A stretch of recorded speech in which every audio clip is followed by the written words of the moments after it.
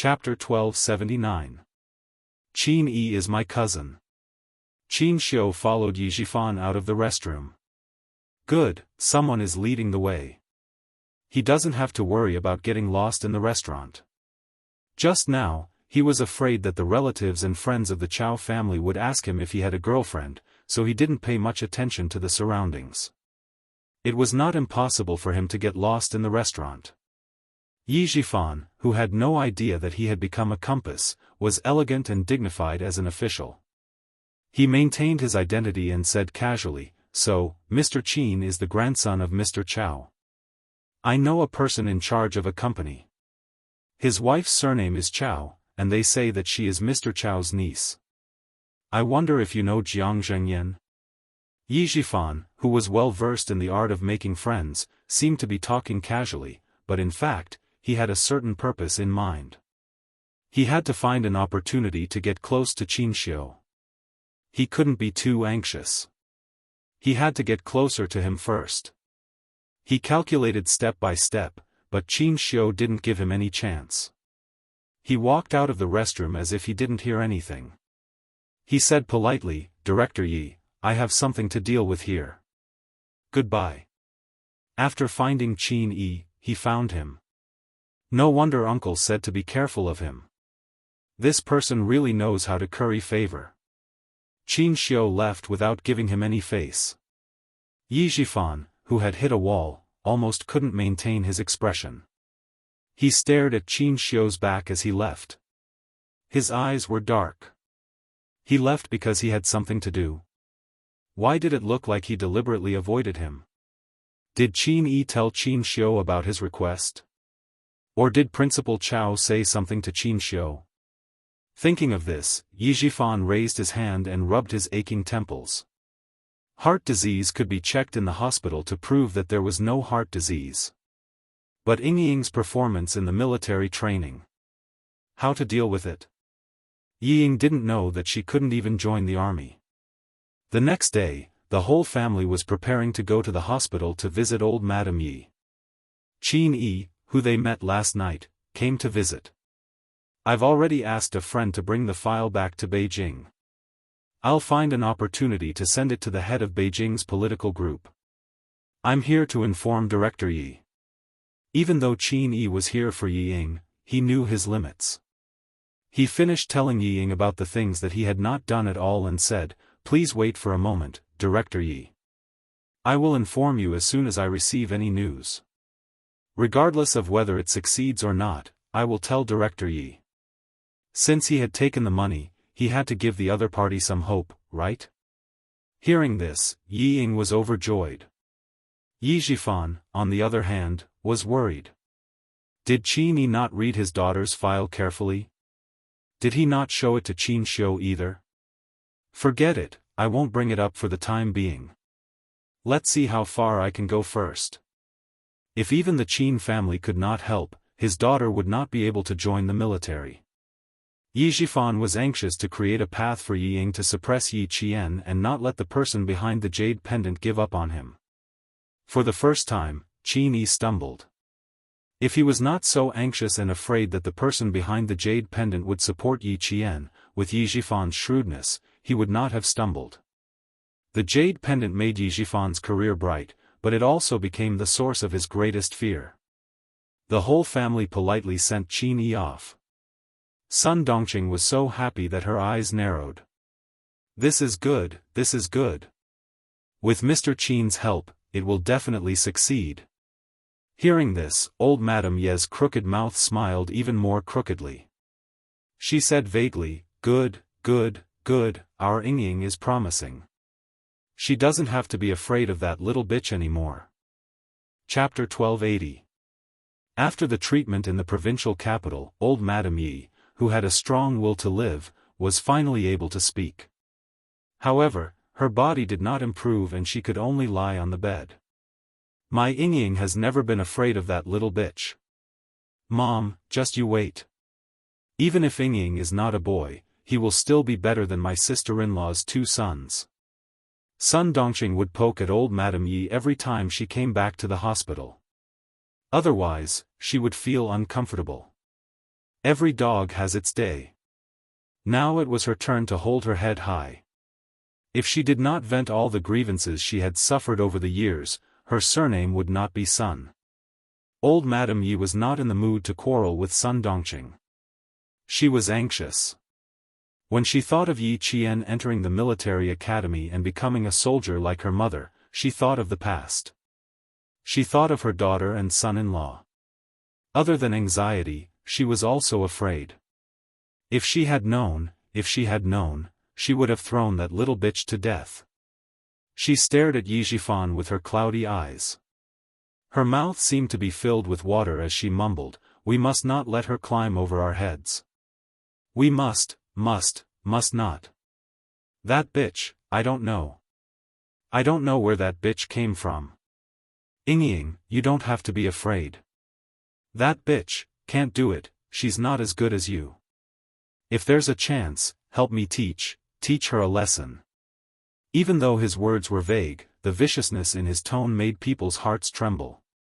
Ying did not want to come at all.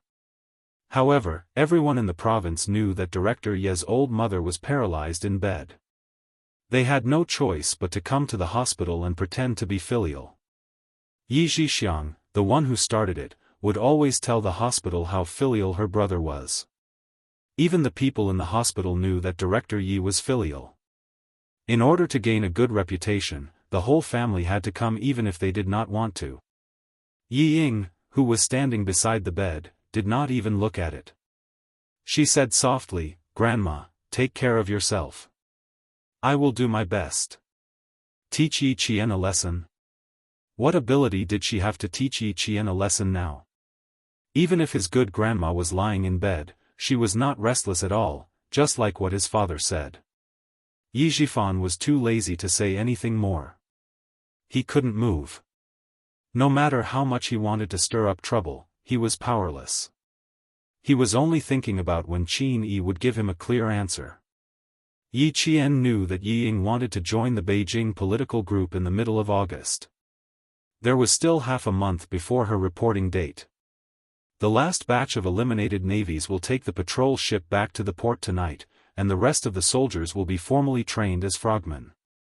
As the Big Mermaid announced the names of the last batch of eliminated soldiers, the only sound on the beach was the sound of waves.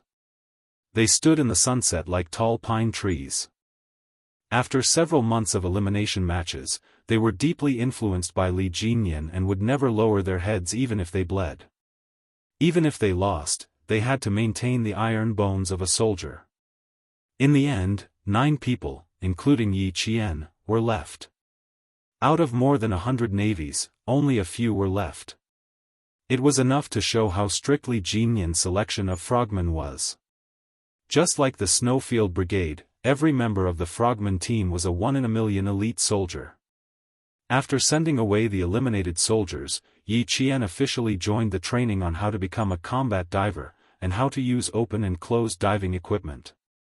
To officially become a frogman, the navies had to show a high degree of adaptability underwater. They had to be able to complete the training under great pressure and in a murky environment. This made Li Jinyan, who always had a cold expression on his face, reveal a faint smile that was rarely seen in a year in front of all the navies.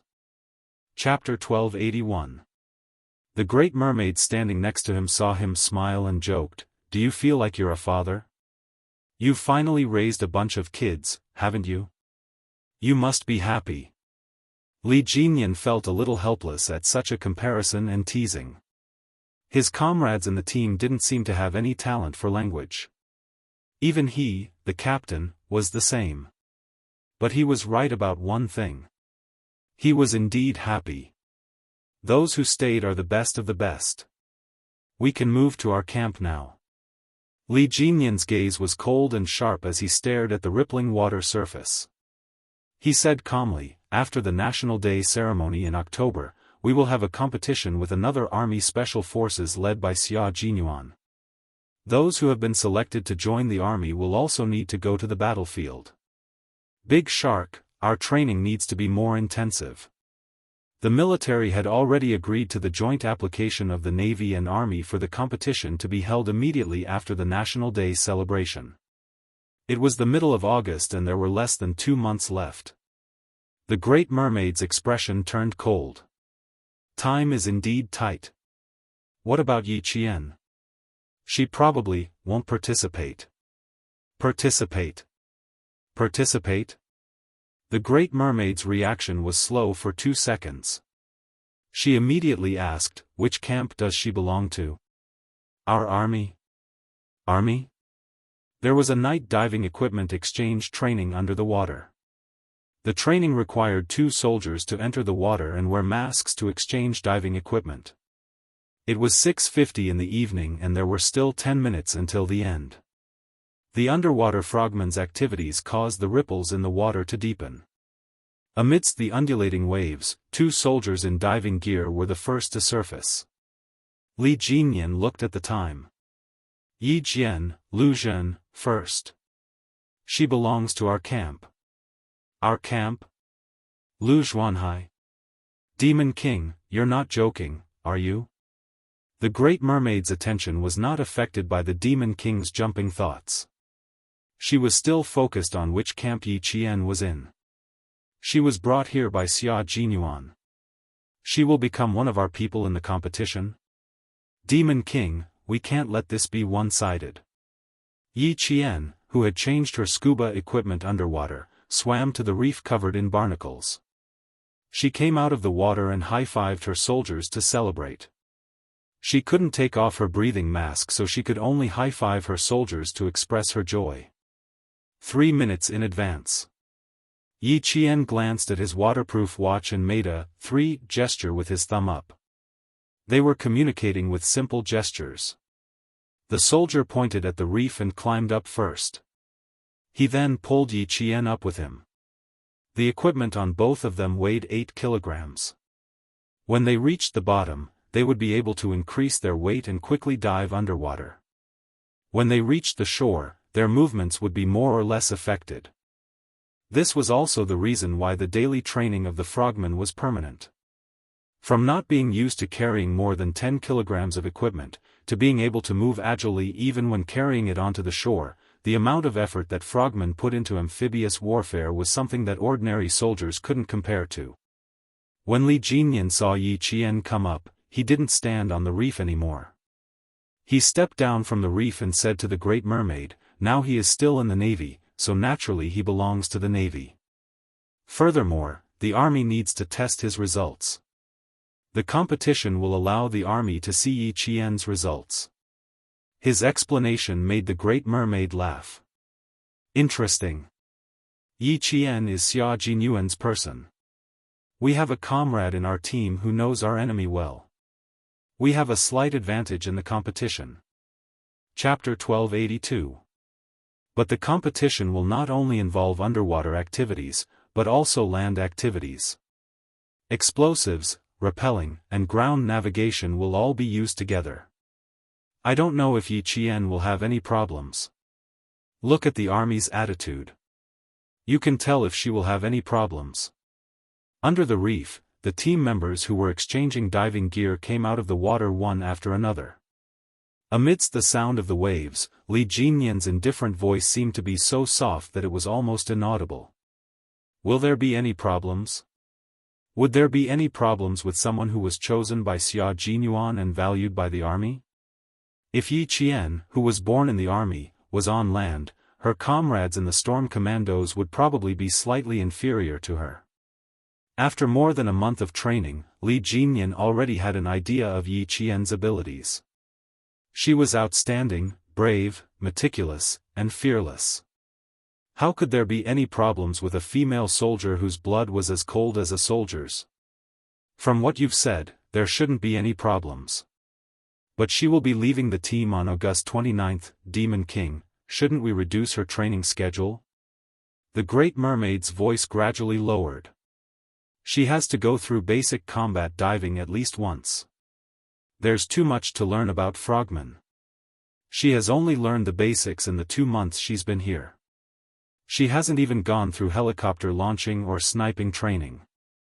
The official members of the Storm Commandos had to go through 18 months of basic underwater training and professional qualification training, followed by a 6-month deployment period. Yi Qian had only been here for less than 2 months, and all she had learned was basic underwater training and some basic training subjects for professional qualification training. Yi Qian did not touch on professional training such as naval combat, combat swimming, communications, close-range combat, ground combat, airborne operations, combat techniques, evasion, and so on. That was why Yi Qian had only learned the basics in the past 2 months. To Li Jinyan and the others, what she had learned was just the basics. But to the normal soldiers, Yi Qian already knew a lot. She had touched on both land and sea. But the Great Mermaid felt that Yi Qian had learned too little. Unfortunately, she still has about 10 days before she leaves.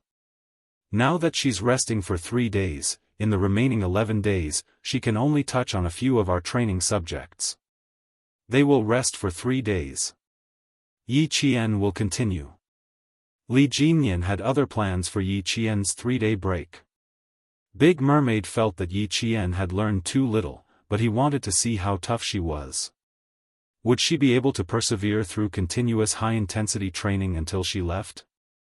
The sound of conversation gradually faded away, and the team members under the reef also came out of the water in pairs and swam towards the reef island. That was the end of today's training.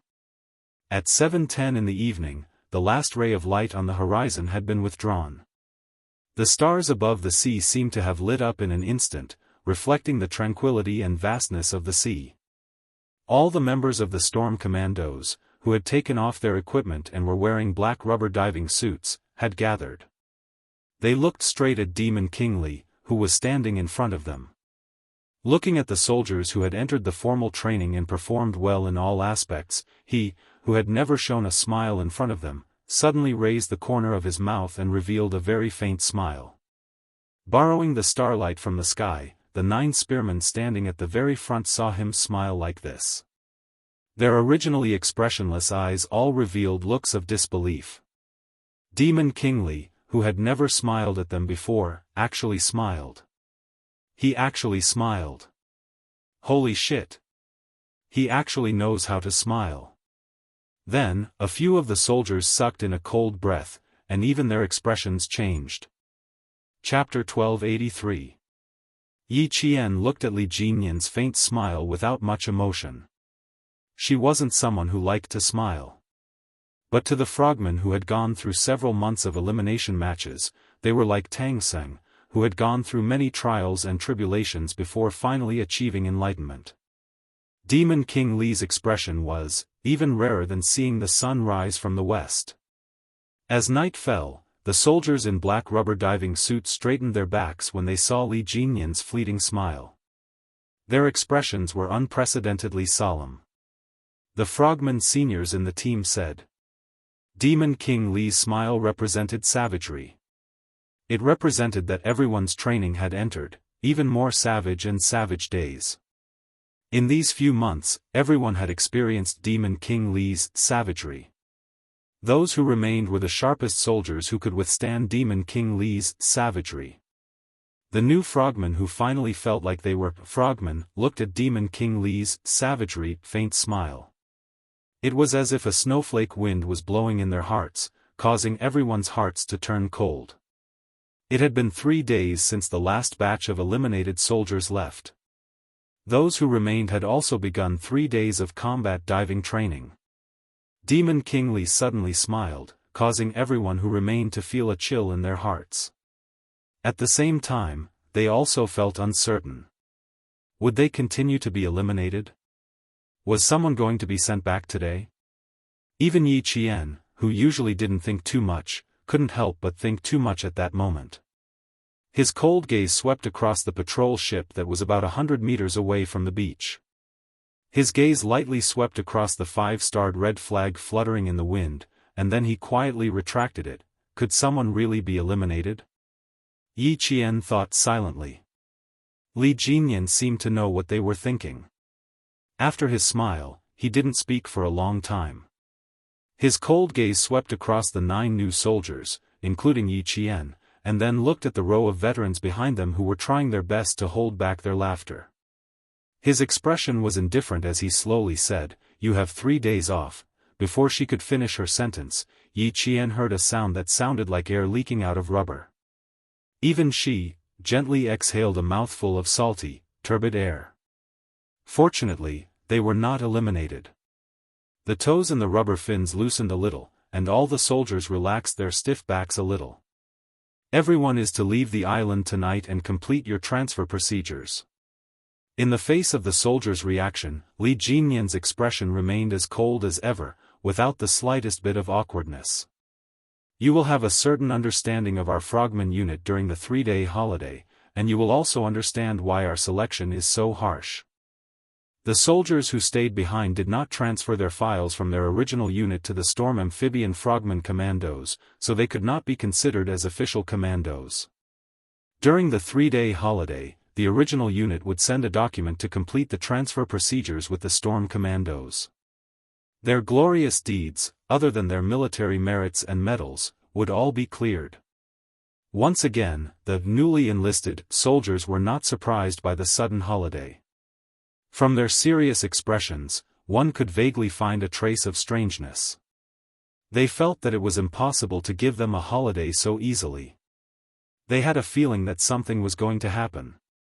They felt that Demon King Li wouldn't give them a holiday so easily. Too many feelings made the soldiers feel uneasy. The sudden holiday didn't feel real at all. Chapter 1284. Li Jinyan, who had seen their reactions, did not explain further. He was also wearing a rubber diving suit, and his slender limbs exuded the strength of the sea. He raised his wrist and said, "It's 7:15 p.m. now. The patrol ship will leave at 7:40 p.m. Dismissed." "Captain, are we really on vacation?" "Captain, just give us a quick death. What other tricks are you waiting for us?" Not a single person dismissed. The unreal feeling made them afraid to leave. After months of training, they did not even have a day off.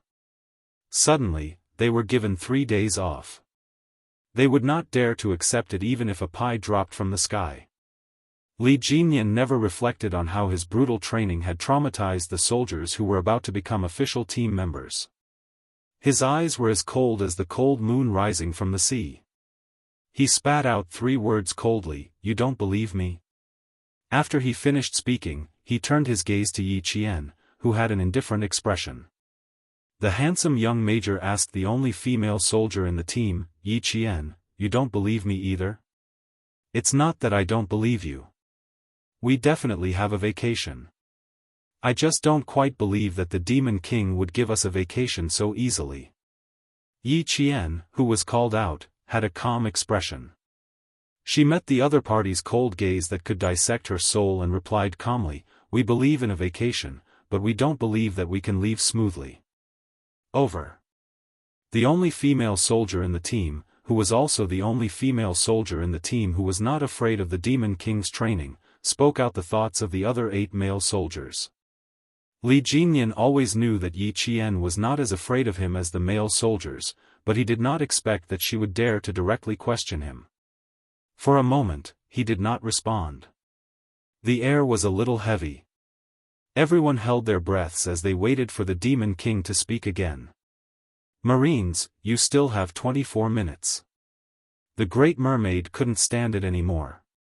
She stroked her forehead and sighed, "You are indeed given 3 days off. The documents from your original units have arrived at the port. Everyone needs to go through the transfer procedures in person. One of the 3 days off is for official business, and the other 2 days are for you to rest." As the vice-captain and also a part-time ideological instructor, he could feel the warmth of the vice-captain every time he experienced Demon King Li's cold winter. Just like now, his gentle voice broke the heavy atmosphere in the air as he slowly said, "There is nothing extra for this holiday. Although your captain's code name is Demon King, and he is usually a little strict with you, when you become one of us frogmen, you will feel the warmth of his spring breeze." The warmth of a spring breeze? Li Jinyan raised his eyes slightly and glanced at the vice-captain who spoke up for him. He said indifferently with an expressionless face, "I only have the coldness of spring. I don't have the warmth of spring." If you want to find warmth, you can look for the vice captain, codenamed Big Shark. Codename Demon King, codename Great Shark. This was the first time that the remaining Marines heard the codenames of these dragon-like frogmen. The beach was very quiet. The disbanded team members looked at each other, and then looked at the Demon King. Was the Demon King joking just now? The veteran behind him had already laughed and said loudly, "Demon King, your cold jokes are still incomprehensible. Look at what you have done. They are so scared that they can't believe that you are going to have a holiday. Don't say that you don't believe it. Didn't we also not believe it in the past? When we got on the ship, we were afraid that someone would come out in the middle of the night and drag us down." With the veterans' laughter, the Marines finally believed. They really had a holiday. In the faint screen, everyone laughed. There were still 22 minutes left. They had to change their diving equipment, clean up the entire beach for scattered equipment, and then return to the tent to pack up everything. They had to leave the reef island where they had been training for nearly 4 months. Chapter 1285. Pack it up, pack it up. We're about to leave the base. Kid, change your clothes and stay away from Yi Qian. Wear your clothes neatly. Although you've become one with the night, you still need to look good. 10 minutes later, 2 rubber boats sailed towards the patrol ship. The neatly dressed soldiers finally boarded the ship and arrived at the port about 4 hours later. The patrol ship set sail. Several soldiers, who had peeled off several layers of skin from the sun, stood on the deck and stared at the reef island that was getting farther and farther away. They asked the veteran who was standing with them, "Will we come again?" In the past, they just wanted to leave as soon as possible, but now they couldn't bear to leave. "Of course we'll come back. This area belongs to our country and is also our training base. We'll come back often." The veteran with the code name Big Eel answered them with a laugh. "You can't bear to leave now, but don't complain about going back to land later." "I don't think so. You just occasionally say you want to go back to the port for a hot meal. You don't complain during the day, but you dare to dream at night. When we patrol at night, someone will shout, 'Let me go back,' in his dreams." For a moment, the deck was filled with laughter. They forgot about their tiredness during the day and began to enjoy their 3-day holiday. The laughter faintly traveled into the cabin, causing Big Eel to raise his head. His gaze fell on the deck through the windproof and bulletproof glass. "Only now do you believe that you're really on vacation. Devil King, you've become even more vicious." He smiled and looked away. He asked Yi Qian, "Little Yi, do you think the Devil King is more vicious than before?" The laughing soldiers on the deck were on a 3-day holiday. 2 minutes ago, Yi Qian learned that she didn't have a single day off. She would continue training the next morning at the port. "I didn't see how vicious the Devil King was before, so I can't make any comments." Yi Qian smiled. Her mood didn't change because she didn't have a vacation. On the contrary, she hoped that she could use the next 14 days to train in subjects she hadn't experienced before. Li Jinyan had a cold personality, but he didn't take his comrades' jokes to heart. He sat in the cockpit and stared coldly at Yi Qian, who had impressed his comrades. His thin lips moved slightly as he said, "Gather at the port tomorrow morning at 5 a.m. We'll take you to the base for training. Focus on learning how to fight on the sea and close combat. Me and 3 other members will go together. Do you have any objections?" Yi Qian's smile faded as he said seriously, "I don't have any objections. I'll definitely follow your arrangements." Female soldiers were very good in this aspect. They never questioned the training arrangements. Li Jinyan, who was a man of few words, nodded and ended the conversation with a "okay." The whole conversation took less than 5 minutes and less than 100 words. It was so concise that even the big mermaid was stunned. One didn't like to talk, and the other didn't like to ask. How were they supposed to communicate? How to communicate? "Little Yi, you don't have any objections at all?" Should he first learn about naval combat and close-range combat? Why don't you ask us first? The big mermaid coughed. His dark and resolute face was full of smiles as he tried to get closer to Yi Qian. It will take about 4 hours to reach the port. We can talk for 4 hours. If you have any questions, feel free to ask. As long as it's not confidential, the Devil King and I can answer them. Yi Qian really didn't think that he had anything to ask. However, when he saw the big mermaid's bright eyes and the pitiful appearance of a ferocious beast, Yi Qian couldn't bear to refuse. Chapter 1286. You guys talk. Li Jinyan stood up. If you have any questions, you can ask the big mermaid first. If she can't answer, you can ask me. Chatting with female soldiers was something he had never done before, so it was better to leave it to the vice captain and ideological instructor. Yi Jian stood up and saluted as she watched the major with the highest military rank in the team leave. Her slender figure was straightened by the light and she stood like a lighthouse. Even when the hull of the ship swayed with the waves, her feet did not sway at all. After 4 hours of sailing, Yi Qian didn't ask about naval combat or close-range combat. Instead, she asked about the frogman's training cycle. This was a good question. The big mermaid, who felt that she had stayed for too little training, said earnestly, the members of the Storm Commando team have to go through about 4 months of elimination and selection training.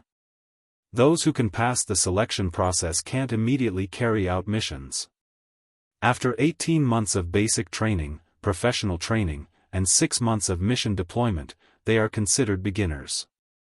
And to participate in their first underwater mission, they need to go through about 12 months of advanced training. In other words, it took about 3 years to train an outstanding frogman. Yi Qian was in awe. Completing our first mission well doesn't mean that we will be outstanding in the future. We still need to constantly learn and strengthen new skills. We need to always be in peak condition. If we can fight, we must win. Our country's first amphibious frogman commando team is our Storm Commando team. It's also the only special force that doesn't belong to any military region. It's a true independent special force.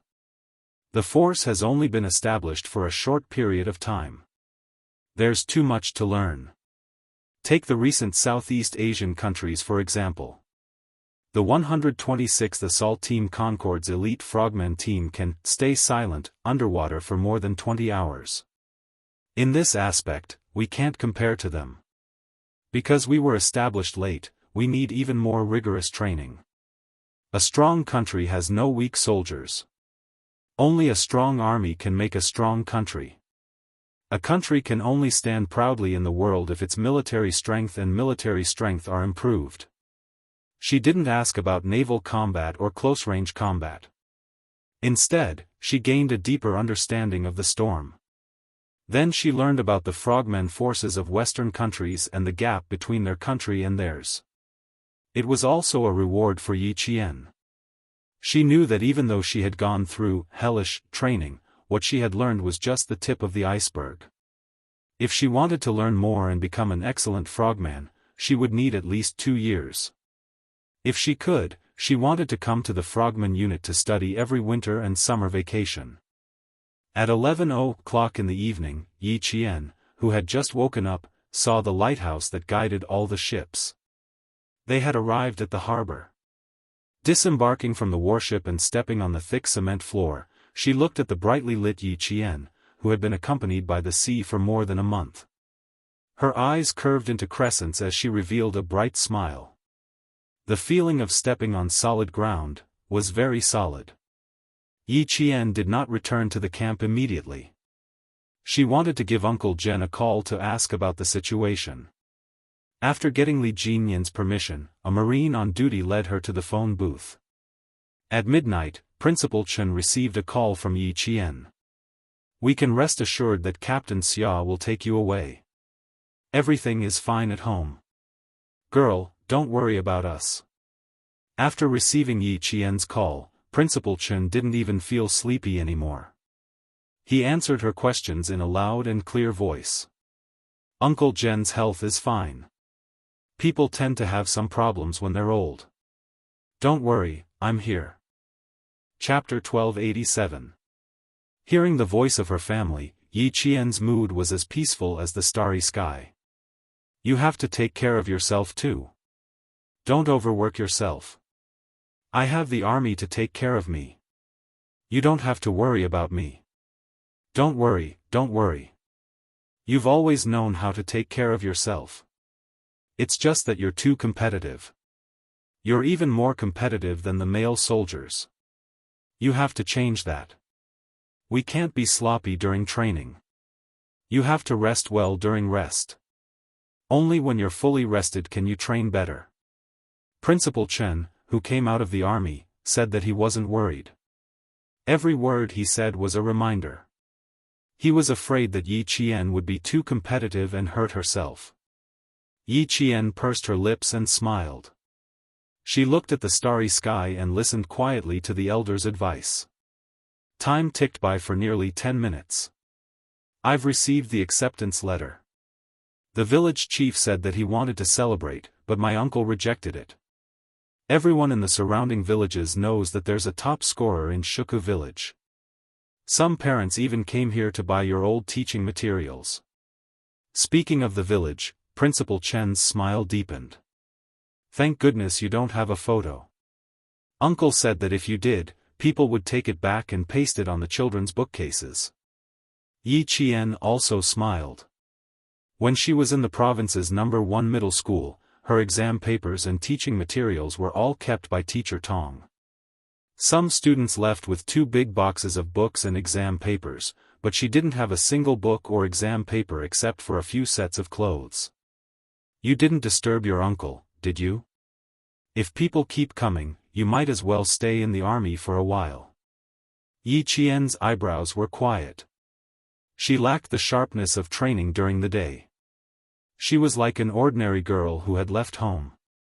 Her words revealed her attachment to home. After we received your acceptance letter, we stayed in the army for a week before coming back. Because of your influence, a few high school graduates in our village have plans to become soldiers. Even Yi Ying, who has heart disease, said that she wants to become an art soldier. At the mention of Yi Ying, Principal Chen's expression dimmed. Your aunt said that Yi Ying wants to be an art soldier in the Beijing government regiment. She's already handed in her files and is waiting to enlist. Yi Ying wants to be an art soldier? Is that possible? Hearing this, Yi Qian directly laughed. We all know that she has heart disease and her military training files. Isn't she afraid of being happy for nothing if she wants to be an art soldier in the Beijing government regiment? The matter of Yi Zifan's family was brought up after a few words. Whether or not Yi Ying could become an artistic soldier did not affect Yi Jian. If she really joined the army, Yi Jian felt that she would have another evidence of Yi Zifan's bribery. The news of Yi Ying joining the military had already spread throughout the village. It even overshadowed Yi Jian's entrance into the military academy. Sun Dongqing's gloominess was swept away. Wherever she went, she would happily talk about her daughter joining the military. At this time, Yi Jian was already sitting on the helicopter with a sniper rifle in her hand. She aimed at the floating object on the sea and completed the sniping. Frogmen often use platforms on the sea to provide cover from the air. After sniping the target, the sniper needs to jump into the sea to support his teammates. He is 57 meters away from the sea and 241 meters from the target. As Li Jinyan reported a set of precise numbers, Yi Qian, who was wearing a diving suit without any oxygen equipment, half-squatted at the door of the helicopter. He used his hands to steady the sniper rifle. His black eyes were as cold as ice as he aimed at the floating target. He calculated the effects of wind and air flow in his mind. His slender finger was on the trigger. 1, 2, 3, a precise shot. Bang! The object on the sea was shattered into pieces by a 7.62 bullet made by the North Korea. Chapter 1288. Yi Qian had a certain level of confidence in her sniping skills. She had gone through all kinds of training under Principal Chen, a world-class sniper. She had already begun the platform instability training in the first year of the 4-year plan. That was why she had cooperated with Xia Jinyuan for the first time, racing in the rain, to capture criminals who sold military intelligence. Although it was her first time sniping from a helicopter, it did not affect her in any way. During the altitude training, Principal Chen rowed a wooden boat on the lake, while she sat in the wooden boat and sniped floating objects from 200 meters away. This kind of training method was called unstable platform sniper training. What was different from this training method was that the rotating propellers of the helicopter brought about a series of unstable factors to the sniper parameters. Yi Qian was very confident that she could accurately calculate the range, wind speed, influence of the airflow, and bullet trajectory. Even though she was sniping from a helicopter, she was still very confident. After the bullet left the barrel, Yi Qian put down the sniper rifle in a few seconds. The helicopter pilot quickly turned sideways and flew away from the target area. The pilot's steady voice came through the earpiece. 40, 30, 20 meters away from the sea, complete dive. As the pilot's voice fell, Yi Qian took off the earpiece. Without hesitation, she transformed into a black fish from the cabin, which was about 15 to 18 meters above the sea, and dove into the sea. White waves gradually appeared in the sea. A wave surged over, but Yi Qian's figure was no longer on the sea. From sniping to diving, it took 2 minutes and 41 seconds. The helicopter took 2 minutes and 7 seconds to turn. De Xiao, who was sitting on the Special Forces inflatable boat, recorded the time Yi Qian took to snipe from the air to diving. His eyes were full of shock as he watched the figure disappear from the sea. Even his voice was trembling. She took 34 seconds alone. Devil, I'm shocked. If there were more female soldiers like her, the male soldiers would have to face the wall and reflect on their mistakes. It's a pity that our Storm Commando unit doesn't recruit female soldiers. Otherwise, I'd want to snatch her away. After recording the data, De Xiao looked at the sparkling sea and let out a long, melancholy sigh. I can only watch. It's a little depressing. If she can stay in our team for a year and a half, I dare say that she will be an outstanding amphibious frogman. I can't keep good soldiers, and I can't keep them. My heart doesn't feel good. Turning his head, he saw Li Jinyan checking the diving equipment. His expression was so cold that it did not change at all. As the vice-captain, the Great Mermaid felt even more suffocated. He asked in a muffled voice, I say, Demon King, why aren't you tempted? Only Li Jinyan and the Great Mermaid were on the boat. The other team member was working with Yi Qian to complete the sea battle and the infiltration mission. Demon King Li, who was checking the equipment, had a cold expression on his handsome face. His thin lips curled up slightly, and he looked at the vice-captain with a smile that was not a smile in his eyes. He slowly and calmly answered, Firstly, the Storm Commandos clearly stated that they do not recruit female soldiers. Secondly, the army will not agree. Thirdly, she has no intention of staying. There is no need to think about the things that have been decided from the beginning. Just remember that she does not belong to the Marine, she only belongs to the army. We are only responsible for training her. Seeing such an outstanding soldier leave the team, there is no need for her to stay. You will still be able to see her fighting in the future. Her individual combat ability is strong. Her reflexes are directly proportional to her physical fitness and professional skills. No matter which unit she goes to, she will be a sharp knife soldier. No matter which unit she goes to, she will still be a soldier of our country. Chapter 1289. Li Jinyan, who had confirmed that there were no problems with his equipment, put on the closed mixed gas underwater breathing equipment. Before putting on the breathing mask, Li Jinyan passed the binoculars to the Great Mermaid, who was still sighing. You're now on the enemy's ship. Guard it well. The equipment that was pulled out for Yi Qian's naval combat training was not lacking. Boats, helicopters, diving equipment, guns, and ammunition were all fully equipped. It was a naval combat training with only 4 people. Li Jinyan and the Great Mermaid were the enemy, while Yi Qian and the other water demon were the army. One was attacking, and the other was defending. It was a mock battle so that Yi Qian could master the skills of naval combat faster. He could only master and understand, but he could not become a professional. Even if it was just to master and understand, a mock battle training was enough to broaden Yi Qian's horizons and benefit a lot. The Great Mermaid raised her thick eyebrows and smiled with interest. To tell you the truth, I'm looking forward to her arrival very much. Let's see if she can break through your defense line and install the magnetic mines on the inflatable boat. Don't underestimate her. Li Jinyan, who had repeatedly reminded her, pulled on his diving suit and put on the breathing mask. He picked up the new underwater rifle specially equipped for the frogman and made an "okay" gesture at the Great Mermaid. He then flipped over from the side of the boat and entered the water.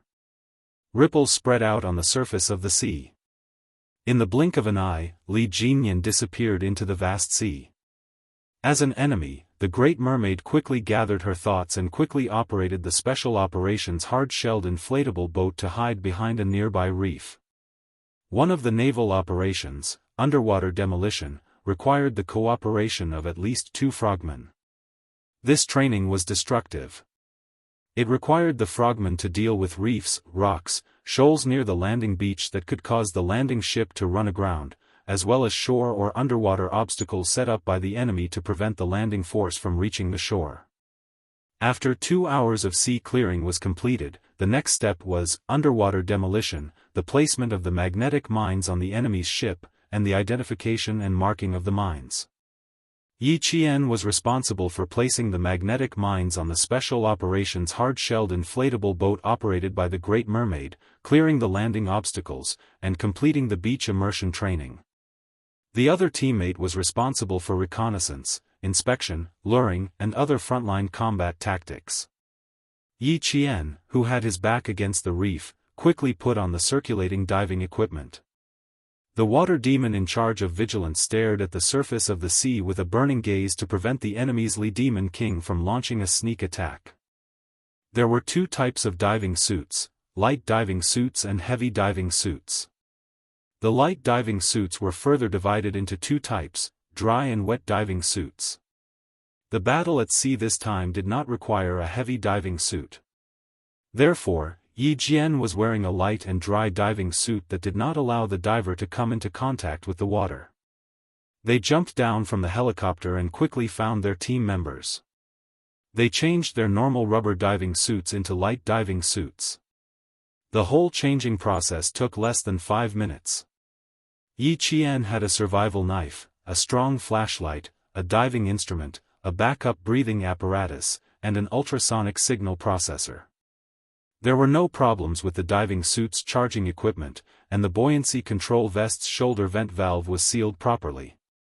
Yi Qian, who looked like he was in a sci-fi movie, used a total of 4 minutes and 31 seconds to finish changing. The water demon in charge of vigilance heard the TSS sound coming from behind him. Based on the sound alone, he knew that she was only wearing a mask and headgear.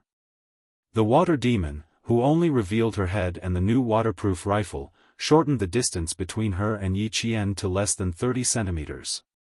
Although her voice was low, she said each word coldly, "The Demon King likes to attack. Let's dive deep first and take care of the Great Mermaid." Chapter 1290. At this time, the water ghost looked like he was really going to fight at sea. His eyes were full of murderous intent and vigilance. "I'll be in charge of luring them. You'll be in charge of installing the magnetic mines. Try to reach the enemy's sea area within 3 hours." Yi Qian looked at the most advanced underwater breathing equipment on his body. His eyes were as bright as stars and cold as ice. His lips curled into a sharp smile as he said slowly, "I'll cut in from the back. Otherwise, it'll be a waste of this diving equipment." Her words made the water ghost chuckle. "That makes sense. This equipment is most suitable for infiltrating the enemy's rear area. You'll have no problem cutting in from the back. The diving equipment on the two of them was specially designed for combat frogmen. It allowed the frogman's exhalation to not be discharged into the water, but to be stored in a breathing bag after being processed. It would then enter the equipment for recirculation. Through chemical filtration, the carbon dioxide in the exhaust gas would be filtered out, and the oxygen consumed would be refilled. This was the purpose of long-term, long-distance diving. In addition, there were two major features. First, no air bubbles were produced during the breathing process.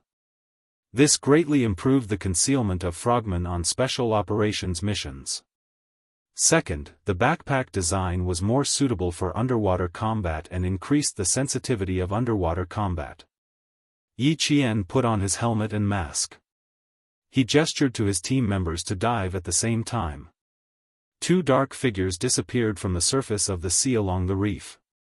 At the Frogman training base about 100 miles away from this area, the Navy commander and the Army commander, Jianghu, sat in front of a row of surveillance screens. The top 4 surveillance screens were monitoring the sea area where Yi Jian and the others were in 360 degrees from the east, west, south, and north without any blind spots. The 4 surveillance screens in the middle showed that Yi Jian not only had to deal with the underwater obstacles, but also had to avoid the anti-diver equipment set up. The bottom 4 screens showed the landing point on the beach and the final assembly point. Old Yang, the female soldier you sent over is this. The Navy commander watched Yi Qian complete a precise sniper shot from the helicopter and then dive from a high altitude. He sighed and gave Yi Qian a thumbs up.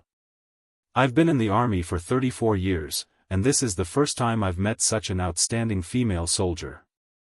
Every time the vice captain called, he mentioned that it's a pity that our frogman unit doesn't recruit female soldiers.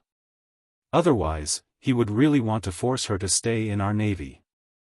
Old Yang, you're lucky you acted early. I dare say that as long as she attends the military academy and her overall results are out, all the major military regions will fight to recruit her. With a slight smile on his face, the Major General replied politely, in this line of work, you have to be fast and decisive. Once you find a good seedling, you should grab him from a young age. He didn't sound polite at all. This time, you really won. The Navy commander looked at the 2 figures that had entered the surveillance range and said with appreciation, in less than 2 months of diving training, her speed is only 3 meters behind our frogman. Talented, talented. The water ghost in front of him didn't slow down just because he was followed by a recruit. A simulated naval combat training mission was all about realism. Yi Qian didn't ask him to stop and wait for her either. He kept a distance of about 3 meters behind her as he dove into the underwater obstacles that needed to be dealt with. Alert, 20 minutes, complete. As they entered the sea, the water ghost in front gestured at Yi Qian. He pulled out his life-saving knife and started to be in charge of keeping watch in an area about 10 meters away from Yi Qian. He also activated the ultrasonic detector to detect if there were any intruders 10 meters away. Chapter 1291. The seawater of the base's naval combat zone was a little turbid due to the undersea currents. Yi Qian turned on the flashlight and dived into the water with her head down and her feet facing upwards. Time ticked by. Yi Qian cleared the 2 underwater obstacles. She didn't even have time to surface to change her position. She immediately met up with the water ghost codenamed Big Eel and entered the next zone. The seawater was not only dark but also very turbid. Big Eel, who was leading the way, held a diving board to navigate. This time, it slowed down and stealthily moved with Yi Qian. The diving board was a type of handheld equipment. It had a graphical compass and underwater depth display function. It could help the diver navigate accurately underwater and wouldn't get lost due to the dark environment. The 2 of them kept groping and moving forward at the bottom of the sea. From 5:00 in the morning to 8:00 in the morning, Yi Jian did not come out of the water for 3 hours. She had been in the water all the time, and under the guidance of the Big Eel, she completed combat training and subject tasks one after another. Big eel covered and guarded. Yi Qian completed the tasks and took action. After 3 hours, they finally infiltrated the enemy's boat. Yi Qian began to circle around and cut in from the back. The cooperating water ghost was in charge of luring them. The naval combat training had entered the most crucial moment. Li Jinyan, who had been lurking in the water, was like a sea monster hiding in the depths of the sea, quietly waiting for his prey to arrive. He was waiting for Yi Qian.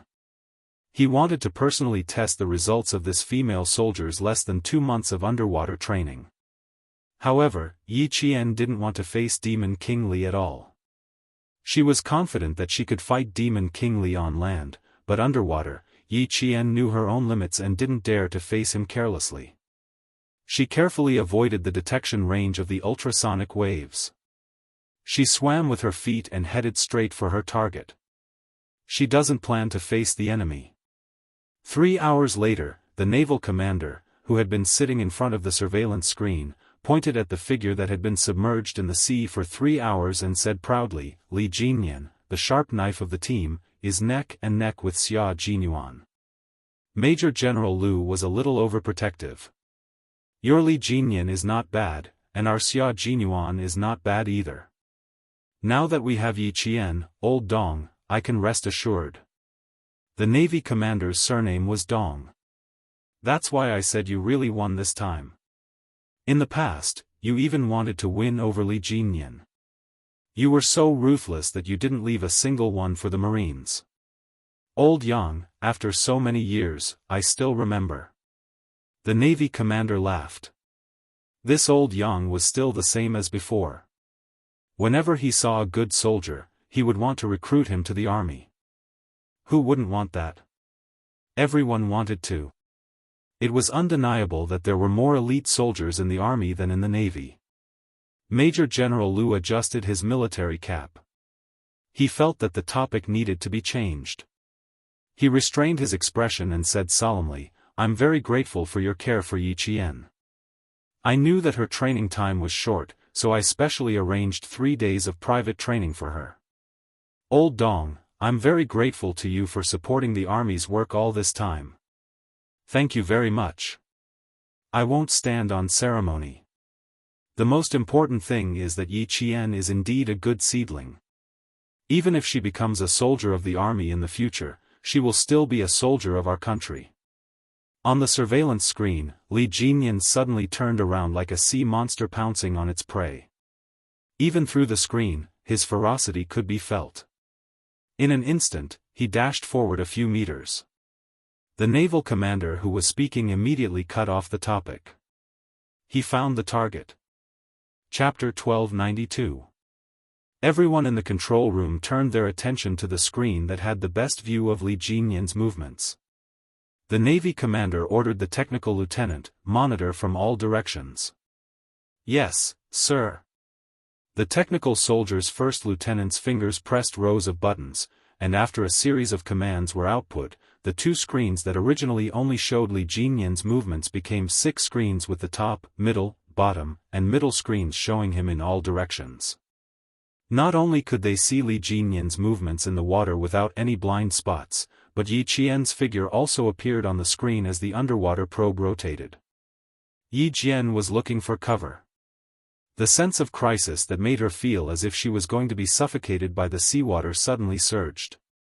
It was as if some deep-sea monster was entrenched in the dark, turbid seawater and was stretching out its tentacles to catch its prey. In an instant, Yi Qian knew that she had been targeted by Li Jinyan. Teammate luring failed. Being targeted by Li Jinyan, codenamed Demon King, even increased the psychological pressure. Yi Qian's first reaction was to immediately look for cover instead of fighting the Demon King head-on. The Navy commander who was observing her saw her reaction and her underwater movements.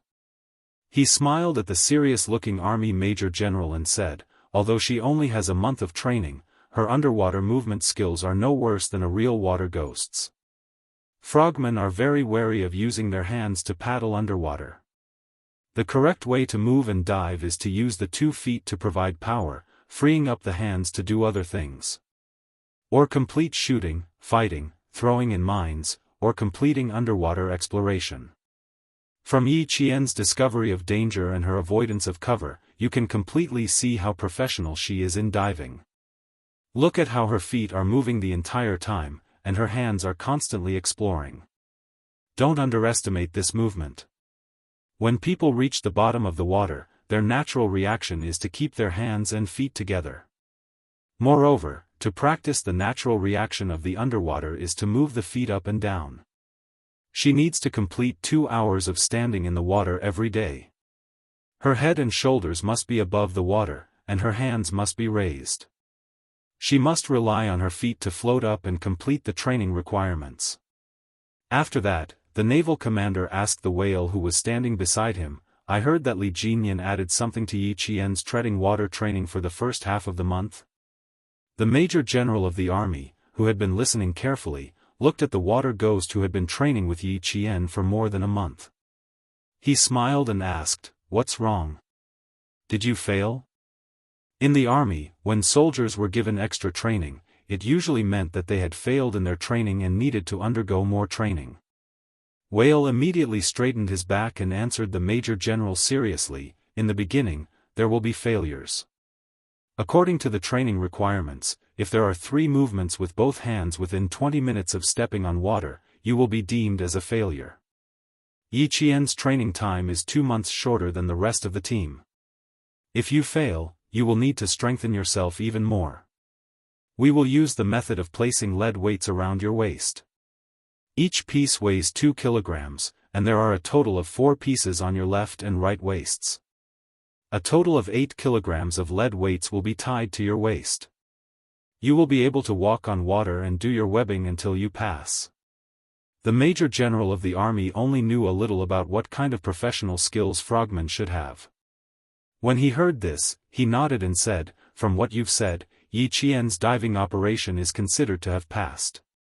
A faint smile appeared on his serious face, and even his powerful voice had a hint of a smile. This girl has always been harsh on herself. No matter what she does, she will do her best. She will never be half-hearted or give up halfway. I'm not worried that she won't be able to learn after putting her on your team for training. Chapter 1293. Yi Qian is a very outstanding soldier. After a week of underwater training under lead, she finished in 3rd place in her swimming training while armed with flippers. When the whale spoke, his eyes were filled with pride. It was obvious that he approved of Yi Qian's abilities. "Major General, we all think that Yi Qian will have a place in any unit in the future. She will be looked up to by all the male soldiers." Yi Qian didn't know that she would receive such high praise from the water ghosts. At this time, she was already 17 meters deep, but the feeling of being watched by Demon King Li was still there. The feeling of being stared at in the water was even more terrifying than being stared at on land. The physical and psychological feeling was different from being stared at on land. You could still run and find a place to hide immediately, but in the water, there was nowhere. There was nowhere to run or hide even if you wanted to. It was a physical and psychological challenge. The huge water pressure in the deep water pressed down on her limbs, making her feel even more tense. Yi Qian felt around until she found a reef. She grabbed the reef with both hands. The feeling of something solid in her palms eased her tense emotions. She didn't even see Li Jinyan's shadow in the water, but the feeling of being watched followed her like a shadow. Even when she was hiding behind the reef, she didn't relax. When frogmen fought underwater, they always fought for 2 people. If one of their comrades was in trouble, the other would be able to save them immediately. But now, there was only Yi Qian, and she was still a new recruit. Even though Li Jinyan saw her, he didn't immediately swim over. He was worried that Yi Qian would notice that he was panicking. His subconscious reaction was to quickly dive to the surface. This was the most taboo in deep diving. It was an extremely dangerous move. Frogmen would inhale air with the same pressure as the environment in the water through their cylinders. If a frogman suddenly surfaced, the air pressure in their bodies would be greater than the air pressure outside their bodies. Then, large amounts of air bubbles would accumulate in their blood, causing life-threatening decompression sickness. Yi Qian was about 19 meters deep in the water. If she rushed to the surface because of Li Jinyan's appearance, it was very likely that she would die.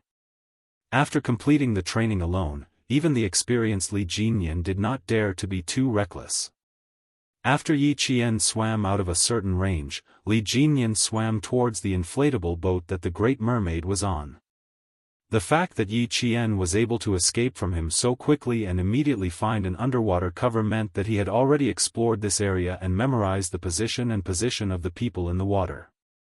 His reaction is fast, and his foundation is solid. Although he is bold, he is disciplined. The naval commander, who had been sitting in front of the surveillance screen all this time, once again commented on Yi Qian's underwater performance. Also, she was able to dodge Li Jinyan's attacks so quickly. Old Yang, if you hand her over to our team for another 2 years, I'll give you an excellent underwater frogman.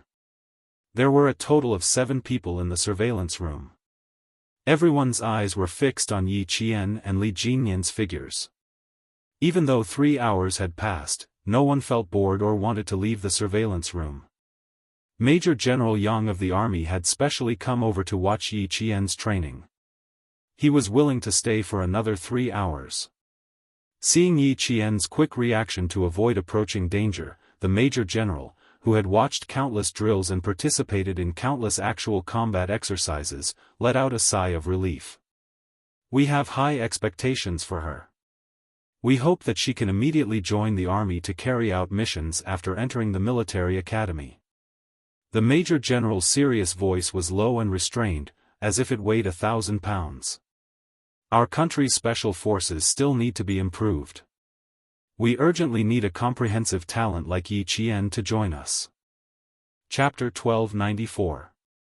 For the time being, you're only building an amphibious underwater frogman unit.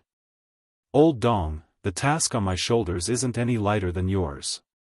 With just one sentence, the Navy commander seemed to have guessed something.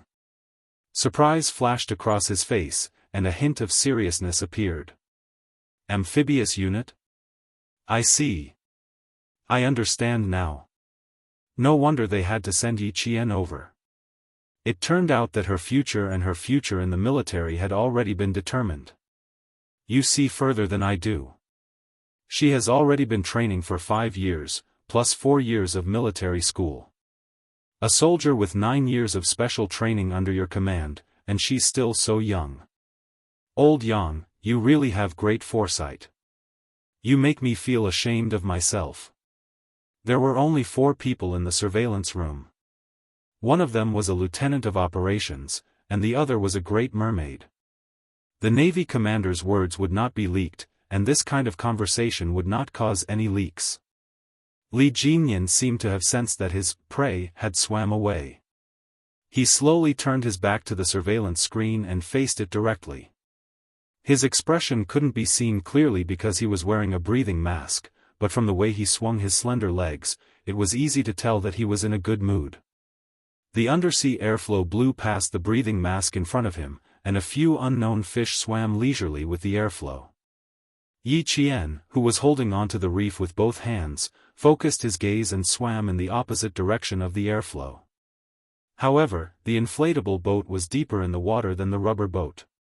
There was a group of reef islands nearby. If it were her, she would definitely hide the boat behind the reef islands. Since Li Jinyan had his eyes on her, the task of installing the magnetic mines could only be given to her partner, Big Eel. Under the guidance of the diving board's navigation system, after 20 minutes, Yi Qian and Big Eel met underwater. The two of them kept their heads facing up, and they communicated with hand signals at the water level about 50 centimeters below the surface. Yi Qian pointed above the water and crossed his hands. Keep an eye on me. We'll exchange missions.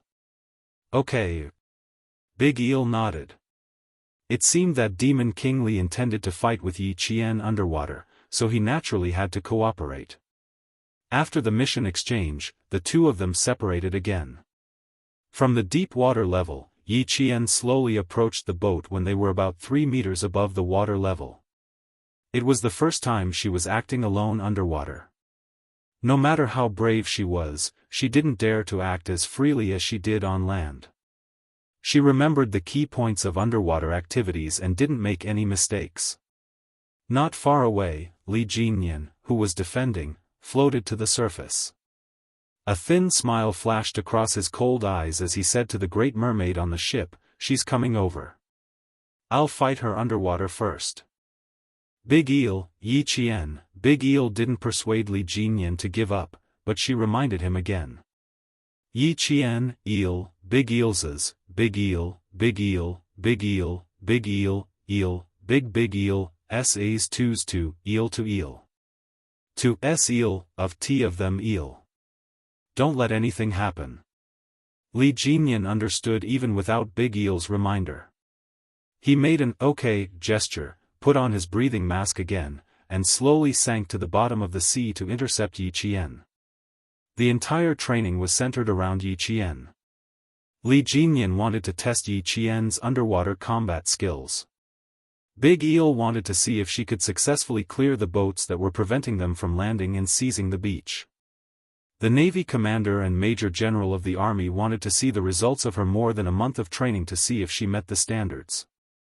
The murky water stirred, and danger suddenly arrived. Seeing the figure approaching silently like an electric eel, Yi Qian turned her body and swam 1 meter toward the surface. She lowered the water pressure first before facing Li Jinyan head-on. Chapter 1295. The murky water was so quiet that he could hear the sound of his flippers moving up and down. Listening to the sound of the water not far away, Yi Qian's first instinct was that Li Jinyan had already caught up to him. As he swam to the surface, Yi Qian pulled out his frogman dagger. The frogman dagger was a special weapon that was rust-resistant and magnetic-resistant. Even if it encountered the electromagnetic fuse of underwater explosives, it would not trigger an explosion. With the dagger in hand, Yi Qian used his body as bait and swam around the boat. Firstly, he wanted to buy time for Big Eel. Secondly, he wanted to attract all the underwater dangers to himself. Li Jinyan used a forced attack to force Yi Qian into the underwater obstacle course at the base. There was seaweed and ropes hidden in the seaweed. If he was not careful, he would either be entangled by the seaweed or be caught by the ropes. Is the Devil King crazy? He's forcing Yi Qian into the underwater obstacle course. Big Eel, who was swimming towards the boat, looked at the disappearing figure in the water. There was a hint of surprise in his eyes. Does he really want to spread the name of the Devil King throughout the 3 armies? All the water ghosts knew how difficult the underwater obstacle course was. There were old materials, fishing nets, ropes, and deliberately cultivated seaweed. These could easily get entangled with the frogman's breathing apparatus and other equipment. Even veterans like them had to be extra careful when they entered. The Big Eel was worried for Yi Qian, and so was the big whale who was watching from the monitoring screen. It quietly glanced at the Navy commander's face from the corner of its eye.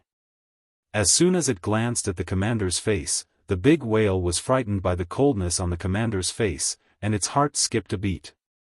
Oh no! The Navy commander seemed a little angry. How many water ghosts are there at the base now?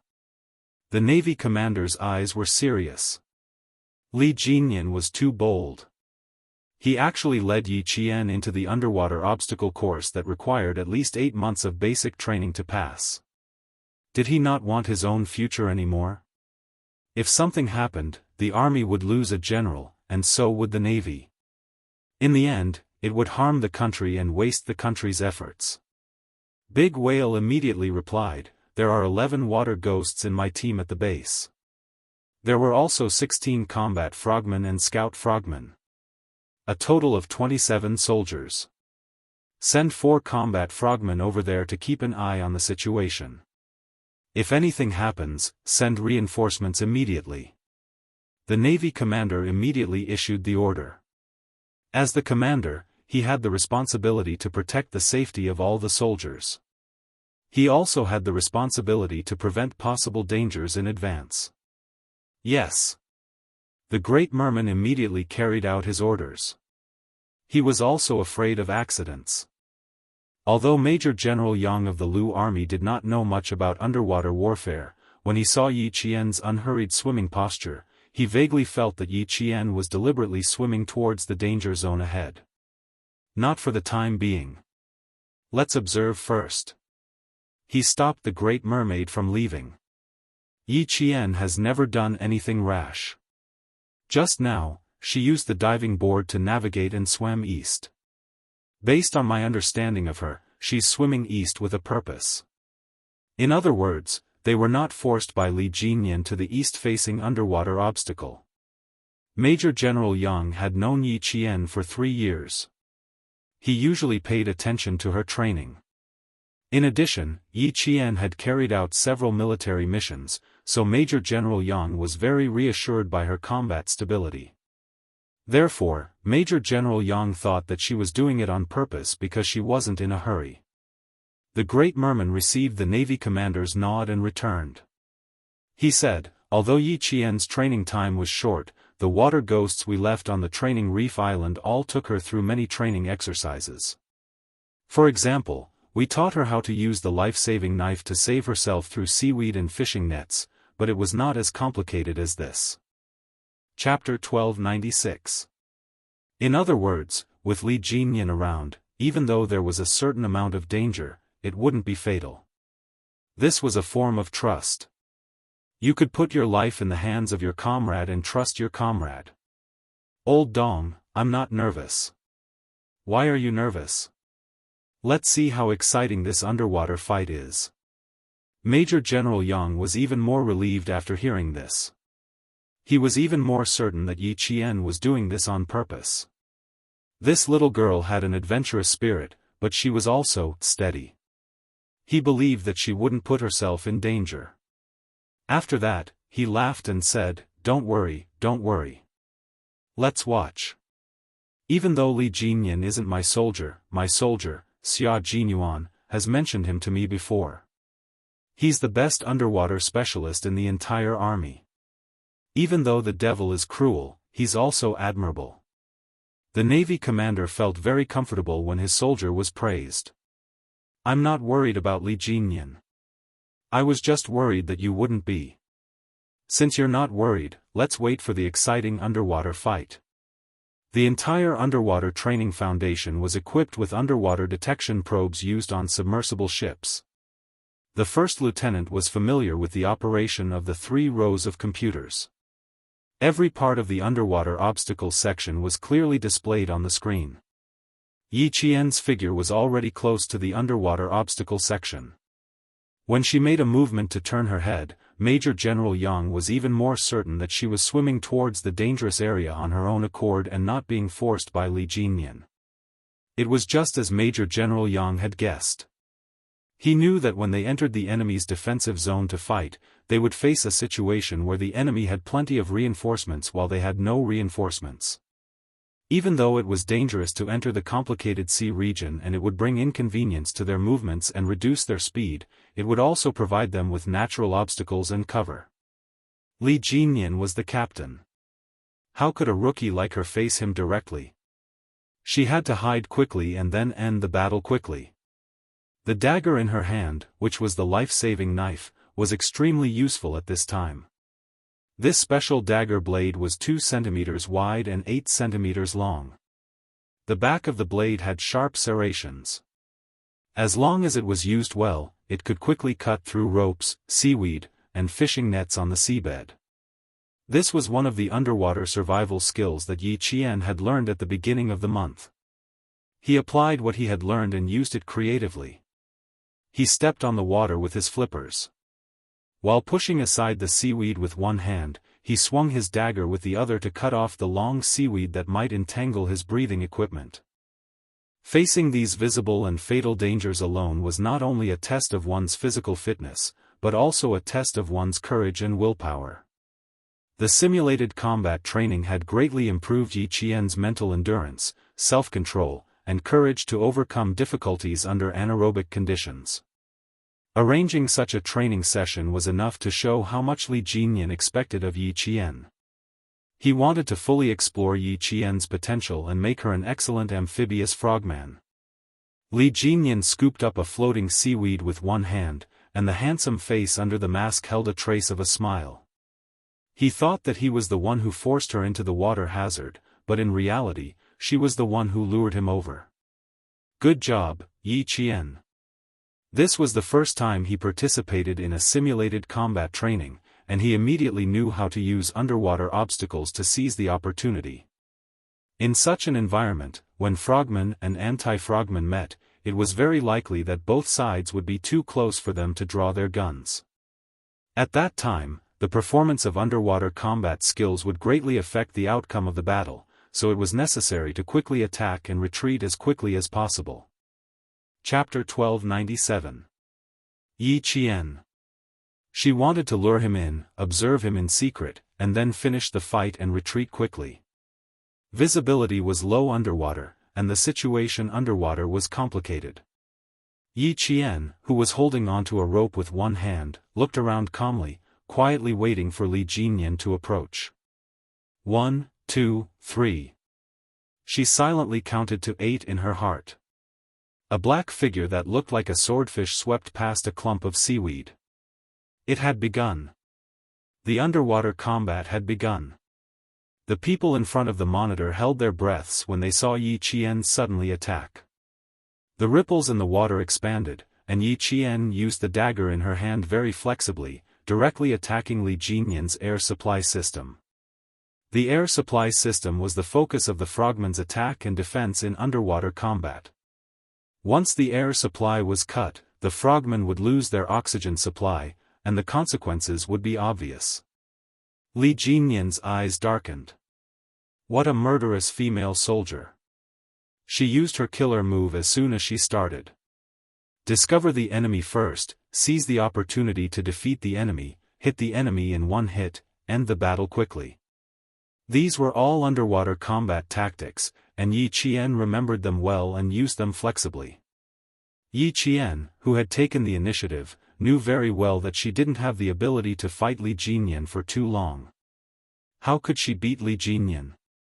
First, she would help Big Eel install the magnetic mine, then use the complicated terrain to escape. Escape was Yi Qian's main tactic. Li Jinyan raised his hand and used his elbow to block Yi Qian's dagger attack.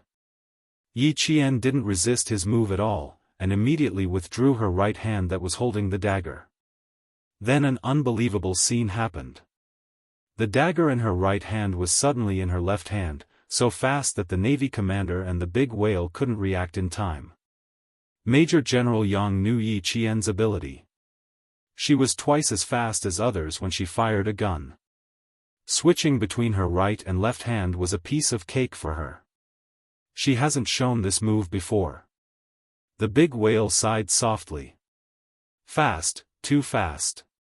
Fortunately, the one facing her was Li Jinyan. He had to attack the air supply system twice in a row to avoid her. Major General Yang smiled reservedly and said, Yi Qian has a very special ability. She can pull the trigger first and then shoot. What? Hearing this for the first time, the Navy commander felt that it was a little unbelievable. Everyone knew that accurate shooting required precise aiming, and then quickly pulling the trigger. How could she do the opposite? It did not conform to common sense, nor did it conform to science. When Major General Yang heard it for the first time, he thought it was unbelievable, but it was the truth. When I heard that, I was just like you. I was so shocked that I thought it was impossible. But it's true. I've seen her shoot with my own eyes. She picked up the gun in 2 seconds. Her reaction speed is beyond ordinary.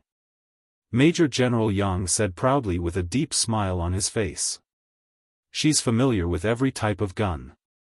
She told me that as long as I hold a gun in my hand, the blueprint of the entire gun will appear in my mind. The moment I raise the gun and shoot, the blueprint will come alive. I can even feel the movement of the bullet. The big whale sucked in a breath of cold air. This was too unbelievable. What a powerful special ability. In the water, Yi Qian attacked with all her strength. She focused on attacking Li Jinyan's mask, air supply, throat, and ears. Her moves were fast and ruthless. Although her skills were not as good as Li Jinyan's, she adhered to the strategy of making weapons before making people. She used everything she had learned to find opportunities to attack. At this time, Li Jinyan was completely faced with Yi Qian's strategy. He realized that the female soldier who dared to face him acted like a seasoned water ghost, not like a new recruit at all. Chapter 1298. To be able to reveal her murderous intent in such a unique underwater environment without a trace of fear, it was obvious that her mental fortitude was no worse than a veteran. He did not pull out his dagger. Every time Yi Qian attacked, he would quickly block. Moreover, he deliberately slowed down his movements so that Yi Qian could see clearly how he should defend himself when facing an attack. Yi Qian quickly realized his intentions, and his admiration for this young major grew. He and Xia Jinyuan were the same type of people. They were both willing to guide and give pointers to their comrades who fought side by side with them. They were not afraid that their opponents would become stronger and suppress them. It was precisely because they were the same type of people that Xia Jinyuan had such a high opinion of Li Jinyan. The dagger in his left hand cut horizontally with a barb, and a string of bubbles flew towards the shoulder vent valve on Li Jinyan's buoyancy control vest. Even though Li Jinyan was only defending, Yi Qian felt that it was a little difficult for her. With the mask covering her face, Yi Qian did not see Li Jinyan's satisfied smile at her every move. Even if it was just a slight twitch of his thin lips, it was like a sudden spring breeze that melted the ice on his face. When Li Jinyan didn't smile, he had the imposing aura of a towering iceberg that made people revere him. However, once his handsome face smiled, the spring breeze blew gently, and peach blossoms bloomed everywhere. Even his cold eyes seemed to be covered with 10 li of flower brocade, so handsome that it made people blush. "Are you thinking of running away?" Li Jinyan asked softly as he held Yi Qian's left hand. Unfortunately, the water and the mask blocked out their voices. Yi Qian could not hear him at all. In underwater combat, you either fight or die. There is no such thing as running away. Knowing that she could not hear what he said, Li Jinyan used his actions to tell Yi Qian that there was no other choice but to fight. Defense became offense, and the roles of the two sides changed. Underwater demons Li Jinyan directly suppressed Yi Qian and pressed him against the fishing net. At the same time, he extended his right hand and attacked Yi Qian's breathing tube. Seeing this, Yi Qian loosened her grip on the dagger in her left hand. Her right hand quickly reached out and snatched the dagger back into her own hand. Her movements were so fast that, even Li Jinyan was extremely surprised. What a bold female soldier. He was already fighting her face to face, yet she still dared to let go of the dagger. Wasn't she afraid that the dagger would fall into his hands? Yi Qian had already made up his mind before he let go. After exchanging blows with Li Jinyan a few times, he had a better idea of what to do. He would only let go when he still had enough stamina. Trapped in the fishing net, Yi Qian forcefully swung her legs to raise her body slightly above the water's surface. As she blocked Li Jinyan with one hand, her sharp blade cut open the fishing net behind her as she floated to the surface. With a sidestep, she successfully broke through the fishing net and escaped Li Jinyan's fierce attack. In the water, the broken fishing net swayed gently. Yi Qian, who had escaped, did not leave. Instead, she took the initiative to attack. There was a certain degree of difficulty in moving backward, forward, and sideways. Since they were already facing each other, Yi Qian did not hesitate to choose a frontal attack. Even if her movements were limited, she had to fight to the end. Yi Qian lasted for 5 minutes. The great whale stared closely at Yi Qian's defensive moves. Even if she was forced into the fishing net, the great whale was still excited. Demon King Li's moves were all sure-kill moves, but Yi Qian was able to block them. The truth would be revealed underwater. The Navy commander nodded lightly. The admiration in his eyes deepened. To be able to last more than 5 minutes against Li Jinyan, old Yang, you can continue to send her for training next time. Chapter 1299. I'll take your words to heart. Major General Yang laughed. His gaze was fixed on Yi Qian's every counterattack. His expression was slightly serious. Daoist kept a close eye on the time while also keeping an eye on Yi Qian's defensive moves. Seeing that she didn't use any tricks and was only defending from a practical angle, Daoist heaved a sigh of relief. Every move was very practical. Whenever she found an opportunity to attack, she would immediately attack the key points without any hesitation. This female soldier was capable of great things. The obstruction of the water severely affected Yi Qian's speed.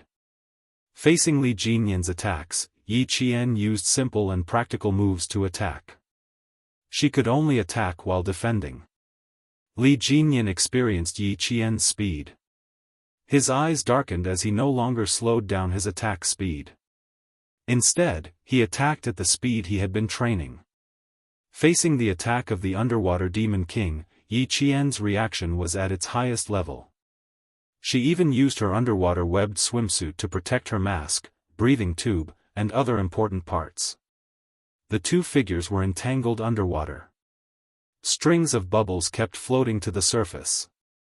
Yi Qian hugged Li Jinyan's upper body tightly from the front. She trapped his hands and used her mouth to bite down on his mask's breathing tube. Fight! Fight! She could only fight. She had already used the surprise attack move. She had also used the preemptive strike move.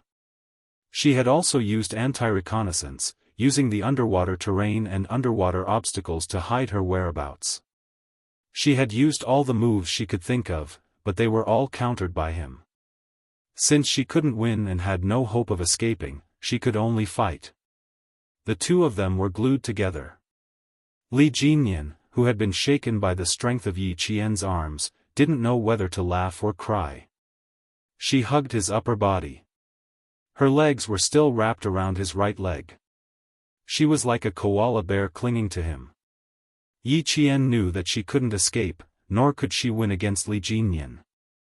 She might as well take him down with her. At the end of the day, it was because his professional skills were not up to standard. He had not grasped the essentials of underwater combat, which was why he was suppressed by Demon King Li with every move he made. Li Jinyan, who had one leg entangled, made an ending gesture, indicating that the fight was over. Yi Qian's breathing tube was pulled out by Li Jin, and dense bubbles immediately appeared in the water. Without oxygen, Yi Qian's face immediately turned red. The next second, a pair of strong arms wrapped around her shoulders, and the backup breathing tube was put back into the mask. The oxygen that could sustain life was once again returned to the mask. Go up. Li Jinyan made a hand gesture. Without being entangled, he swam up and down with his fins and took the lead to swim to the surface of the water. In front of the monitor screen, Big Whale was laughing so hard that his shoulders were twitching. Because his commander and the major general of the army were there, he could only force himself to hold back his laughter. At that moment, tears were welling up in his eyes. That bear hug from Yi Qian, he dared to say that Demon King Li was stunned for 3 seconds. His upper body was being hugged by her, and one of his legs was even entangled with hers. This must be the first time the single major had such intimate contact with a woman in his life. I wonder if his face is red? Ha ha ha, it's probably a little red.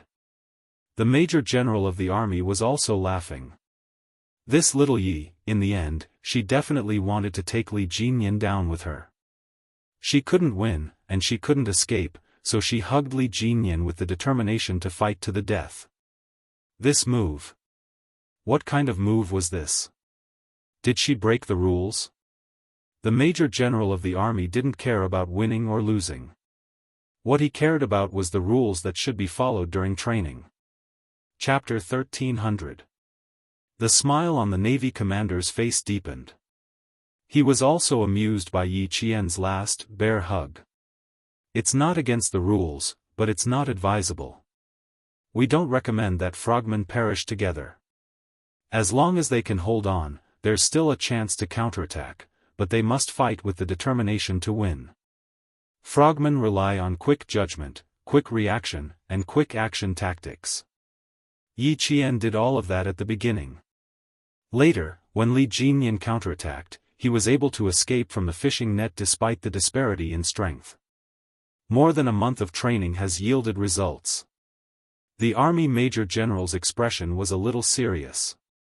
Perishing together was indeed not suitable for modern warfare, especially for a talent like Yi Qian. If he were to be sacrificed, it would be a great loss to the country. Don't bluff. Yi Qian was able to hold on for 12 minutes against Li Jinyan. That's already quite impressive. Also, this time, we're mainly testing her underwater combat results over the past month, not her overall results. The requirements can't be too high. True underwater combat is not a two-person underwater combat where the outcome is decided. Now, in the early stages of tracking frogmen, we use underwater sonar and sensors to determine the enemy's general location and direction of advance. Before the enemy enters the water, we wait for the enemy from behind or from the side. Once the enemy enters our attack range, we use underwater firearms to finish them off. Rarely do we engage in face-to-face combat. Yi Qian and Li Jinyan rushed out of the water one after the other. The Navy commander made a "please" gesture and left the monitoring room with the Army Major General. As the Navy commander, he was very satisfied with Yi Qian's results. She has too little time to train. A little more than a month for us frogmen is like a kindergartner who just entered school. Although she has some foundation, she's still far from being qualified. The Navy commander, who was speaking as he walked, stopped smiling. His voice was full of dignity and a hint of coldness. He said in a low voice, "Since World War II, frogmen have become a special force that the armies of various countries have attached great importance to. Our country started late, but we've invested a lot of financial and material resources into the development and training of frogmen.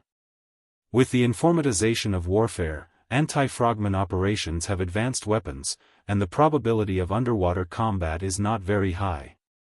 Even so, in order to improve the frogmen's survivability and anti-frogmen combat ability, underwater combat training is essential. Yi Qian is already not bad. She has grasped the essentials of underwater combat techniques, but she still needs to be skilled in battle tactics. You can leave her with me during the winter break this year. She'll definitely improve even more when she comes back." Major General Yang nodded slightly. After thinking for a while, he asked, "Do you think she can participate in the competition with the American Special Forces next year? By sending her to your unit for training, we did consider arranging for her to participate in the American team competition next year." He even arranged for her to go abroad to participate in such an important competition. The Navy commander couldn't hide the surprise on his face. "We do have such plans.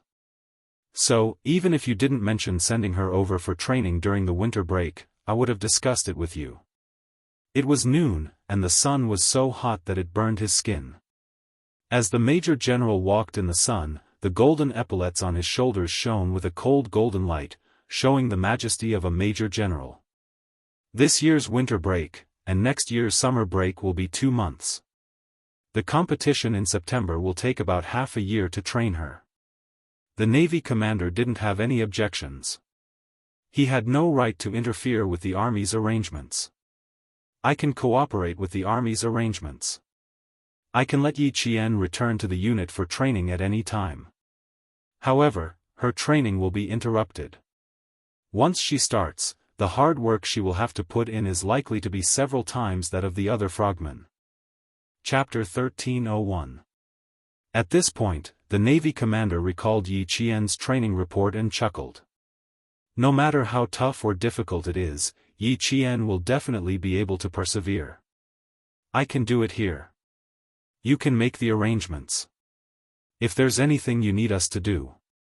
The seawater lapped against the shore, sweeping up starfish and hermit crabs.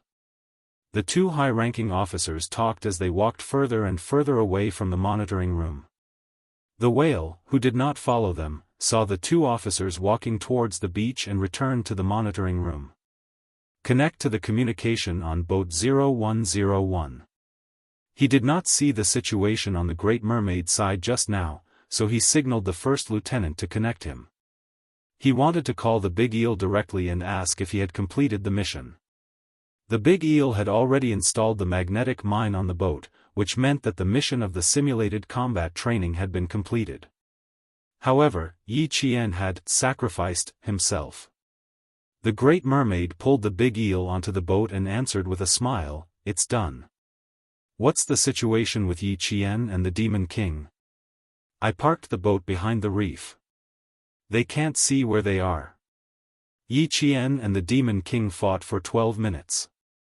In the end, Yi Qian hugged the Demon King's upper body with both hands and wrapped his legs around the Demon King's left leg.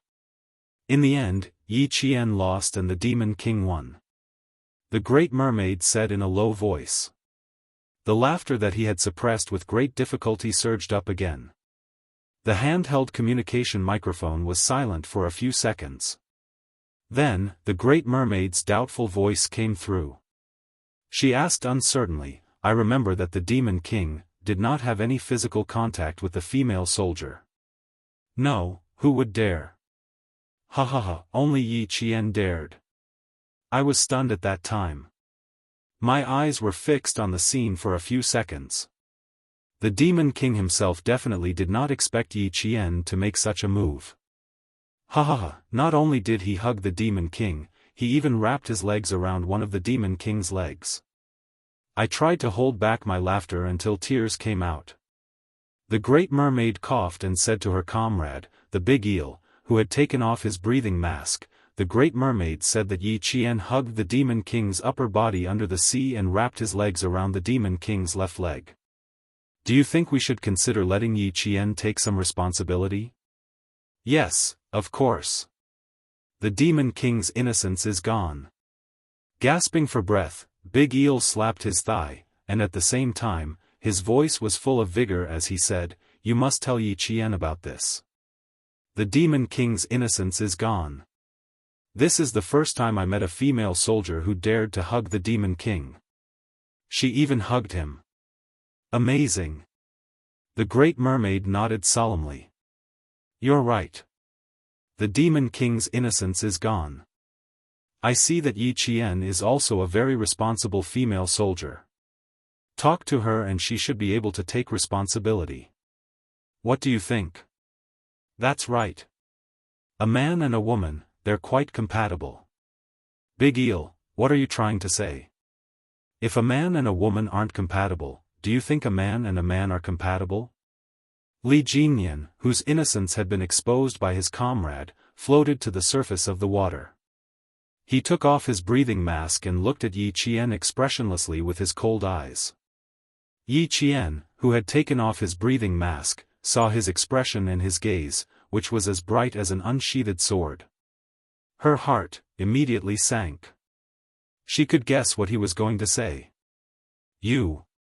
His gaze inadvertently swept over Yi Qian's fingers, which had turned white from being soaked in the water.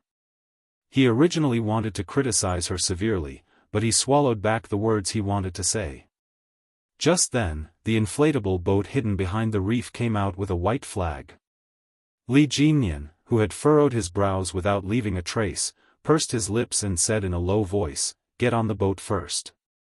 The atmosphere was a little heavy.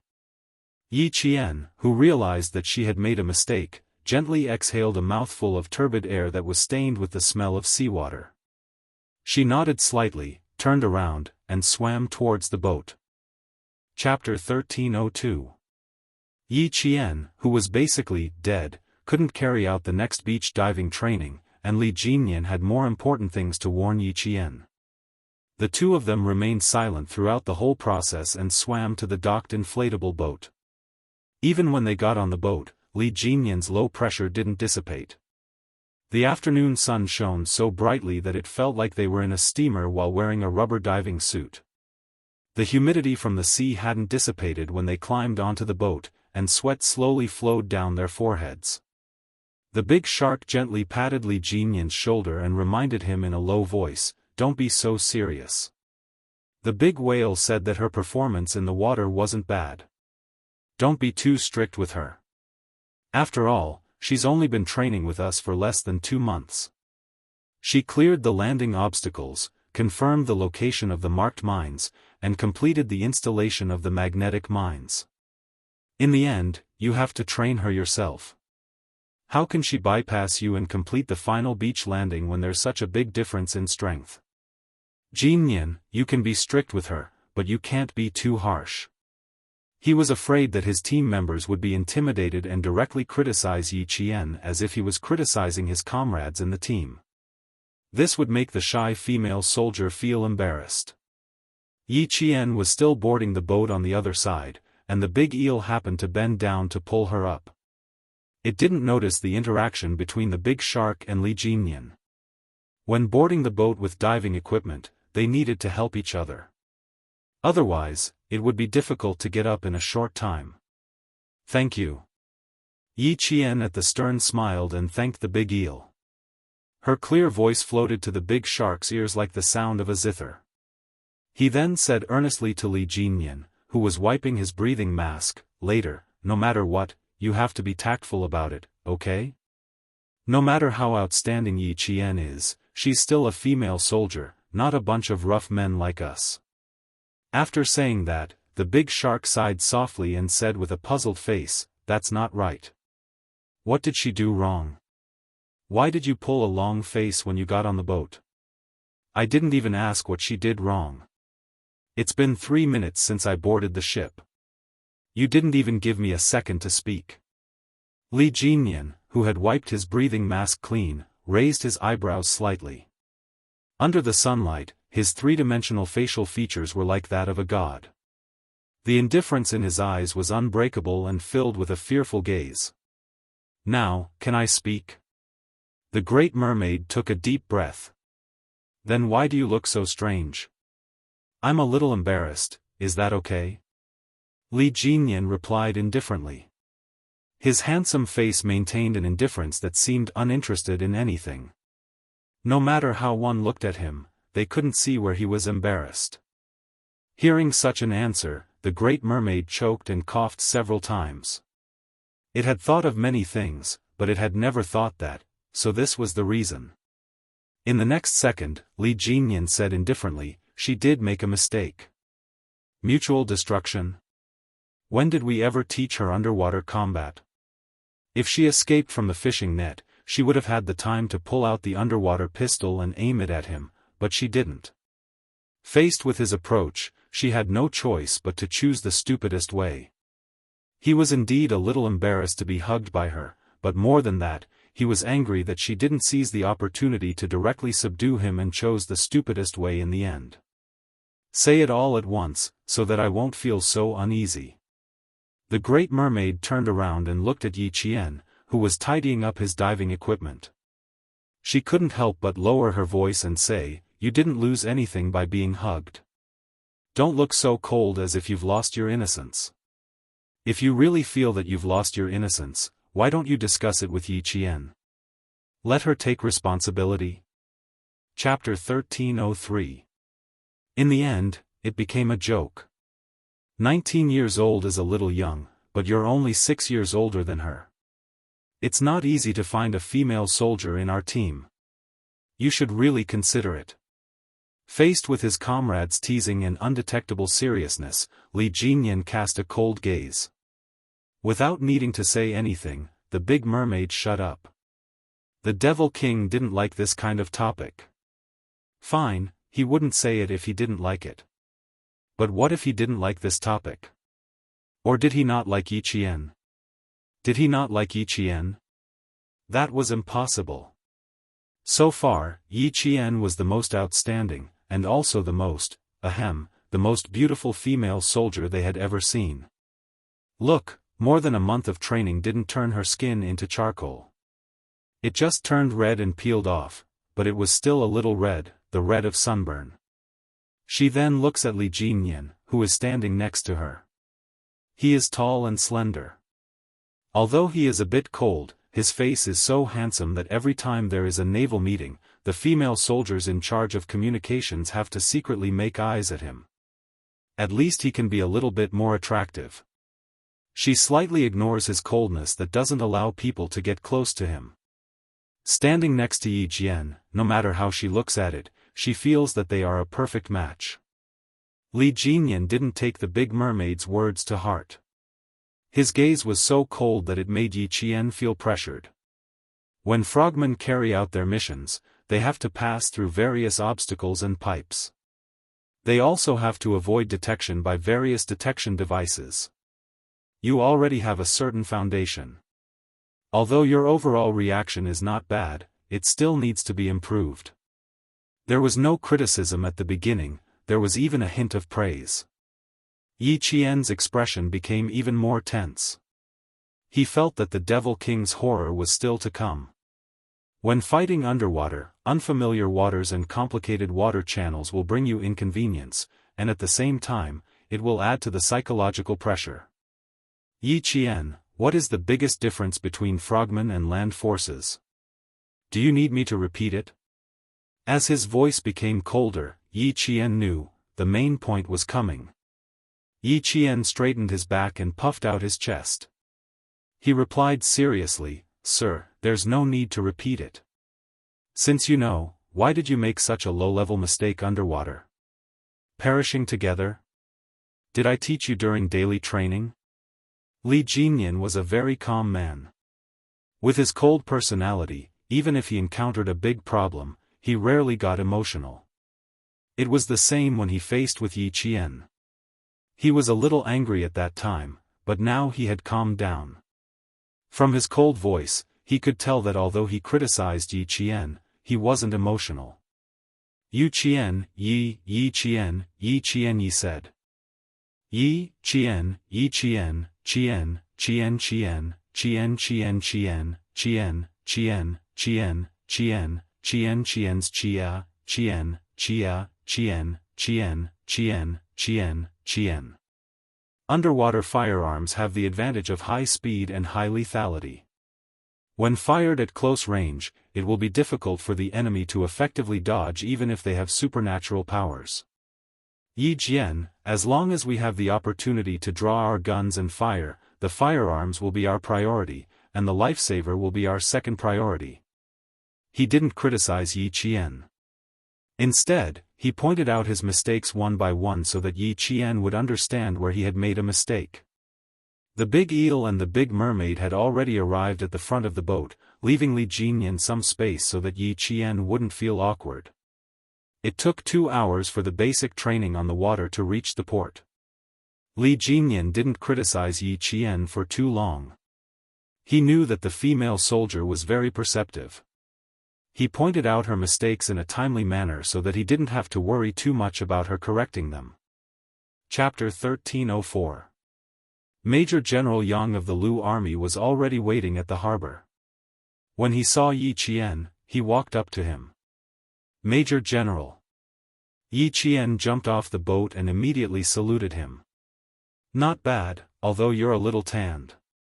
Major General Yang smiled as he looked at Yi Jian, who would become a member of the Shuayu Brigade Special Forces in the future. A deep smile appeared in his eyes as he returned Li Jinyan's military salute. He lowered his arm and smiled at the young major who was famous for his harsh training. "Thank you for your hard work, Major Li." Li Jinyan, who was neither humble nor arrogant, replied calmly to the Major General of the army, "This is my duty, and also my responsibility. I can see the sacred qualities of a modern soldier in you, Major Li. You are worthy of being a role model for our army." Major General Yang really admired the major in front of him. He had once tried to arrange for him to join the Snowfield Brigade with Xia Jinyuan, so that he could train the Snowfield Brigade into an excellent, world-class Special Forces unit.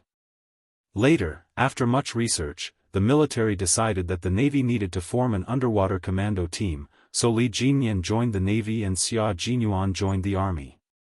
Now, both of them were shining brightly in their respective units. Even if Li Jinyan didn't join the army, Major General Yang still cherished his talent. After chatting with him for a while, he finally spoke to Yi Qian. Major General Yang smiled as he looked at the back of Yi Qian. He almost became a member of the army like Xia Jinyuan. Major General Yang turned his head and saw Yi Qian's skin peeling from the sun. The back of his neck was red. He paused for a moment and sighed. Has it been hard for the past month? Even harder than the army training. Yi Qian probably didn't just peel off a layer of skin. He would get sunburned again and then get sunburned again and again. It's mainly because I'm not familiar with it. Everything starts from scratch, so it's a bit harder than the army training. Yi Qian did not exaggerate and answered honestly, fortunately, I passed the first day physically and mentally.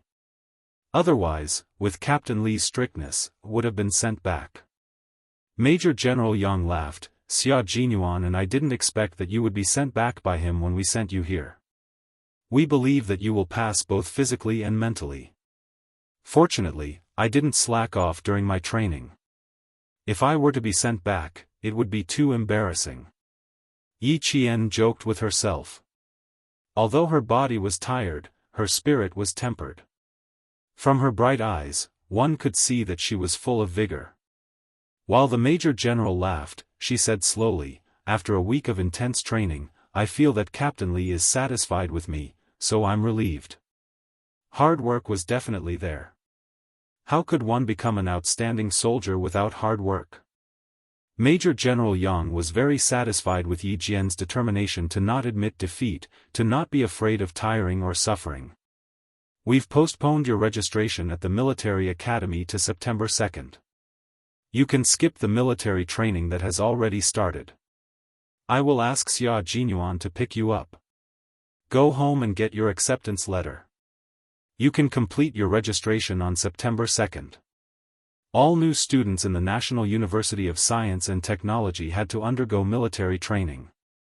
They went through the registration process about 2 weeks earlier than other universities and completed their first military training. They called it, experiencing military school life. For other new students, it was a chance to experience military school life. For Yi Qian, it was a small matter. She would gain more if she stayed with the Navy for half a month. Chapter 1305. Knowing that Xia Jinyuan would come to pick her up, Yi Qian, who had sent Major General Yang away, was looking forward to it for the first time. She wanted that day to come sooner and see Xia Jinyuan, whom she hadn't seen for a long time. During the 3-day holiday, Yi Qian completed the last of the beach diving training. On the evening of the 3rd day, she left the port on a patrol boat and headed to another sea area to complete the last 10 days of combat diving training. The last 10 days of training brought Yi Qian back to the days when she first joined the team. She didn't have more than 5 hours of rest every day before she had to start the special operations training. The end of August at the port was finally not as hot as it was from July to mid-August. Although the sun was still bright, the heat seemed to have decreased a lot. Xia Jinyuan, who was wearing an army training uniform, was accompanied by Da Sha. They chatted as they walked towards the sea helicopter base. He, who was sent to pick up Yi Qian, arrived at the port on August 28 at 10 a.m. sharp and took a flight to Hongkou City in the southern province at 2 p.m. Time was a little tight. The flight arrived in Hongkou City in the afternoon and they had to take a car back to Shuku village in the afternoon. They would rest for 2 days on August 29 and 30, then rush to the National University of Science and Technology on August 31 and report before September 2. Xia Jinyuan had trained with Xia Jinyuan for more than half a year, so he didn't need to be polite when talking with Xia Jinyuan. He said casually, "It's a pity that the time is a little short. The training plan for our Special Operations Combat Crew is 10 weeks, but Yi Jian only has 2 weeks. She has to complete a high-altitude parachuting course, an obstacle blasting course, and a long-range operations safety course. The 3 courses only have 4 days of training." In Demon King Li's words, it's fast-paced training. Let her remember it first, and then she'll have more in-depth training when she comes back from the winter break. Xia Jinyuan, whose steps were light, was about to see the girl he loved very soon. His thin lips held a faint smile, and his delicate eyes were gentle. Although it's fast-paced training, I believe that with Yi Qian's ability to accept it, she won't let your efforts go to waste. Little Fox was smart. She would definitely have the results of 8 days of training in 4 days. He was indeed one of them. He trusted Yi Qian so much that even if he didn't see her training, he didn't doubt her at all. This kind of trust wasn't formed in a day or two. It was formed when they had been together day and night, and even fought side by side. Up until now, although Yi Qian had trained with the Storm Commandos for almost 2 months, she hadn't built an unbreakable trust with them. That's true. In the words of our commander, Yi Jian is like a sponge. She seems to be in a saturated state, but in the blink of an eye, she can absorb new knowledge. His ability to act and execute is outstanding. Although they did not establish an unbreakable trust, the Big Mermaid's admiration for Yi Jian was not just a day or two. The more time they spent together, the more she could feel the power hidden in Yi Jian. Thinking that she was going to leave in the afternoon, the Big Mermaid, who was reluctant to part with her, suddenly said, "We are all reluctant to let Yi Jian leave.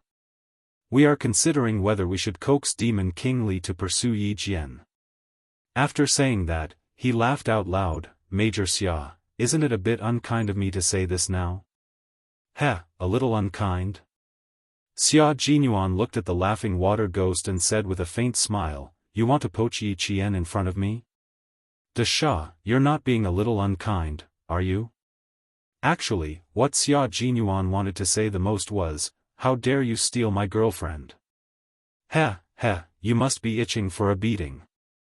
Chapter 1306. He was trying to steal his girlfriend right in front of him and was even accused of trying to steal her. As a normal man, it would be strange if he could hold himself back. However, as a soldier, Major Xia was much more tolerant than a normal man. Before the enemy was clear, even if he was laughing coldly in his heart, that elegant and handsome face of his remained indifferent. Even his smile maintained the innate nobility of the Xia family, not revealing the slightest bit of emotion. Your team doesn't recruit female soldiers. No matter how outstanding Yi Qian is, she can only watch. Major Xia sighed, as if he really felt sorry for the water ghosts of the Storm Commandos. What a pity. If she stays, I dare say that she will not be worse than Demon King Li. They wanted to bring the little fox and Demon King Li together. This group of water ghosts harbored ulterior motives and wanted to make a move. He wanted to compete with them to see which water ghost had thicker skin and needed to be taught a lesson. The water ghosts were not afraid of getting together, but they needed to find out Demon King Li's attitude. The big shark did not sense anything wrong with Xia Jinyuan, nor did she hear that Xia Jinyuan was baiting the enemy step by step. She wanted to know what was going on, especially Li Jinyan's attitude. There's no choice. The frogman units of the Lindong, Linchuan, and Nangguang military regions can recruit female soldiers. If these 3 military regions know that Yi Qian graduated from the military academy, Major Xia, I'll remind your team in advance. There's a 90% chance that they will try to steal her from you. The big shark sighed, lamenting that they could not keep Yi Qian. We want to steal her, but the policies and regulations are there. Even if we want to steal her, we can only think about it. It's impossible. Xia Jinyuan's dark eyes flashed with a hint of a smile. It was because he knew that the Storm Amphibious Frogman Commandos did not recruit female soldiers that he and Major General Lu sent Little Fox over.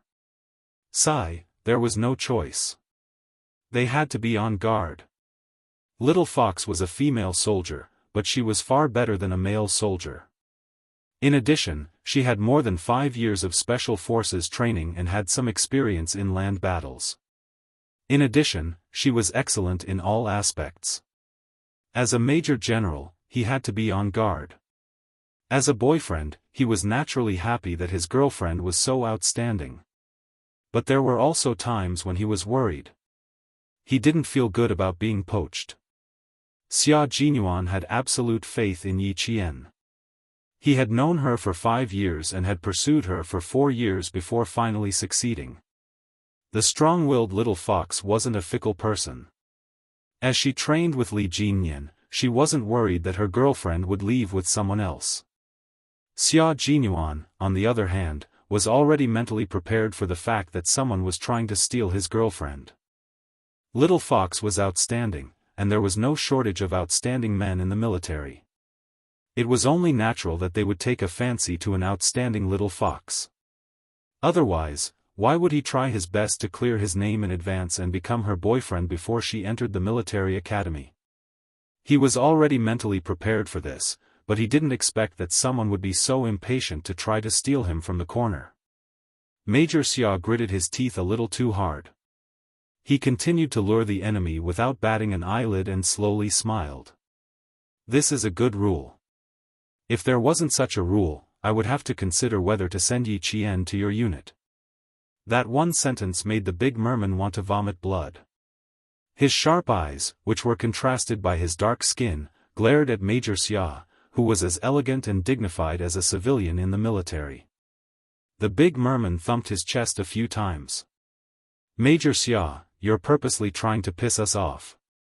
So you've been guarding against us since the beginning. You didn't even send him to the other military districts and chose our storm brigade. Major Xia, you're too cunning. Chapter 1307. Why would I do that on purpose? I'm just telling you the truth. Xia Jinyuan put on a lecturing hat, looking elegant and noble. I can't possibly do all the work for them. I still have to be careful. Luckily, your team has a rule against recruiting female soldiers. Otherwise, I might not be able to successfully bring Yi Qian back to the army. Also, you guys are quite unkind. Not only do you want her to stay, you even want Demon King Li to give himself to you. Taking advantage of the situation, Major Xia said earnestly, Great Mermaid, treating people with your looks is not a long-term solution. Great Mermaid took a deep breath, then took another deep breath. She forced a smile and replied warmly, Major Xia, please don't misunderstand. We were just joking in private. It has nothing to do with Captain Li. He doesn't even know what we're thinking. Treating people with sex is not a long-term solution. Major Xia, you're vicious. If Demon King Li found out that you wanted him to sacrifice himself, wouldn't he train himself to death? The smile on Major Xia's face deepened as he nodded. Then, as if he had suddenly realized something, he laughed. You guys. Li Jinyan hasn't said anything, yet you guys dare to speak nonsense. You're quite bold. Unmarried man and unmarried woman. Captain Li is not bad, and Yi Qian is not bad. If they really become a couple, don't you think it'll be a good story? Great Mermaid had no idea that she had just escaped from Demon King Li and was now being targeted by Xia Jinyuan. She fearlessly expressed her true thoughts. You don't know how compatible they are when they get together. Yi Qian is so outstanding. There aren't many men who are good enough for her. Our Captain Li is one of them. As the vice-captain and ideological counselor, Great Mermaid always felt that she had the obligation to solve Demon King Li's marriage. He was already a 26-year-old man. In 4 years' time, he would be 30. How could he not have a partner? Xia Jinyuan secretly clenched his fists and raised his hand to look at the time. It was still early. He then raised his eyes and pointed at the beach in front of him. He said politely, It's still early. Why don't we go to the beach and learn from each other? Let's see if you've improved compared to back then. Back then, the few of you fought with me and Li Jinyan. You lost so much that you roared angrily at the sea in the middle of the night. You threatened that one day, you would avenge your humiliation. Since it's still early, let's fight. Sparring until you can't even speak. As a Special Forces soldier and the Q King of the Snowfield Brigade, Xia Jinyuan was extremely good at hiding his emotions. Even to Xia, the instructor of the Storm Commandos, couldn't see through his expression. Every sentence was said calmly and tirelessly. The Great Mermaid did not realize that she had unknowingly offended Xia Jinyuan. Hearing this, his eyes lit up. He glanced at Xia Jinyuan, who was dressed in his training uniform, and laughed. "Major Xia, you seem to have come prepared. You didn't even wear your regular uniform to visit our unit. You came in your training uniform. I came out in a hurry and didn't change. Now it's convenient. That's good. Let's go, Major Xia." The sparring started at 10:10 a.m. and ended at 10:25 a.m. The side of Great Mermaid's face was pressed against the sand. His hands were clasped behind his back. He felt that his facial features were about to be squashed and his eyeballs were about to pop out. Xia Jinyuan sat directly on Great Mermaid's waist. His long arms locked Great Mermaid's arms and pulled him up. At the same time, he pressed his elbows on the back of Great Mermaid's neck so that he couldn't move. With a slight smile and the sea breeze, he said, "You've improved a little. It used to take 10 minutes. Now it's 15 minutes. Chapter 1308. With sand in his mouth, the Great Merman grunted twice, signaling for the other party to let go of his hand so that he could speak. Ruthless, too ruthless. He had been stomped twice on the chest and punched in the mouth. Blood was flowing out, and now he was being held down. Was he out of his mind? He agreed to spar with Xia Jinyuan, who was on par with Demon King Li. They were clearly talking about Yi Qian and Demon King Li. How did it end up with him sparring with Xia Jinyuan? Of course, Xia Jinyuan wouldn't tell him why he let go during the sparring. He pulled the Great Merman up and said guiltily, "I didn't control my strength. I'm sorry, brother." The Great Merman, whose mouth was red and swollen, gently touched his wound. He waved his hand disapprovingly and said, "I admit defeat. However, Major Xia, you were a little ruthless. Why do I feel like you deliberately hit my mouth? Is it painful? Let me take a look." Xia Jinyuan's expression was serious. He hurried over to show his concern for his comrade. It was a little intentional, but in the end, he really wanted to spar. The Great Merman, who didn't see through Xia Jinyuan's cunning nature, felt that he was overthinking. He added, "You hit my face the moment you came up. Major Xia, I'm not as good-looking as you. If you ruin my face and I can't get a wife, you'll have to take responsibility." He was able to be doted on by his father since he was young. Other than his sweet mouth, his IQ and EQ were both extremely high. He had been fighting with others since he was young. He knew that he was in the wrong first, but in the end, he could still portray himself as the victim, making his father and mother feel sorry for him. Commander-in-Chief Xia didn't dare to go against his son, for fear that he would be tricked. Major Xia, who had loosened his bones, felt much better. He replied seriously, of course. When the time comes, I'll bring over a communication company of female soldiers from the army. You guys can pair up yourselves." As he spoke, his expression gradually became more serious, and even the deep smile in his voice became much colder. "Great Mermaid, we're going to complete a competition with a certain American Special Forces next year. You guys need to hurry up on the ground battle. Did Demon King Li come up with any detailed training plans? We don't have much time, so we need to make the best use of our tactics and skills." The situation of the enemy had been investigated clearly, and it had nothing to do with Li Jinyan. It was purely his comrades who were worrying for nothing. Now that the competition was over, he felt much better. It was time to change the topic and put the Big Mermaid's attention back to the business at hand. Being a fox, Major Xia was an all-round soldier king. He was not someone to be trifled with.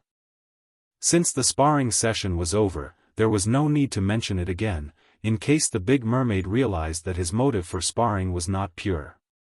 As soon as the topic changed, the Big Mermaid naturally followed suit. The corners of its mouth twitched a little, but other than the slight pain, there wasn't much of a problem. Dusting off the fine sand on his body, he began to discuss with Xia Jinyuan, "I have a plan. First, we will finish the competition, then focus on attacking the weak points. Major Xia, your special forces are a little mysterious.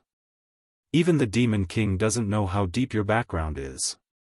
When the competition is over, both of our teams will have to bring out their best skills. We'll combine the strengths of each team and eliminate our weaknesses. Only then will we have a better chance of winning when we go overseas in the future." Xia Jinyuan was no longer sentimental. With a sharp look on his handsome face, he nodded and said, "My plan is the same as the Demon King's. First, we'll compete with you guys and find out our own problems. Then, we'll combine the strengths of the American Special Forces and formulate a targeted training plan." Chapter 1309. A second ago, they were still fighting with their fists, and the next second, they were standing side by side, planning and discussing next year's match with the U.S. From the beach back to the cement road leading to the port, the conversation between the two was serious and profound, and from time to time, a few professional combat terms would pop up. Xia Jinyuan's slightly restrained voice contained the hidden coldness of a sword. He looked ahead and said slowly, "In May this year, we will start to learn 30 types of advanced individual training courses. Currently, our team is nearing the end of the sea-level escape course. We will be able to complete 30 types of advanced individual training courses before the National Day celebration. After training for so long, I also want to see how much I have learned. A match with you guys is undoubtedly the best choice." As a Special Forces soldier, as long as he was in the team, there was no limit to the skills he could learn.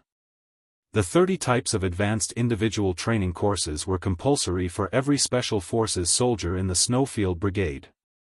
From the Survival/Evasion/Resistance/Escape course to the Sea-Level Escape course, there were also the Operations and Intelligence courses.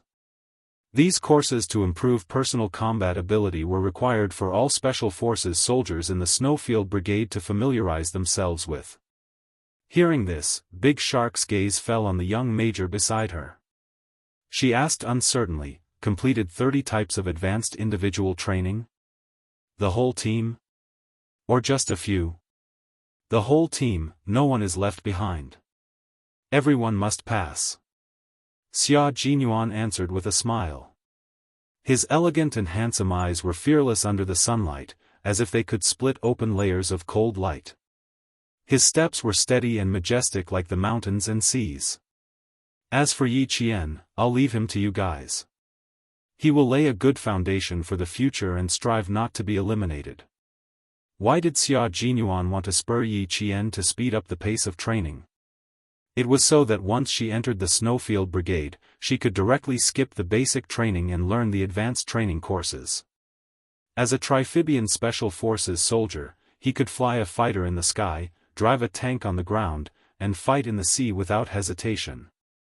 Xia Jinyuan was able to become an all-around ace soldier, not because of connections or words, but completely because of his personal strength to become the captain of the Snowfield Brigade. He was even younger than the rest of the team. Yi Qian followed in Xia Jinyuan's footsteps and grew up with him as his goal. His direction was completely correct. "You're training Yi Qian to be an all-round Special Forces soldier. You're being so harsh on her now so that she won't fall behind too much when she joins your team in the future. She'll be able to catch up with all her comrades." Big Shark wasn't too surprised about Yi Qian's whereabouts. He had discussed it with Li Jinyan before, and he could vaguely guess the army's arrangement for Yi Qian. He admired Xia Jinyuan more than anything else. Xia Jinyuan had taken his comrades to complete more than 30 types of advanced individual training courses in less than 5 weeks. His training was even more demanding than Devil King Li's. The young military academy student from back then had now reached a height that countless soldiers looked up to. As he grew older and matured day by day, the young military academy student had already become an indomitable soldier who could carry the burden on his shoulders. When he spoke again, Big Shark's voice was full of admiration.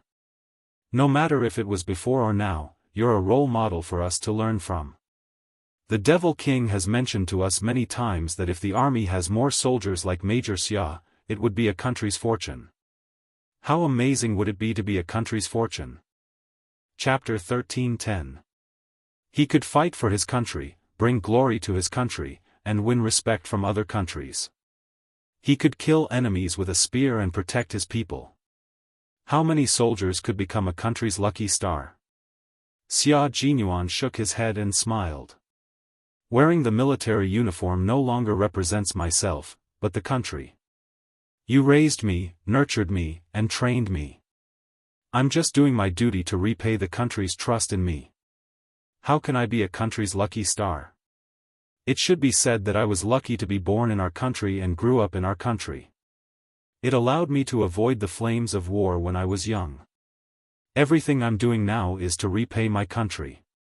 It's also the responsibility of a soldier. As a soldier, he had to know his mission and duty well. He had to engrave the sense of honor in his bones, pass down the spirit of not admitting defeat, shoulder the responsibility on his shoulders, pick up the steel spear in his hand, and fight for the country and its people without hesitation. We have to be worthy of the uniform we're wearing. The big merman patted his chest. His tanned and plain face showed the might and determination of a modern soldier. As long as I wear it, I will have to bear the responsibility of wearing it. A modern soldier should be like Major Xia. Xia Jinyuan smiled and looked at the soldier who guarded his country's waters. He suddenly asked, "Then do you think I'm a good match for Yi Qian, or only for Demon King Li?" Why did these words sound a little off? The great merman suddenly felt that he might have made a stupid mistake. With a subtle expression, he looked at Xia Jinyuan from the corner of his eyes. The great merman smiled and said tentatively, "You're a good match, but it's mainly up to Yi Qian. Didn't we have 3 days of rest previously?"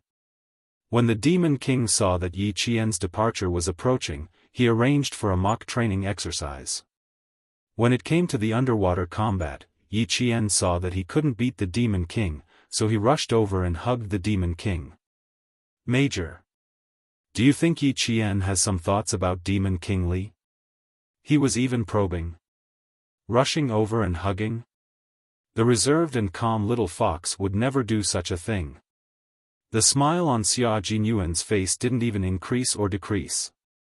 He said calmly, "Physical contact is inevitable during combat training. You can't just assume that there's some ulterior motive behind a single movement during a fight." She grew up in the army and trained with the male soldiers in the army. During the training, she would often ride on the backs of the male soldiers to capture and subdue the enemy. According to what you said, how many people would Yi Qian have designs on? Great Mermaid, you're overthinking. How can they compare to Demon King Li? Demon King Li is good-looking and responsible. He's also a military academy graduate. If he really becomes a couple with Yi Qian, Major Xia, you should also be happy for Yi Qian. If Major Xia was really interested in Yi Qian, she would definitely change her expression after hearing what he said. When he laughed, his mouth opened a little, and he accidentally tugged on the small wound at the corner of his mouth. The great merman, who didn't think much of it, couldn't help but think, was the so-called exchange of pointers just to teach me a lesson? The great merman grumbled in his heart. Yi Qian stood at the bow of the boat, waiting for the boat to dock so that he could be the first to jump off. Captain Xia must have already arrived at the port to pick him up. They hadn't seen each other for almost 2 months. Yi Qian couldn't wait to see his boyfriend. Chapter 13:11. All the soldiers in the unit knew that Yi Qian was going back today, and they were all reluctant to part with him. They trained together, suffered together, shouted together, ran together, and even wiped their tears together. Suddenly, it was time to part. The originally happy atmosphere gradually turned gloomy as the ship approached the port.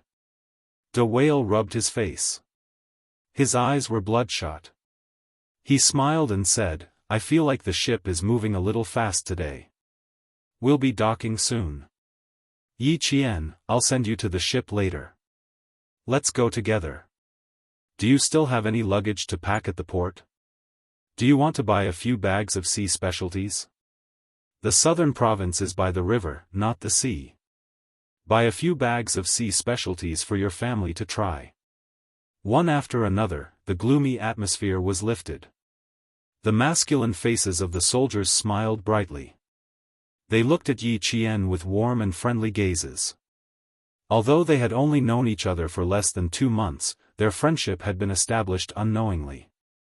In addition, when the soldiers encountered difficulties during training, Yi Qian would find a way to solve them.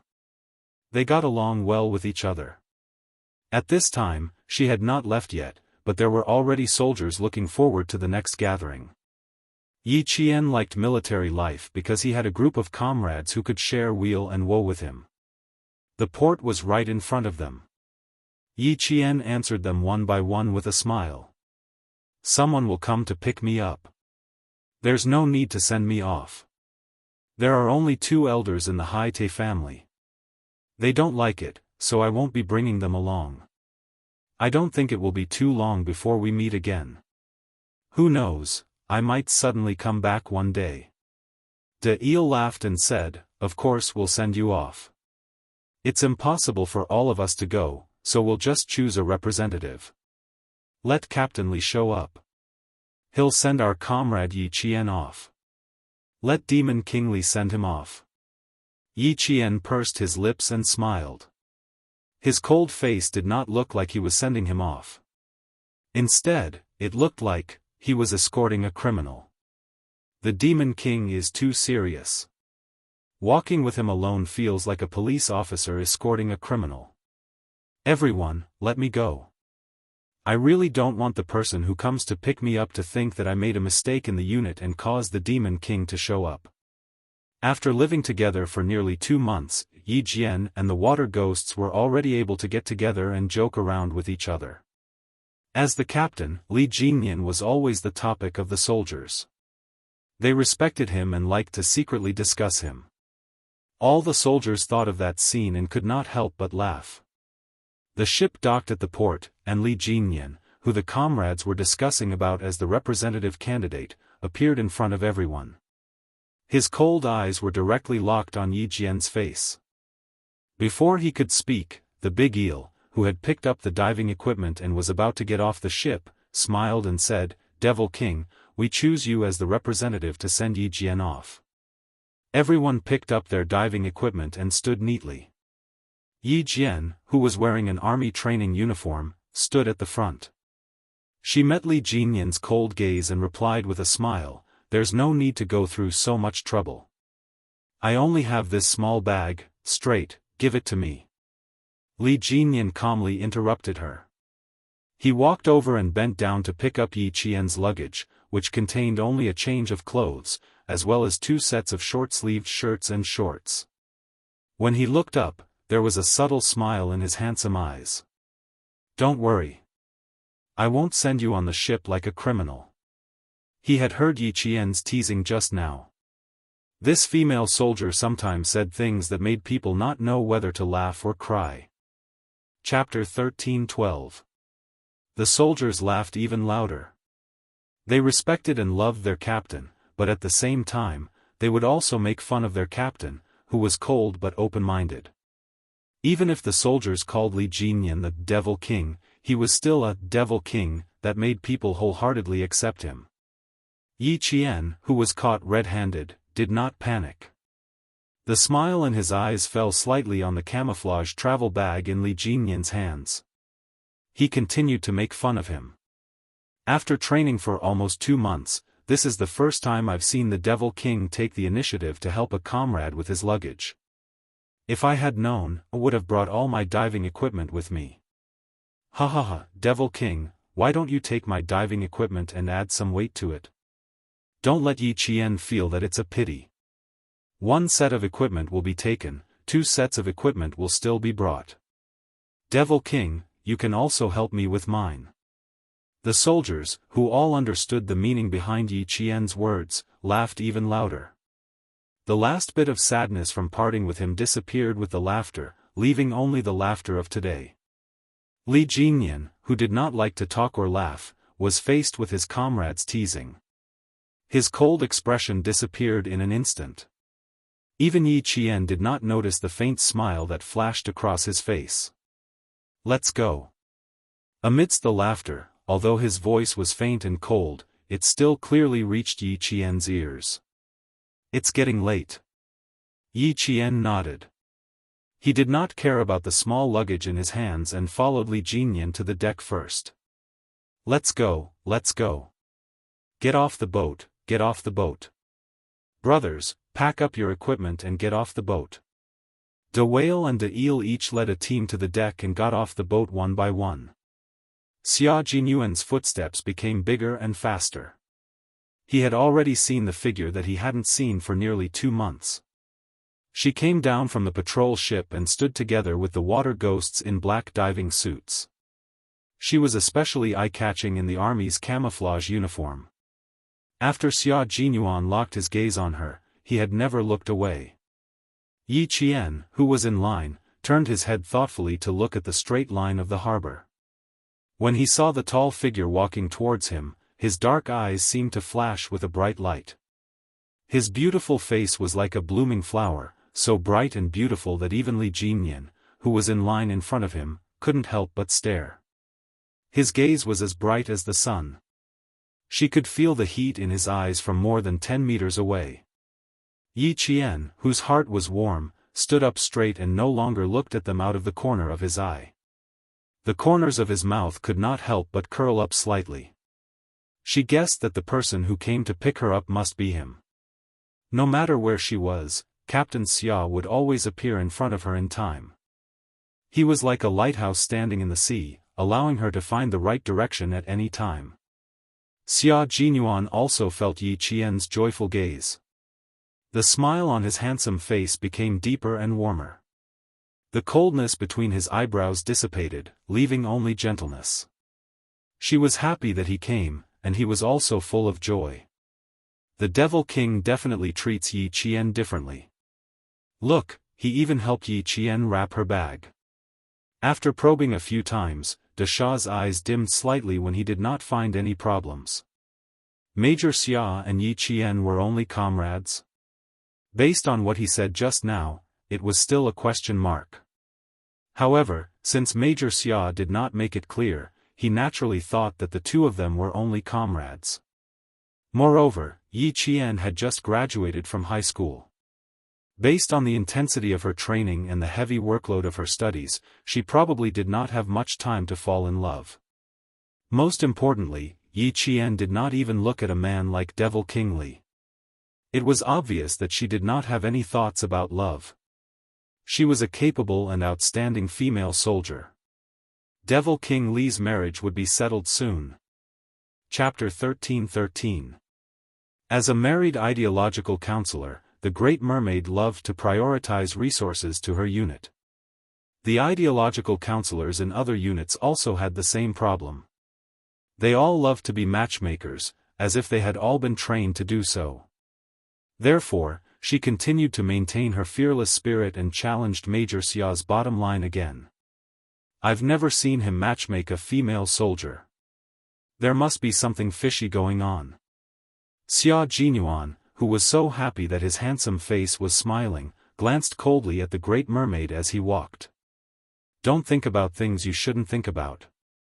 What you think is absolutely impossible. Also, as far as I know, Yi Qian already has someone she likes. Her partner is right in front of you." "Impossible, she just started university. How could she have someone she likes?" The Great Mermaid shook her head and insisted on her thoughts. With her outstanding grades, she definitely wouldn't fall in love at such a young age. She has to train during the winter and summer holidays. How could she have time to fall in love? "Major Xia, I'm sorry, I just want to be a matchmaker for once."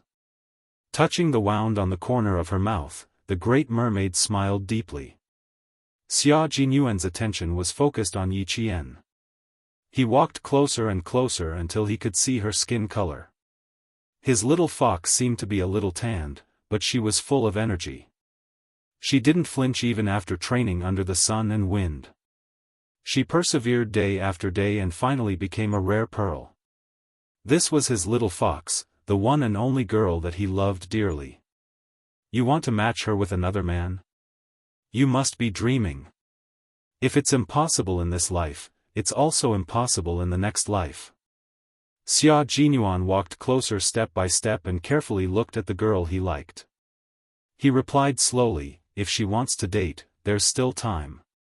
Besides, she doesn't have time. The person who's chasing her has to find time to accompany her no matter what. Major Xia, who had always been good at self-restraint, felt a little stifled when he heard that his girlfriend had to be matched with another man from time to time. He had made it clear enough. If the Great Mermaid still didn't understand. I really don't know how he got married and even had a precious daughter. Or was he just pretending to be confused? That's highly likely. Xia Jinyuan could not help but raise his guard. The Great Mermaid's smile was somewhat enigmatic. You're right. There's still time to squeeze. Demon King Li is self-taught. He's squeezing time to deliver Yi Qian.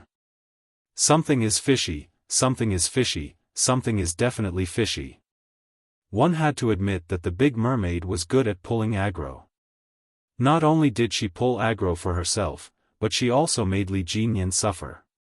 It was just a small matter of helping his comrade unpack his luggage, but in his mouth, it became a matter of trying to chase after his girlfriend. It was clearly a simple matter, but it turned out to be fishy. No matter how well-mannered Xia Jinyuan was, he was still a little expressionless at this moment. His dark, bottomless eyes seemed to contain some meaning as he glanced at the Big Mermaid with a faint smile. Big Mermaid, you seem to want to be a matchmaker. He could only blame himself for his lack of emotions. The longer he served in the military, the more difficult it was for others to see what he was thinking. Even the Great Mermaid, who was good at political and ideological work, could not guess. The Great Mermaid, who was worried about her comrade's marriage, did not seem to notice Xia Jinyuan's coldness. She laughed and replied, no, I just feel that Yi Qian and Demon King Li are a good match. Yi Qian was not bad. Demon King Li was not bad. Major Xia was also not bad. He, of course, would help Demon King Li. Chapter 13-14. Xia Jinyuan couldn't help but chuckle. What an ideological and political instructor. He thought he had given up on probing, but in fact, he was still trying to probe his relationship with Little Fox. As he got closer and closer to Yi Jian, Major Xia stopped wasting his time talking to the Great Mermaid. With a faint smile on his face, he took a deep look at the Great Mermaid. Seeing that the Great Mermaid was also smiling at him, the young major raised his eyebrows.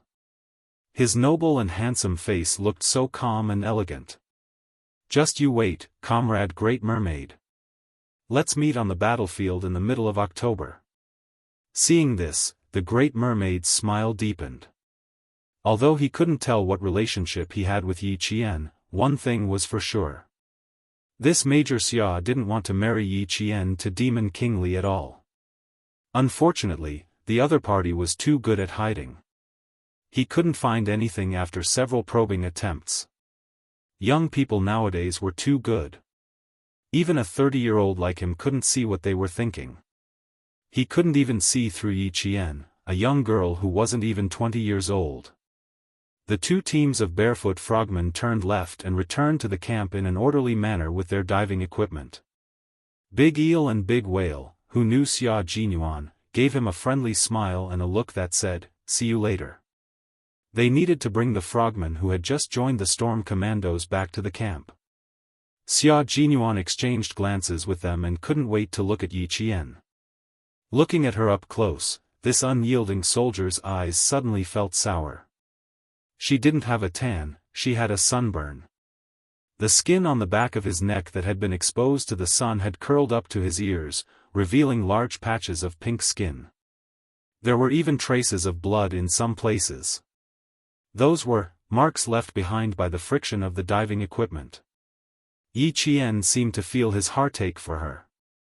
She looked up, her bright eyes containing a smile as clear as spring water. She gently shook her head at him, indicating that she was fine.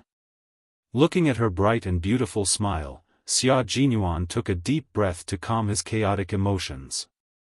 Long time no see. Li Jinyan took the initiative to greet her, as if he didn't see the interaction between the two of them. Long time no see. Suppressing the heartache in his heart, Xia Jinyuan's thin lips curved slightly. He and Li Jinyan smiled as they looked at each other. At the same time, they reached out for each other's hands. The moment they shook hands, even the air around them became heavy.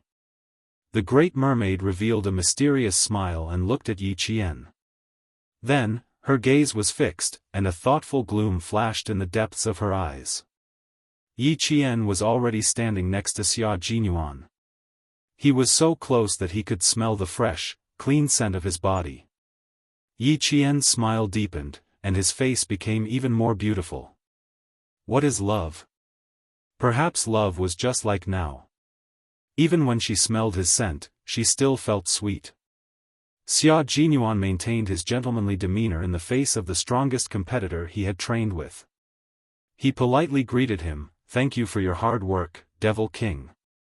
"I'm just doing my job." Devil King Li replied indifferently. However, he saw the Great Mermaid standing on Xia Jinyuan's left was constantly winking at him. His brows furrowed slightly. He didn't quite understand what the Great Mermaid was trying to say. The Great Mermaid had many things to say. Seeing that he didn't understand her painstaking efforts, the Great Mermaid took the initiative to say, "Jinyan, I just asked Captain Xia. He and Yi Qian's flight is at 2:00 in the afternoon. Since there's still plenty of time, why don't we go out for a meal first?" Chapter 13-15. You're the captain. Now that Yi Qian is leaving, you must have a lot to say. Say whatever you want while we're eating. Otherwise, she won't be able to hear what you want to say when Yi Qian leaves. It was a little quiet. Only the sound of the waves gently beating against the stone pier could be heard. The sound of water splashing could be heard. Li Jinyan didn't understand why the Great Merman would say such things. The flight is at 2:00. It's 11:00 now. It's getting late. His gaze swept across Yi Qian's face calmly. His thin lips straightened a little. Also, I've already said what I wanted to say. Yi Qian, do you remember? How dare you say there's nothing fishy going on? I've already said what I wanted to say. You've already said everything? That's good, that's good. Don't leave any regrets. The Great Merman smiled brightly. He was known as the gentle and easygoing vice-captain in the team. Li Jinyan narrowed his eyes and glanced at the Great Merman indifferently. It was very indifferent, but it was a cold warning to the Great Merman not to speak carelessly. When Xia Jinyuan retracted his hand, he seemed to inadvertently take a small step closer to Yi Qian, closing the distance between them to less than the width of a fist. Seeing Li Jinyan warning his vice-captain with his gaze, Xia Jinyuan couldn't help but laugh. If Yi Qian does anything wrong, please point it out, Demon King. There's no need to feel burdened. Since the army sent her to you for training, it's to see her improvement. Moreover, based on my understanding of Yi Qian, she will accept criticism with an open mind and work hard to improve her shortcomings. With that, he changed the topic of the Great Merman's hidden meaning to the matter of training. The topic finally returned to normal. Even the atmosphere returned to normal. The Great Merman sighed inwardly after being warned by Xia Jinyuan's gaze. Oh, Demon King. Don't tell me you're not moved by such an outstanding female soldier like Yi Qian? Every time the 8 new soldiers in the team saw Yi Qian, their eyes lit up like lamps. They all wanted to show off their skills in front of Yi Qian. You're good. He only knew how to criticize and correct without the slightest bit of tenderness. The female soldiers that you personally sent over won't be too bad. They have improved a lot after more than 50 days of training. Li Jinyan did not say much. As he walked, he talked about Yi Qian's training.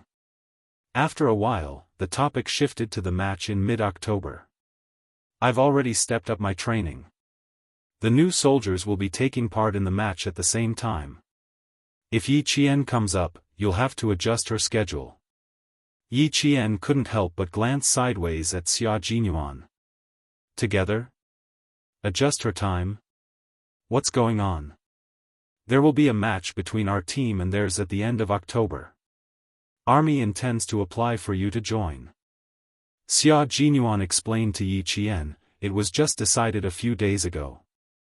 As for you, you still need to discuss it with the military and the school. In other words, it was still unknown whether he could participate or not.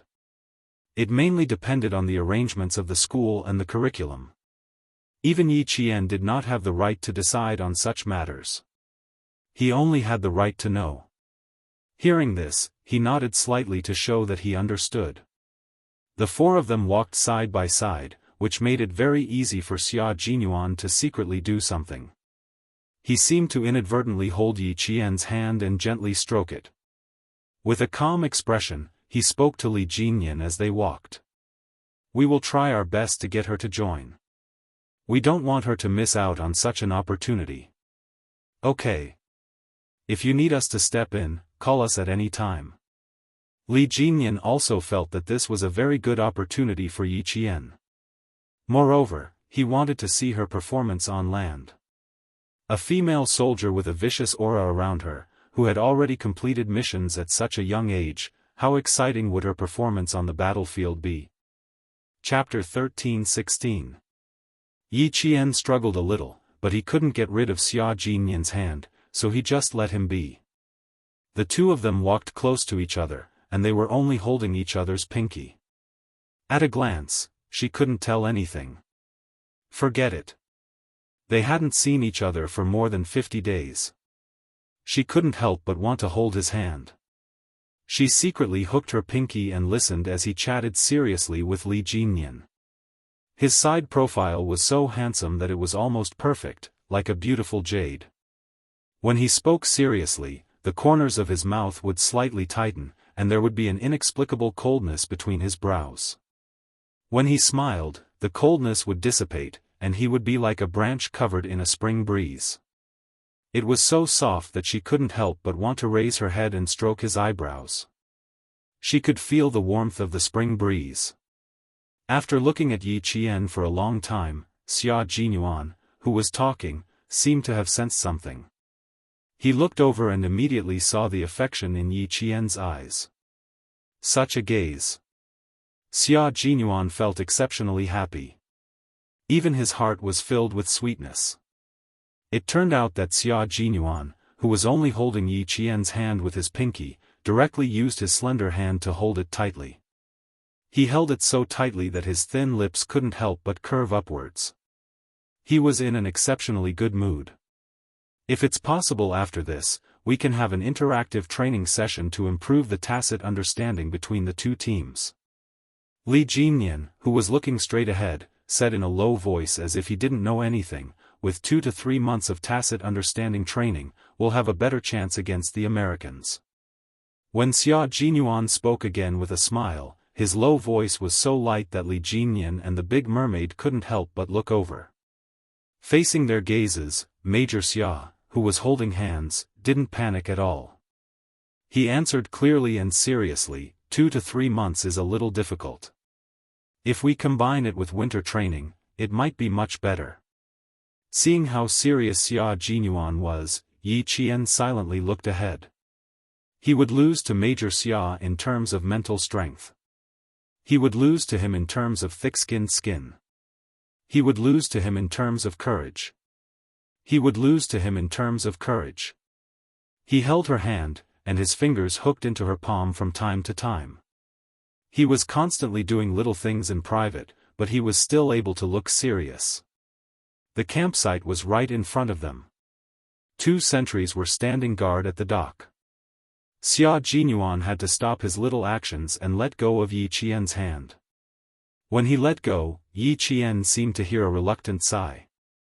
After getting the warning, the mermaid pursed her lips slightly and sighed reluctantly. It seemed that Major Xia had something to do with Yi Jinjin. The two of them had been communicating with each other through their eyes, and the intimacy they showed made it impossible for anyone to get in between them. It took less than 10 minutes to walk from the military dock to the campsite. Since Xia Jinyuan understood Yi Qian's situation during training, he also chatted with Li Jinyan until the mid-October match. When he bid farewell to the Navy commander, he chatted for about 10 minutes before leaving. The military jeep that was heading to the helicopter base started. Li Jinyan watched the two of them leave until the jeep drove out of his sight. Then, he looked coldly at the Big Mermaid. Big Mermaid, you talked too much today. Sigh, I just feel that Yi Qian is quite a good match for you. The Big Mermaid took off her military cap and touched the top of her head with one hand. Her voice was a little gloomy. It's not easy for us to find a partner. You don't know how to coax girls. You have to solve this problem. Although Yi Qian is young, he's calm and has a good character. He can do everything. He's not afraid of hard work, blood, and tears. Also, he's a soldier. He'll definitely have a lot in common with you, and you can understand each other's difficulties. Jinyan, my heart. Sigh, it doesn't feel good. Chapter 13-17. Big Shark Sigh reflected the sadness of many instructors who were concerned about the soldier's marriage. The words, feeling bad, also reflected the thoughts of many instructors. Especially for special forces like Li Jinyan and the others, it was extremely difficult to find a partner. Sometimes, even if they found one, they might not be able to pass the background check and their family members might not be able to pass. There was no other way. They were special operations forces. The other half of their families had to be clean, and their family members had to be innocent. This was to ensure the personal safety of the special operations forces, as well as the confidentiality of national secrets. Yi Qian, as a special forces soldier, was undoubtedly the best choice for male soldiers like Li Jinyan and the others. It was normal for Big Shark to be concerned about him. Soldiers shouldered the responsibility of protecting the country. They held guns in their hands during the day and thought about the distant her late at night.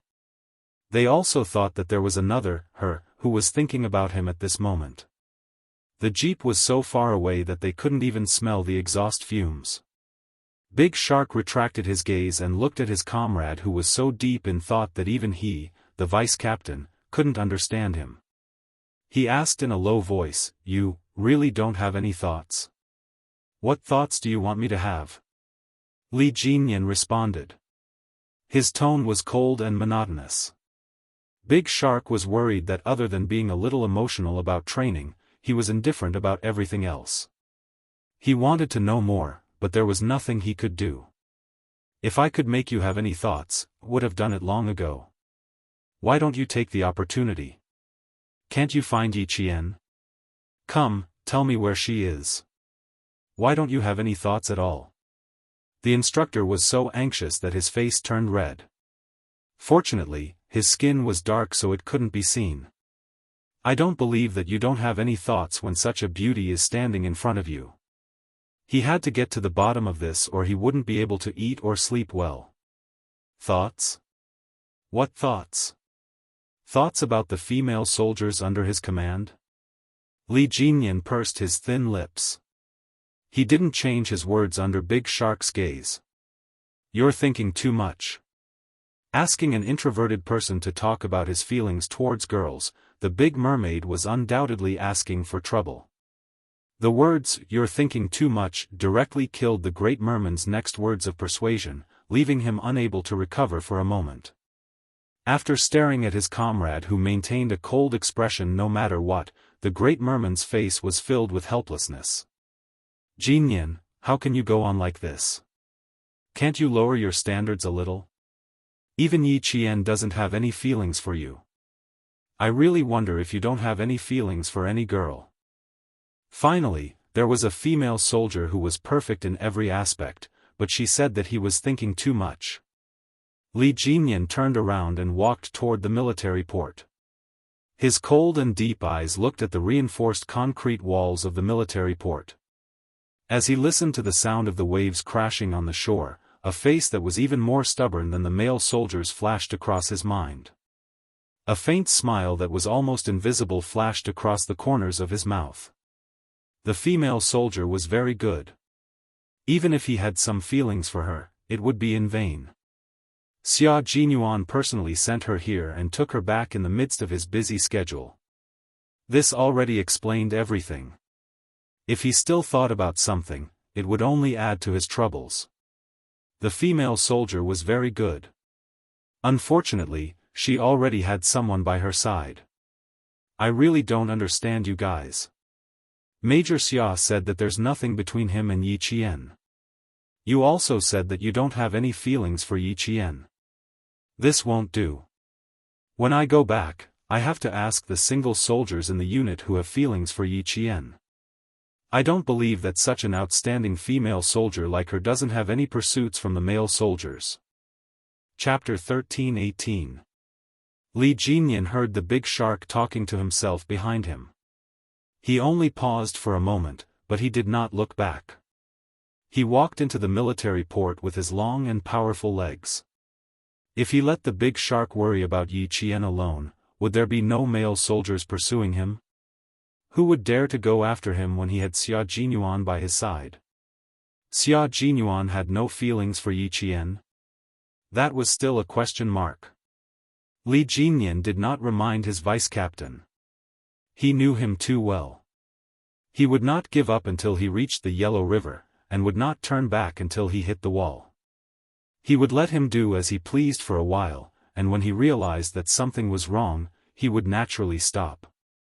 Li Jinyan really did not have any feelings for Yi Qian. He was purely appreciating him, and there were no romantic feelings. An outstanding female soldier was eye-catching, but how could he fall in love with her just because she was outstanding? The big shark did not think too much. He just wanted to solve his comrade's marriage. As the saying goes, too much concern leads to confusion. The gate of the military port slowly closed behind him. Li Jinyan, who was dressed in a navy training uniform, walked under a tall coconut tree. He seemed to have thought of something and turned around. His gaze fell on the big shark's injured mouth. How did the wound on your mouth come about? Li Jinyan vaguely felt that this wound might have something to do with Xia Jinyuan. When you return to the port, spar with Major Xia for a while. He will beat you up in 15 minutes. The wound on the corner of his mouth turned green and red. The big shark touched it gently and gasped. I have to get a hot egg from the cookhouse. I didn't feel much pain just now, but now that you mention it, it hurts a little. Sure enough, it had something to do with Xia Jinyuan. As for the reason, Li Jinyan did not want to ask. Yi Jian was brought here by Xia Jinyuan. If the Great Mermaid wanted to matchmake Yi Jian, she would definitely ask Xia Jinyuan about Yi Jian's situation first. But, the consequence of asking about Yi Jian's situation was to be beaten up. They had not fought for a few years, but Xia Jinyuan was still the same as before. He was ruthless and ruthless, but he could not find fault with him. Li Jinyan pursed his thin lips and finally patted his comrade's shoulder. Be careful during the competition in mid-October. You guys. I don't understand. The Great Mermaid seemed to have understood something. She shook her head and walked towards the canteen step by step. She wanted to fight for Demon Kingly, but the other party didn't need it. Since that was the case, it would depend on fate. But he could also tell that Major Xia definitely treated Yi Qian differently. As for why it was different, he didn't get any answers even after asking for a long time. Pressing the corner of his mouth, the big merman sighed. Ah, what am I worrying about? The Demon King was right. They had to be careful during the competition. Major Xia's soldiers would only be more ruthless, but not the most ruthless. When it was close to noon, the navy that had just returned from their training had already gathered. The sound of the chant drifted out of the military port with the sea breeze. Sitting in the car, Yi Qian looked up at the distant sea. More than 50 days of frogman training had ended just like that. Are you a little reluctant to part with it? Xia Jinyuan, who had been holding her hand the moment they got into the car, had been restraining himself. He resisted the urge to pull his little fox into his arms. Looking at the sunburn on the back of her neck, he didn't dare to hold her hand too tightly. He was afraid that he would lose control and hurt her. The car turned a corner, and a mountain blocked Yi Qian's view of the sea. Retracting his gaze, Yi Qian smiled faintly and gently held his hand. I've lived here for more than 50 days. I'm a little reluctant to part with it. Chapter 13:19. They took good care of me. Knowing that I was late, they specially took time out to train with me so that I could catch up with my comrades. Captain Xia, it was my fortune to have met them. They jumped into the sea together to feel the stillness of the water. They ran along the beach with weights on their backs. They swam together, and when they were almost drowned, their comrades pulled them up in time. They ran against the rising sun together, and then they lay on the beach together, exhausted, and let the water wash their bodies. They lived together for more than 50 days, leaving behind memories that were unforgettable for the rest of their lives. Yi Qian was used to being alone in his previous life. In this life, it was as if he was trying to make up for the regrets of his previous life. No matter where he was, he would always meet many people and experience many things. It would always add another precious scenery to his memories. He watched her talk about the training in detail.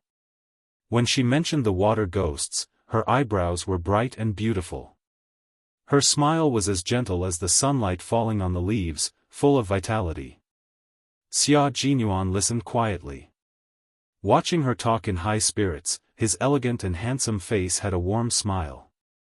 His little fox had grown up and changed a lot. In the past, her eyebrows were cold and unapproachable, like an injured little beast that no longer trusted anyone. When he talked to her, there was no other color in her dark eyes other than vigilance. When he first met her, she was so small but so bold. She was also full of thorns, and did not trust anyone. She used a gaze that did not belong to her age to look around. She was very calm and cold. He was worried that she would be too cold and would not fit in with the group. He had also talked about this with Uncle Chen.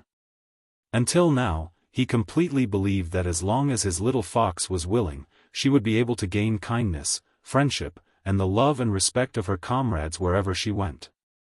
His little fox had grown up. He no longer had to worry about whether she was used to being in the army or whether she could get along with the soldiers. The grown-up little fox finally had a bright smile in her eyes. She was no longer cold and no longer rejected people. She had things that made her happy, comrades that made her think about, and goals that made her persevere. I'm very grateful for their help. If it weren't for them, I would have been constantly criticized by Demon King Li. With such a group of comrades by my side, no matter how hard or tiring it is, I will still be filled with joy. Although Yi Qian's eyes shone brightly as he spoke, his voice was like a musical note under the sun, full of vitality. His girl knew how to be grateful and valued friendship. She was a great girl, wasn't she? The smile at the corner of his mouth became deeper and warmer, and even his eyes were as gentle as water. We won't be apart for too long. If your school agrees, you can come and participate in the competition in mid-October. At that time, you will fight as a Navy frogman. We will test the results of your training and send your results to the military. Little fox, the sky belongs to you, and the life that belongs to you has just begun. He did not ask if Yi Qian's sunburn was painful. It was painful. How could it not be painful? He had sunburn before, and it hurt so much that he could not sleep at night. This was something that every soldier would experience. She was not the only one. His little fox was not that weak. A little fox that would not be defeated so easily had her own pride.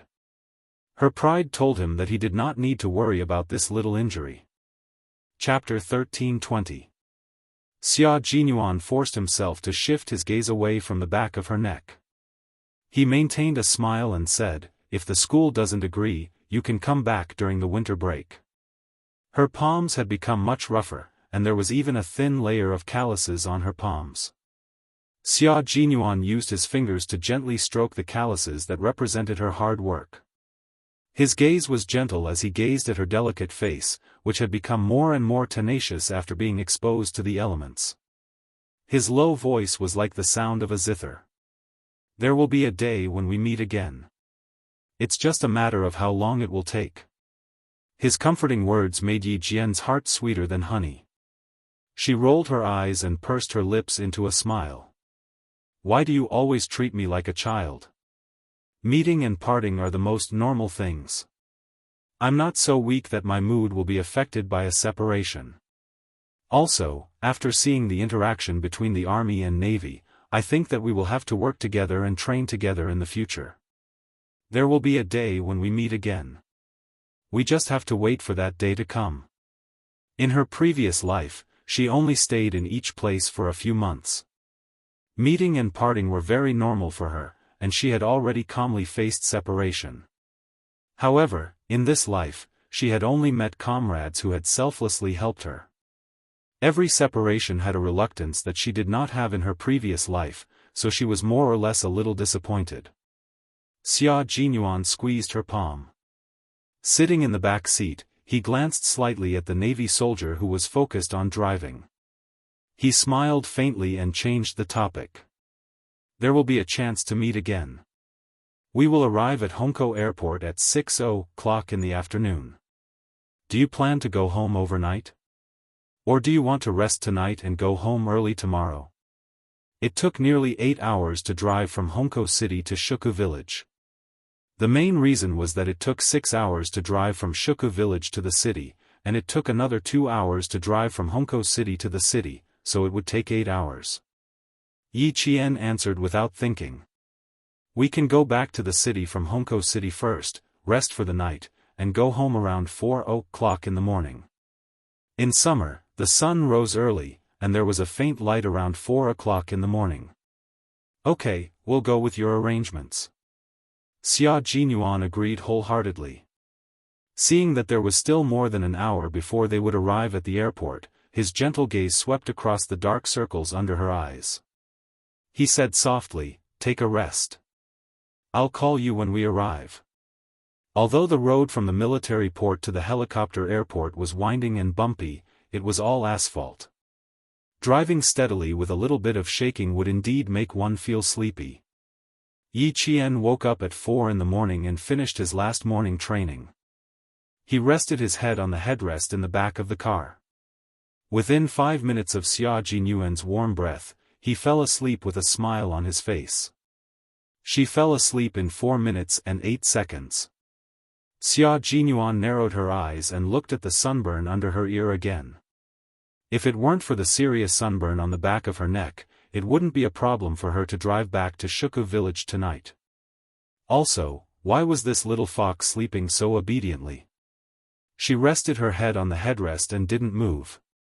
Why didn't he see her body sway to his side and rest her head on his shoulder?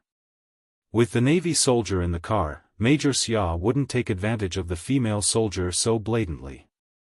He could only wait for Yi Qian to sway and rest on his shoulder. In the end, Yi Qian's sleeping posture was too obedient, and the Navy soldier drove steadily. After waiting for more than 10 minutes, Xia Jinyuan decided not to come over. He went over. Chapter 13:21. The car made a 180-degree turn. Taking advantage of the fact that the Navy soldier was focused on driving and didn't look at the back seat, Major Xia pulled Yi Qian's hand to his side and finally allowed Yi Qian's head to rest on his shoulder. However, the two of them were separated by the luggage that was used to cover their hand in the beginning. Major Xia glanced at the luggage that he had helped them with just a moment ago, and in the next second, he directly opened it so that Yi Qian could completely lean on his shoulder. "Major, there are still a few more turns ahead. Please hurry." The Navy soldier thought that he was in too much of a hurry and took the next turn even slower. Xia Jinyuan raised his wrist to look at the time and said calmly, "There's no need to slow down. We're in a hurry." If he slowed down, how could he find an opportunity to pull little Fox closer to him? Right now, the distance between the two of them was only the distance between their luggage bags.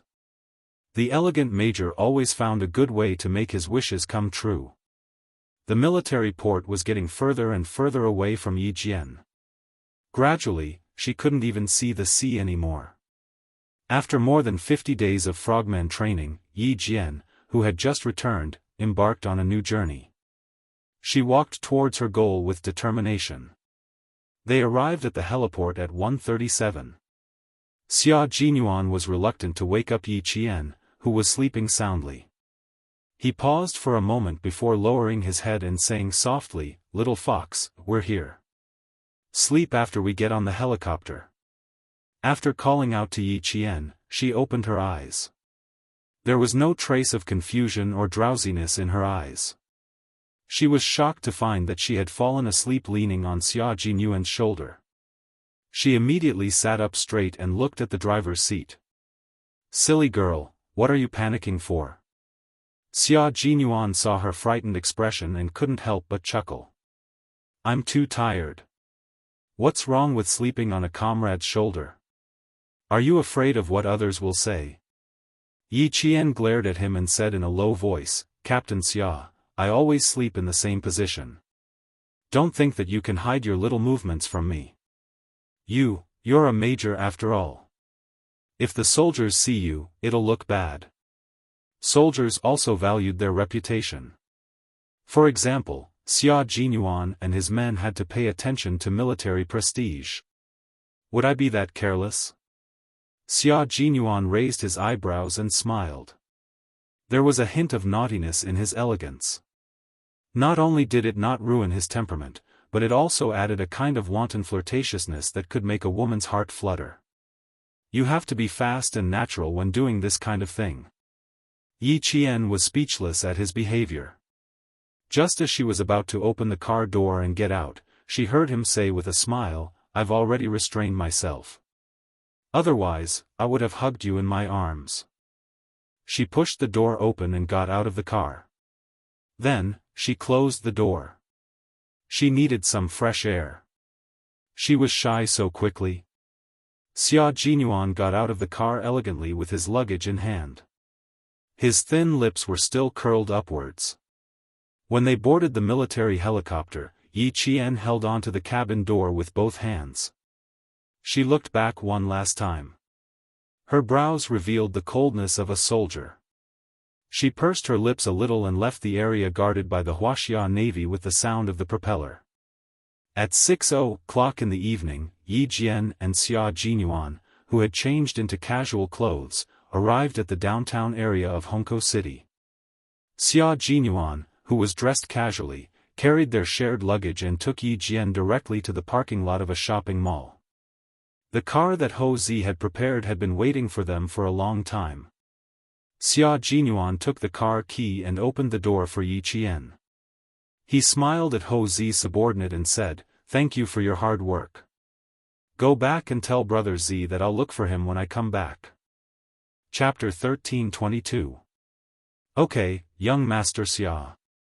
The person who delivered the car to Xia Jinyuan was Ho Zi's trusted assistant.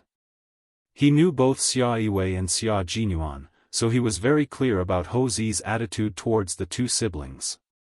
He only turned and walked out of the parking lot after Xia Jinyuan drove away. They didn't stay in Hongkou City and even had dinner in the car. They drove all the way to Anyang City. When the car passed by No. 1 Middle School, Yi Qian looked at the bright red neon sign that read, Anyang City First Key High School, in the night and couldn't help but laugh. That year, I came to enroll alone. In the end, the vice principal of No. 1 Middle School told me that I could only attend No. 1 Middle School as an accompanying student. If I didn't agree, I wouldn't be able to attend high school. Thinking back to what happened 3 years ago, it seemed like yesterday. Thanks to her good memory, she could still remember everything that had happened that day. She even remembered the conversation with the vice principal. At that time, I was quite angry. I knew that Yizhifan might have done something behind my back. At that time, I thought that it was fine if I didn't attend this school. Even if I did, I was afraid that the college entrance examination would be difficult. I was angry, but I thought that since I still had a way out, I tore up the notice in front of the vice principal, took my luggage, and left the registration place. I felt so good that I wanted to laugh all the way and leave in a cool and unrestrained manner. Unfortunately, she wasn't arrogant. After tearing up the notice, she left under the shocked gazes of the parents and students. Xia Jinyuan, who was driving, didn't turn to look at her. He smiled faintly and said, "I came here to look for you, but the security guard said that you weren't there. I called to check and found that you were suspended from school. You came to number 1 middle school to look for me? Why didn't I know about it? You didn't mention it to me. It's all in the past. What's there to talk about?" Xia Jinyuan sneered. Seeing that she was looking at him with great interest, he continued, "When I rushed over, it happened to be the first snow in Anyang City. When the school guard heard that I was looking for you, he secretively told me that you weren't studying in number 1 middle school. For more details, you can ask around at the canteen in front. When he found out that you tore up the notice, the vice principal was so angry that he chased you for several miles. At that time, I was wondering why the girl was suddenly so arrogant. You said that you didn't want to study. You're too presumptuous." Yi Qian laughed. "And Jen's grandfather arranged for me to train. I didn't think too much about it. But since Yizhifan was the one, and I didn't want to waste a year, I didn't want to waste a year. I didn't. That year was the year I gained the most. I went to the highlands, the snow mountains, the plains, and almost got stuck in a swamp. Finally, I came to the desert." At the mention of the desert, Yi Qian's eyes lit up like the stars in the sky. "Do you know what desert I went to? The Taklamakan Desert. I saw the most beautiful scenery in the desert poplar trees." At a red light, Xia Jinyuan stopped the car and looked at the girl he admired with gentle eyes. When he heard her mention the Taklamakan Desert, his thin lips curved into a deeper and gentler smile. "I know. I also know that you were training near the Hetian River. If I told you that I was there when you were training, would you believe me?" Yi Qian widened her eyes. "You were there too? Where?" He wouldn't lie to himself. If he said he was there, then he must have been there. "In the sky. I was in the sky." He said softly, "In the same place, at the same time. I was flying a fighter jet in the sky, and you were either training or sleeping." Chapter 13:23. All the way to the hotel room, Yi Qian was still in shock. What else had he done behind her back? What else had he done for her? After entering the hotel, Xia Jinyuan took out the clothes from the luggage one by one. They were all summer clothes. Each of them had an army training uniform, 2 sets of fitness shorts, and the summer clothes that they usually wore. Yi Qian didn't have many summer clothes. She was wearing a pair of thin jeans and a t-shirt. There were 2 t-shirts with the same design and 2 pairs of slim jeans in the luggage. Xia Jinyuan took out the clothes with his back facing her. He first took out a pair of black casual pants and a white short-sleeved shirt and put them aside. "There are still a few days left. I didn't bring enough clothes. Come with me to buy some summer clothes later." Yi Qian nodded no matter what he said. She quietly walked over to the young major, who was bending over to adjust his clothes. When he straightened his back, Yi Qian reached out and gently and quietly hugged his muscular waist from behind. She leaned closer to him and pressed the side of her face against his back. "Xia Jinyuan, what else have you done for me? What else do you do for me that I don't know about? Is it because I don't know, or because I didn't ask? Are you planning to keep it from me forever?" His body temperature was transmitted to her face through the thin material of his clothes, and it seemed to turn into a warm current that flowed into her heart bit by bit. It was warm, safe, and also dangerous. Even though she knew it was dangerous, she still fell without hesitation. Yi Qian gently rubbed her cheek against the soft material of his shirt. She closed her eyes and said, "Why didn't you tell me about all the things you did for me?" Such a proud man was willing to do so many things for her, but he never thought of telling her. Even a cold-hearted person would be touched. Even if he was in danger, she was still willing to throw herself into it. "Xia Jinyuan, can you stop doing things for me in secret? If you do, please tell me, okay? The more I know, the more touched I will be and the more I will fall in love with you. You want me to fall in love with you more and more, don't you? Silly girl." Xia Jinyuan held her hand around his waist and slowly turned her around to bury her head in his embrace. He lowered his head and smiled gently as he planted a kiss on the top of her head. "Aren't you afraid that I'll do something to make you love me more and more?" How could this be? How could he? How could Xia Jinyuan, who was as calm as a breeze, do something that he disdained to do? Yi Qian raised her head slightly to look at him. Her dark eyes were so clear that Xia Jinyuan could clearly see his own face reflected in her eyes, as if it had been branded into her heart. He couldn't help but tighten his long arms around her. His heart softened to the point that he wished he could embed her directly into his body and become one with her. Yi Qian, who was being held tightly by him, had already curled her lips into a smile. She replied firmly, "No, the Xia Jinyuan I know is an indomitable soldier. He is an upright man. He would never do something that a hypocrite would do." This was a form of trust, a trust without any impurities. She trusted him so much that she believed everything he said. Xia Jinyuan's heart softened even more. He planted a few light kisses between her brows and said, "Good girl, with your words, I feel that my life has been worth it." The lights in the hotel were warm and orange. The floral wallpaper on the wall reflected the two figures, one tall and one short, embracing each other. They looked so harmonious and affectionate. Chapter 13:24. I didn't do much. Sometimes, it's just a piece of cake. Silly girl, why do you always like it when I flatter you? Major Xia sighed. Although Little Fox was cunning, she was a complete blank piece of paper when it came to handling relationships between men and women. Just listen to what she said. Fortunately, the man she met was him, Xia Jinyuan. If he had been a playful bastard, wouldn't this little rascal be so stubborn that she would never dare to go against him? Fortunately, the man you found was me. Fortunately, I made my move in advance. Otherwise, Uncle Jen and Uncle Chen would have to worry about whether you would be cheated by a bad man. Little Fox, remember what I said. It's natural for a man to be good to his woman.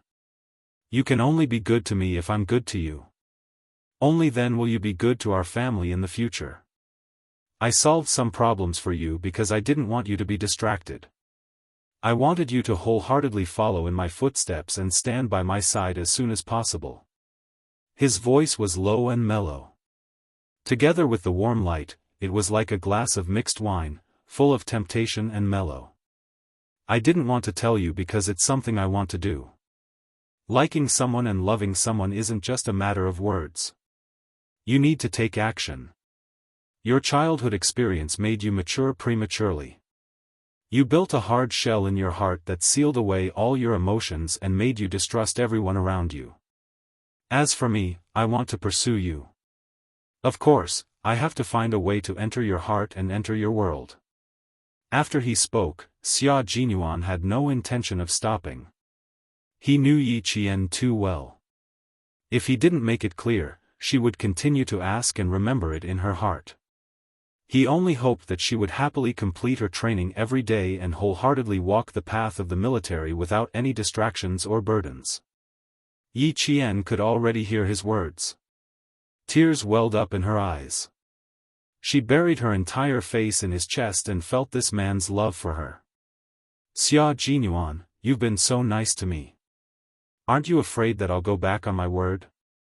His voice was a little muffled, but the corners of his mouth were raised high. Yi Qian knew that he was so happy that he felt like he was soaking in a jar of honey. Even his voice was full of sweetness. Xia Jinyuan, who was hugging her tightly, suddenly laughed and said calmly, "I will do something that moves you every day, and you will love me more and more. You should be worried that I will turn against you one day." The girl was about to cry. She could bleed and sweat during training, but when she returned to normal life, he couldn't bear to see her cry at all. "The girl I love, I only wish for your sky to be free and carefree, to enjoy the sweetness of love. How can you cry? My good girl, you should be smiling like a blooming flower." Xia Jinyuan lowered his head and gently rested his chin on Yi Qian's head. With a gentle gaze, he deliberately raised his voice and teased, "Sigh, I didn't think what I did was amazing, but after hearing what you said, I feel like my image has improved. Also, I can tell that my little fox wants me to love her a little more and dote on her a little more. Don't worry, I'll use my actions to tell you that I will love you a lot more and dote on you a lot more." Major Xia had the elegance and nobility that Yi Qian liked, but at the same time, he also had Yi Qian's helplessness and a heart that would tease her from time to time. Chapter 1325. Originally, she was so touched that her eyes were sore and she wanted to cry. At this moment, she only wanted to pinch the muscles on his waist. Her hands happened to be around his waist, so Yi Qian did not hesitate to pinch the muscles on his waist. "If you go back on your words one day, I'll carry a gun and carry a cannon on my back. I'll go to heaven and earth to find you. That scary?" The young major laughed out loud. "Then I'll have to be more careful. With my little fox's instincts, I'm afraid a sniper bullet would be enough to kill me. That's too scary. I'd better be honest and stay by your side." "I'll stay by your side. How about that?" He was still laughing at the beginning, but when he lowered his voice at the end, Yi Qian was caught off guard and blushed. "Can't we talk properly? I'm going to take a shower. Hurry up and go back to your room." Even though Yi Qian had a strong heart, he couldn't help but sniff at those sweet words. Xia Jinyuan laughed even louder. He quickly lowered his head and kissed her lightly on the lips. "I'll leave my luggage with you. Let's go out to the night market in 5 minutes, okay? After training for so long, it's time for you to relax. We have to strike a balance between work and rest to win the next battle." The atmosphere was good, and the lights were warm. However, Xia Jinyuan didn't make any further moves. Even his arms were gently wrapped around Yi Qian's waist. He was avoiding the sunburn on Yi Qian's back. He let go of his hands and placed a pair of shorts in her hands. "Wear this. It's comfortable. When we get to the pharmacy later, we'll buy a cooling ointment.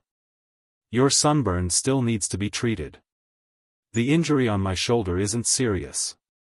You don't have to be so nervous." Yi Qian obviously knew that Xia Jinyuan was avoiding his back.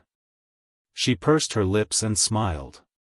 "I only have sunburn from my shoulder to the back of my neck. As long as I don't rub it, I won't feel much other than a little pain. Every soldier will experience countless sunburns. Although my heart aches for you, I don't think you can rest just like that. As a soldier, you have to bear everything the military uniform gives you. Hard work and glory coexist." Xia Jinyuan, who had even restrained his smile, quietly looked at the girl who had always been strong. He said in a low and gentle voice, "Training hard is just for the sake of fighting in the future.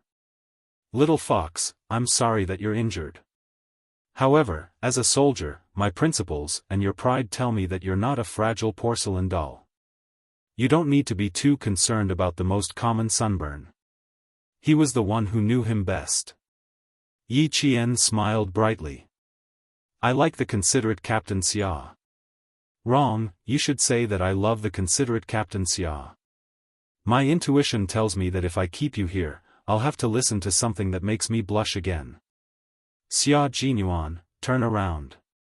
Let's go." Yi Qian's sixth sense was telling him to hurry up and chase this elegant yet dangerous major out of the room. Otherwise, he'd have to listen to sweet nothings again.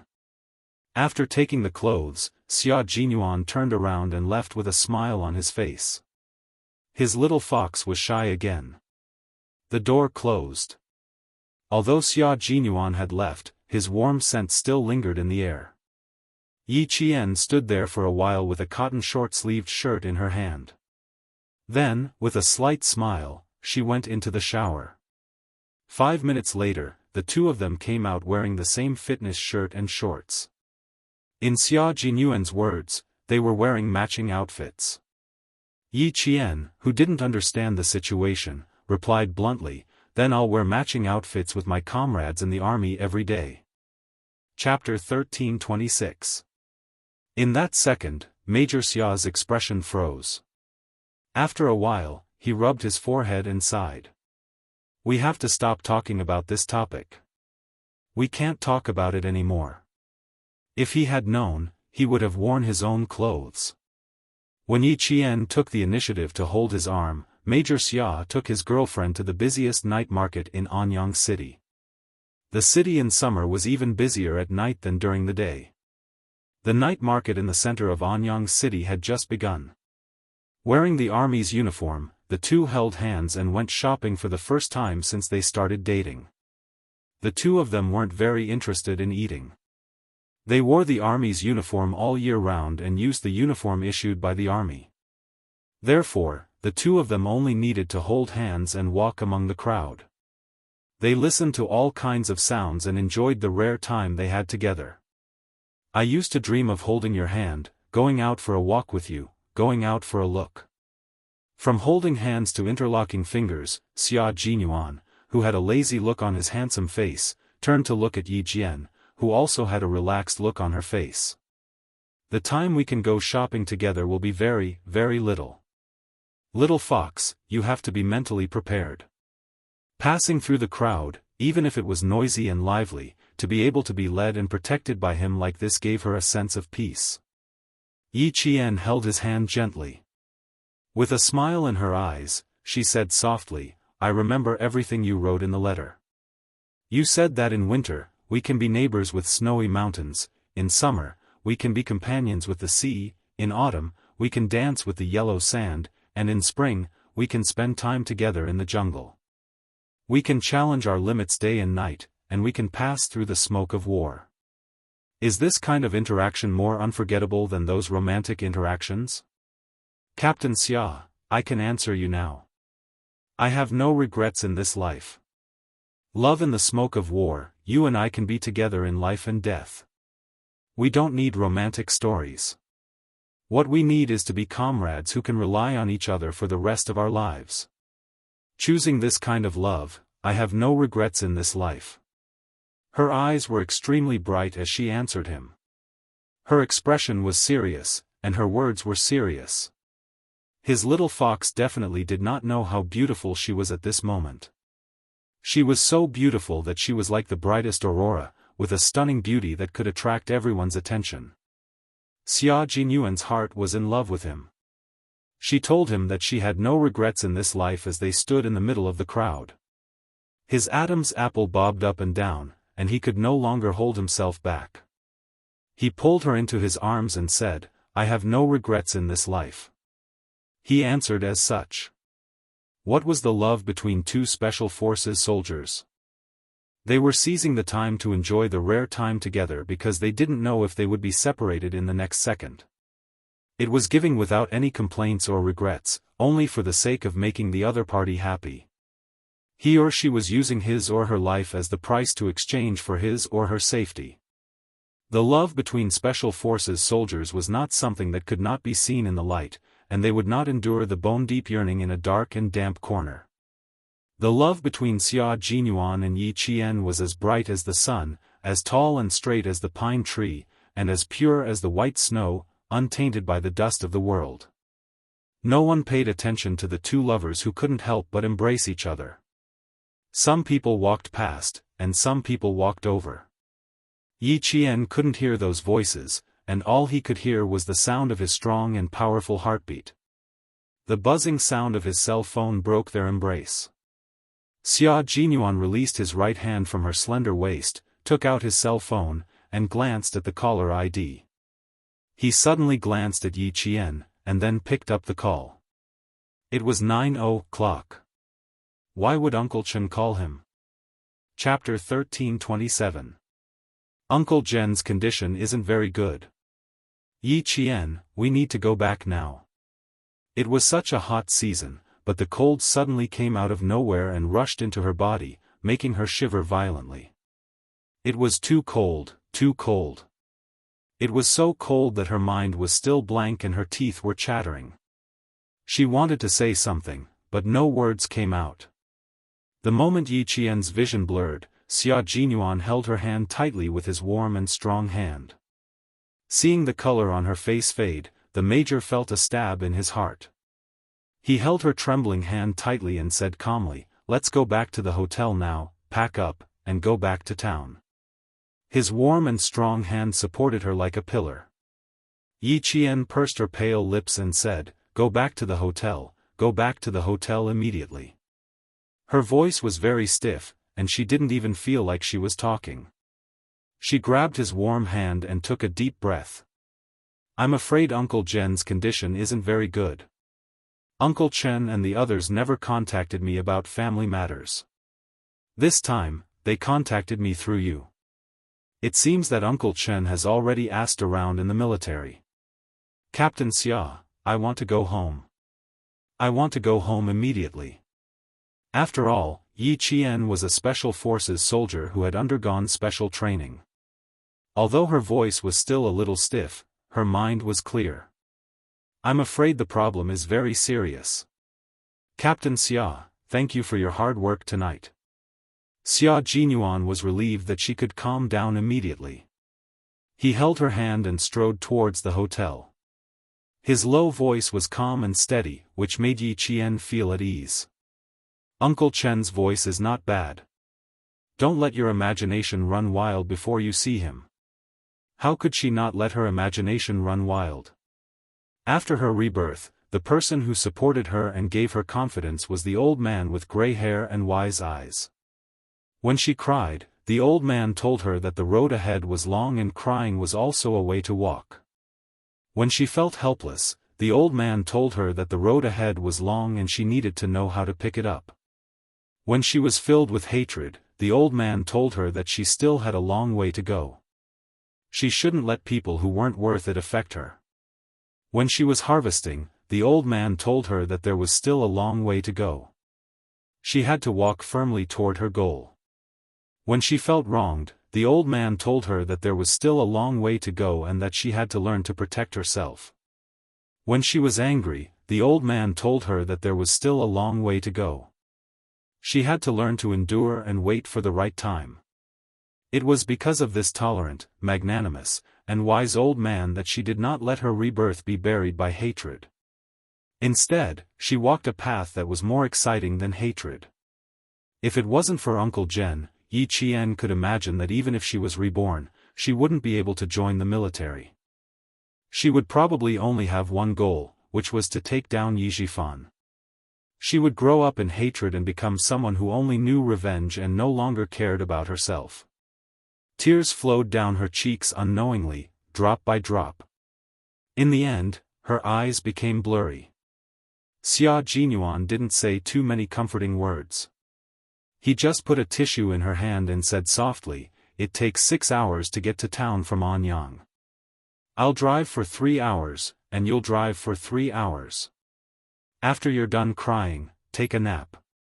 He started the car and adjusted the rearview mirror to make sure that when he looked up, he could see Yi Qian's personal situation clearly.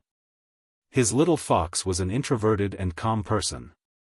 Words of comfort would not have much effect on her because she knew in her heart that this was not the case. Chapter 1328. She wouldn't cry even if she was hurt, so she decided to cry for a while. Once she did, she would feel better. Yi Qian understood that because she understood everything, she felt even sadder and sadder. In her previous life, when she returned to Shuku village at the age of 19, Uncle Jen was no longer there. Yi Qian didn't even make a sound as she cried. 2 streams of tears flowed from her eyes, down her cheeks, and down her beautiful chin. She held a white tissue in her hand and cried silently without moving. Xia Jinyuan, who was driving, felt his heart clench in pain. The car drove out of Anyang City and entered the entrance of the provincial highway. Without the neon lights, the car was plunged into darkness. Xia Jinyuan instinctively wanted to turn on the interior lights, but just as he raised his hand, he heard Yi Qian say hoarsely, "Don't turn on the lights. I'm fine. I'll be fine after crying." Yi Qian wiped her tears with a tissue. Her nose was red, and she lowered her head. Her thin shoulders were so sad that they seemed to have collapsed. Xia Jinyuan pursed his lips and said softly, "Birth, old age, sickness, and death are natural laws. No one can avoid them. Besides, the situation isn't very good right now. There's no other bad news. Get some sleep. We still need you to drive in 3 hours." This was the only way to let her sleep for a while. Only by sleeping could she have the energy to face everything. Yi Qian's nose was a little blocked from crying. She sniffed softly and showed a hint of weakness that she didn't usually have. She didn't want to talk, so she nodded gently. She leaned against the car door and closed her eyes. She didn't say a word. Even her sadness was silent. Xia Jinyuan couldn't bear to see her like this. He turned the steering wheel to the left, turned on the car's emergency lights, and parked by the side of the road. His handsome face tensed up as he pushed open the door and got out of the car. Yi Qian heard the noise and opened her eyes. She saw Xia Jinyuan walk around the front of the car. The glaring headlights shone on his figure, and she could clearly see that his handsome side profile was tense. Yi Qian couldn't help but sit up straight. She watched him walk to her side and open the car door. "What's wrong? Is it?" Before she could finish, he grabbed her hand and said in a low voice, "Get off, Yi Qian."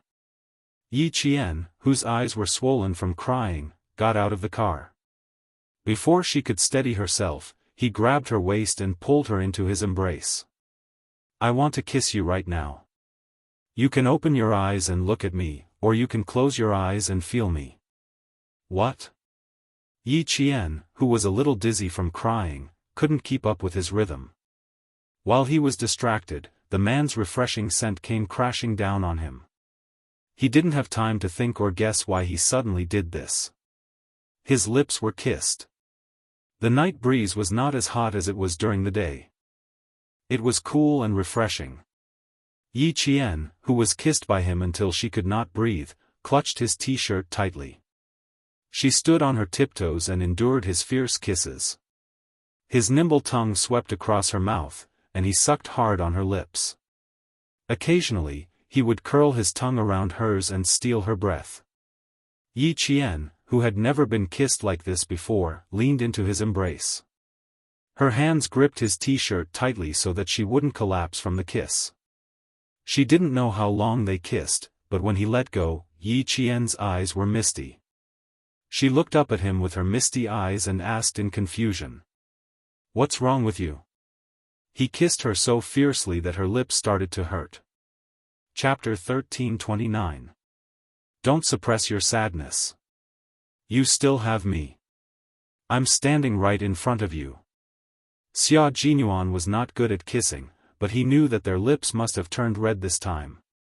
He pursed his lips, which were still a little sore from the kiss, and said slowly, "Don't cry alone. My shoulders, my arms, and my body are all for you to rely on. I'm right here. You only need to look up to find me. You only need to call me, and I'll respond immediately." She curled up in the corner and cried quietly, as if she had been abandoned by everyone. She was so pitiful that it made his heart ache. "I can understand your hardships, and I can understand your joy. Similarly, I want to understand your sadness. With me here, you don't have to suppress your tears. Don't be afraid that I'll see your sadness. Who am I? I'm your boyfriend. I'll be your pillar of support for the rest of your life. I'm also your comrade who will fight side by side with you. Little fox, remember, I'll always be your pillar of support. Always. Yi Qian, who had been looking up at him, blinked gently, and tears fell from her eyes. It turned out that he was feeling sorry for her again. Xia Jinyuan. She murmured softly, and slowly wrapped her arms around his waist. She buried her head in his warm embrace, and the tears that she had tried so hard to hold back gushed out again, wetting his clothes drop by drop. The last time she went back to Shuka village, she saw Uncle Jen's increasingly hunched back, and his hands were so thin that the veins on his hands were bulging. She listened to his suppressed coughs, and at that time, she was already slightly worried, but she still held on to the hope that nothing would happen. There was no such thing as luck. Once something happened, her self-righteousness would become a joke. I thought that nothing would happen. I thought that there was still a lot of time. I thought that Grandpa Jen could continue to accompany me, and I could continue to accompany him.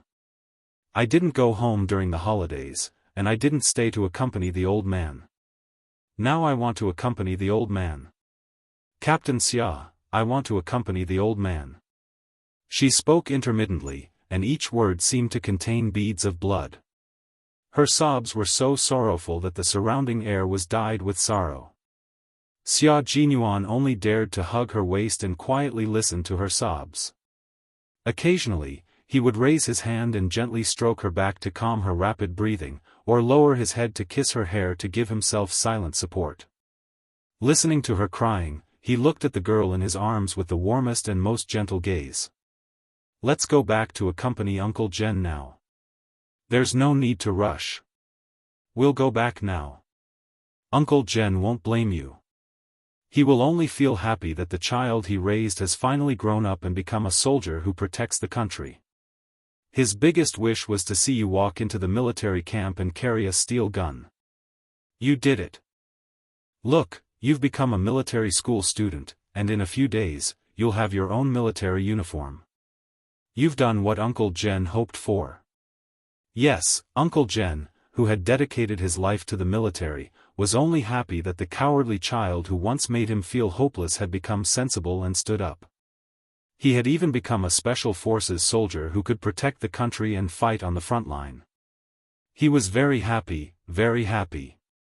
Uncle Jen, whose nostrils were plugged with a breathing tube, had a slight smile on his face. He closed his wise eyes and quietly lay on the bed.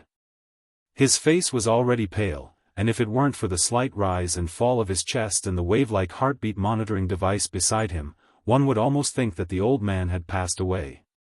Chapter 1330. This was the hospital in town. According to Uncle Jen's request, he was transferred from the city's armed police hospital to the town's hospital. There were 2 military doctors and 2 nurses accompanying him. Principal Chen sat quietly beside the bed. He hadn't slept for 2 days and his eyes were bloodshot. Looking at the old man lying motionlessly on the bed, this world-class sniper even shed tears. He couldn't take it anymore. He had endured until now just to wait for Yi girl to come back. Someone gently pushed the door open and walked to Principal Chen's side. He patted his shoulder and said, "Old Chen, go and rest. Old Yen and I will keep watch tonight." Then, Commander Lu put the bottle of mineral water he bought into Principal Chen's hand and said, "You don't eat or drink. Do you think you are made of iron? Yi girl should be back in the second half of the night. You have to be alert and talk to her. Also, if you are like this, what will happen to her? She is already sad enough. If you do it again, she will cry until she faints." Political Commissar Yen, who came in with an aluminum box, immediately said, "Old Lu is right. If you don't take care of yourself, Yi girl won't even have a backbone when she comes back." They didn't want to wake up Uncle Jen, so they all lowered their voices and tried to persuade Headmaster Chen to take a rest. "I don't feel sleepy. I am afraid that once I close my eyes, Uncle Jen will leave." You heard what the military doctor said. Uncle Jen will be back in a few days. Principal Chen rubbed his face. His body was tired, but his brain was tense all the time. He was so awake that he didn't feel sleepy at all. The 4-drip was dripping down the tube, replenishing Uncle Jen, who couldn't eat for a week and maintaining his life. Headmaster Chen's gaze landed on the 4-tube. His voice was so hoarse that it sounded like gravel rubbing against stone. He said bitterly, "And the people from the military academy haven't come over yet. If we don't settle everything, we can't sleep. Since the military academy has already agreed, it should be tomorrow." Political Commissar Yen opened the aluminum lunch box and even prepared a spoon for Principal Chen. "Eat something. You won't sleep or eat. Do you want little Yi to come back and take care of you?" Principal Chen put the lunch box into his hands and sighed deeply. "I don't feel hungry, and I don't feel tired either. But you're right. When little Yi comes back and sees me like this, she'll be worried about me. I'll go back and change my clothes later. I don't want her to worry." Regiment Commander Lu nodded. "Go back after you're done eating. If you're tired, you can take a nap at home. Old uncle left it to us. The old man has served the country his whole life and dedicated his life to the team. Now that he's sick, it's our duty to guard him and take care of him." The old man had never married in his entire life. He educated the young soldiers in the army like his own children and treated the army as his home.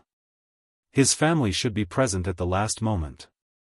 Knowing that the old man's life was coming to an end, the army started to prepare. According to the instructions of the military headquarters, the old revolutionary Li Changzhen, who had dedicated his whole life to the country, was going to have a state funeral. All the flags in the army were to be lowered to half, and all the soldiers took off their hats to mourn. Old Uncle Jen's consciousness had always been in a blurry state. Now that he was in a deep sleep, even the military doctors didn't go to rest. 2 military doctors and 2 nurses took turns to be on duty just in case. Dr. Zhou from the town hospital, who was Jiasen's mother, stopped her daughter who wanted to go to the ward. She warned her in a low voice, "Don't go and cause trouble. If Yi Qian comes back, I'll tell you. Go to bed and lie on your stomach. It's already 12 o'clock. Do you want to sleep?" Chapter 1331. Jiasen, who was chewing gum to refresh herself, retracted her leg and said to her mother with a serious expression, "Mom, the old man lying inside is Yi Qian's grandfather. He's her most important relative. I want to accompany Yi Qian, even if I have to stay up all night. I'm her friend. Regardless of whether she needs me when I see her later, Mom, I want to stand where I can see her. If you're tired, go and rest. Don't worry about me." At this moment, Dr. Zhou truly felt that his daughter had grown up. He patted his daughter's shoulder and looked at her lovingly. "You've grown up. You know how to give, how to treat others well, and how to be grateful. Your friendship with Yi Qian. Mom hopes that you'll maintain a pure heart at all times and cherish this precious friendship. Mom, I won't persuade you anymore, I won't persuade you anymore." When children grew up, they had different thoughts from adults. They had their own sense of propriety and their own attitude towards life. As adults, they did not need to control their children all the time. When it was appropriate and right, they should let go if they could. Jiasen's lips curled up into a smile. She held Dr. Zhou's hand and said softly, "Thank you, Mom. Go and rest. I won't cause trouble in the ward. It's the same for me to stay here." The doctor on duty's office was at the entrance of the ward. She would be able to see Yi Qian when she returned. Dr. Zhou stroked his daughter's black hair and reminded her, "Yi Qian's grandfather is not a simple person. You can tell that he's usually an officer in the army. When you see Yi Qian later, don't force your way through to avoid causing trouble for others. Do you understand?" Besides, Yi Qian was able to guide all the girls in the dormitory to get into one of the top universities in the country. It was obvious that he was a very self-disciplined and opinionated child. A child like this would have his own plans and did not need too many people to make decisions for him. His daughter just needed to accompany him quietly and not interrupt. I know. I've known Yi Qian for 5 years. Mom, I know him better than you do. Go and rest. Go and rest. As she spoke, Jiasin pushed Dr. Zhou's shoulder and walked toward the waiting room. Although it was called a lounge, it was just a partition separated by a screen. Behind it was a single bed that was just big enough for one person to lie on. As soon as the mother and daughter walked to the cubicle, they heard footsteps coming from outside. Jiasin, who seemed to have sensed something, turned her head and saw a familiar figure walking through the narrow office door. Beside her was the soldier who she didn't dare to look directly at. With her boyfriend accompanying her, she felt much more at ease. That was Yi Qian, wasn't it? At some point, Dr. Zhou had also turned around. He narrowed his eyes slightly and asked with uncertainty, "It should be Yi Qian, right?" And Jiasin's face flashed with surprise as she nodded. "It's her." "Mom, go to sleep. I'll go to the door and take a look." While there were not many people in the middle of the night, she stood at the door and watched. When there were more people in the day, she would come back. It was really Yi Qian, who was not afraid at all when facing the criminals that night. He was even calmer than an adult. After not seeing him for 4 years, this child's aura was so strong that it was frightening. Even if they did not see each other face to face and only saw her passing by, the calmness in her movements was not like that of a 19-year-old girl. She was like the army officers who came in and out of the town hospital over the past few days. Chapter 1332. Military school is indeed the best choice for her. Dr. Zhou sighed. Who would have thought that an orphaned and weak child would reach this stage today? She became a celebrity in Fujian town, the first child in the town to be admitted to military school. Now, who did not know Yi Qian's name? When Yi Qian was mentioned, the first thing people said was, "Wow, amazing, the top scholar in Shuka village, the first student in our town to be admitted to military school. Amazing, amazing." Birds of a feather flocked together. Yi Qian's achievements today were probably due to the influence of that old woman. And her daughter also had her help. Otherwise, with her daughter's grades, it would have been difficult for her to get into a second-tier university, let alone Pu University. "Mom, I'll go take a look. I won't accompany you." What Jiasin saw was not Yi Qian's fierce military aura. She saw Yi Qian's sadness that she had never seen before. She said sadly, "She's not feeling well. I'll go accompany her." What was a true friend? A true friend might not appear when you were glorious, but they would definitely appear when you were sad, or helpless. They would give you selfless help that you did not need in return. They would not disturb you when you were happy, but when you were worried, they could not help but worry for you. You only needed to look up and you would see a true friend silently by your side. And Jiasin was such a friend. She did not walk into the ward. She only saw Yi Qian standing by the bed, seemingly unwilling to take a step forward. Her tears fell like rain. She knew it, she knew it. Yi Qian would be very sad, very sad. Fortunately, her boyfriend was by her side, comforting her and giving Yi Qian a stronger emotional support.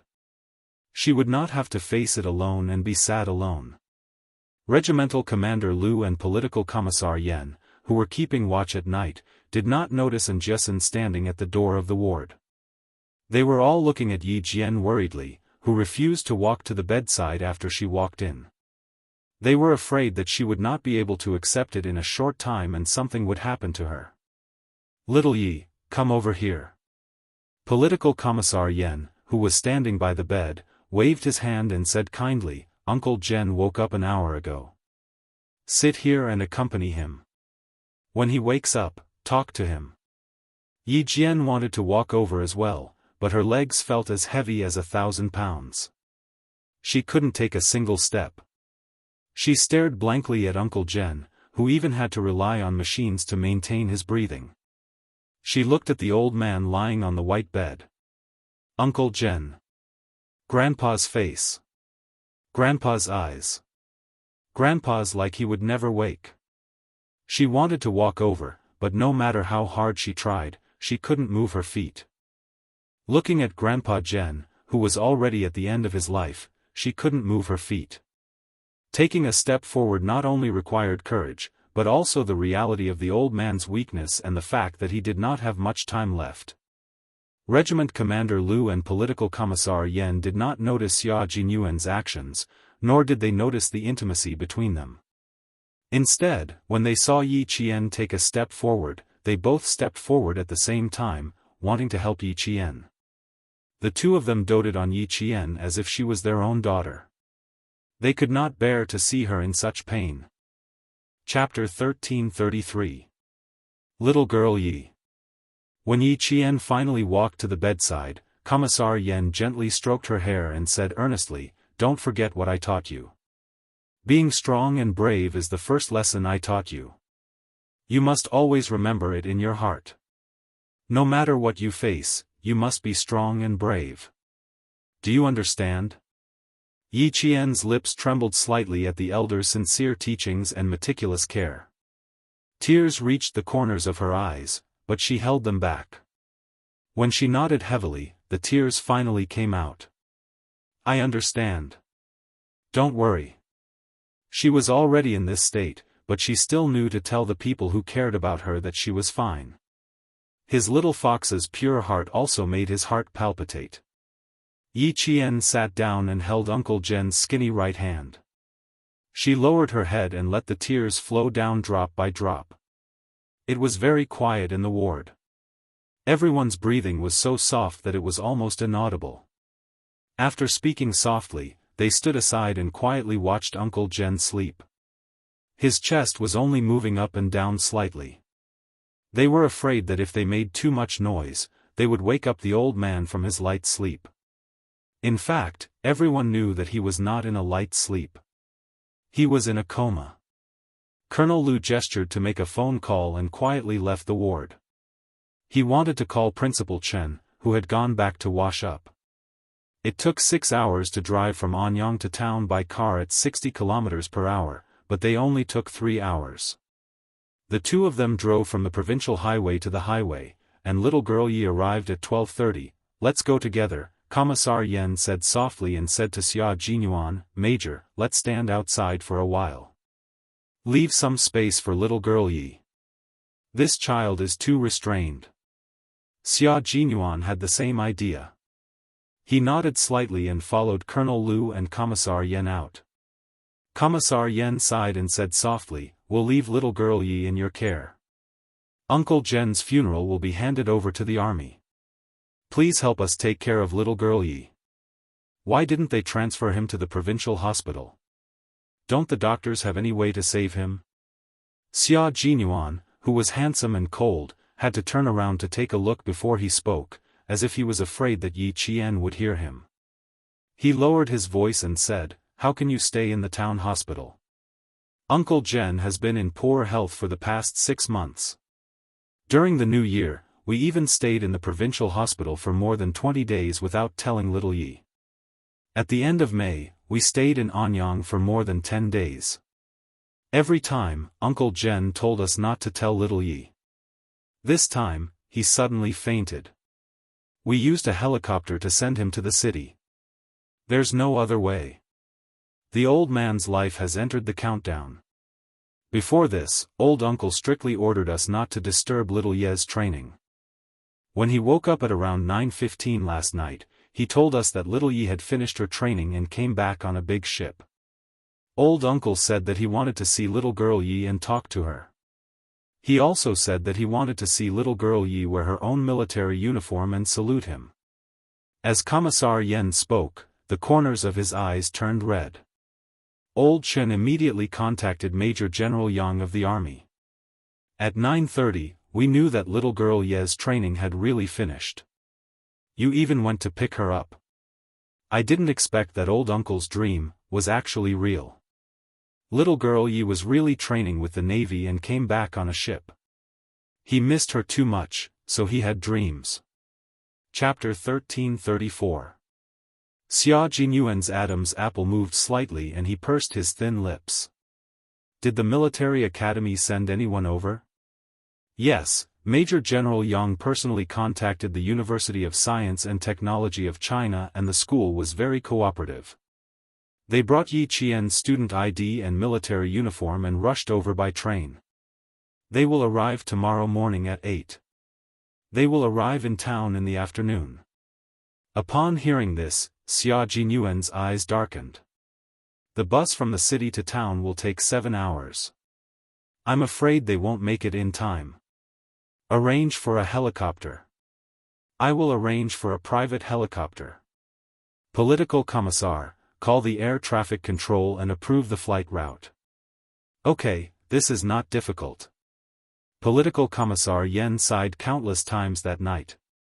He was also afraid that they would not make it in time. He even considered whether to mobilize the military helicopter again. Principal Chen, who had received the call at the entrance of the town hospital, ran all the way over.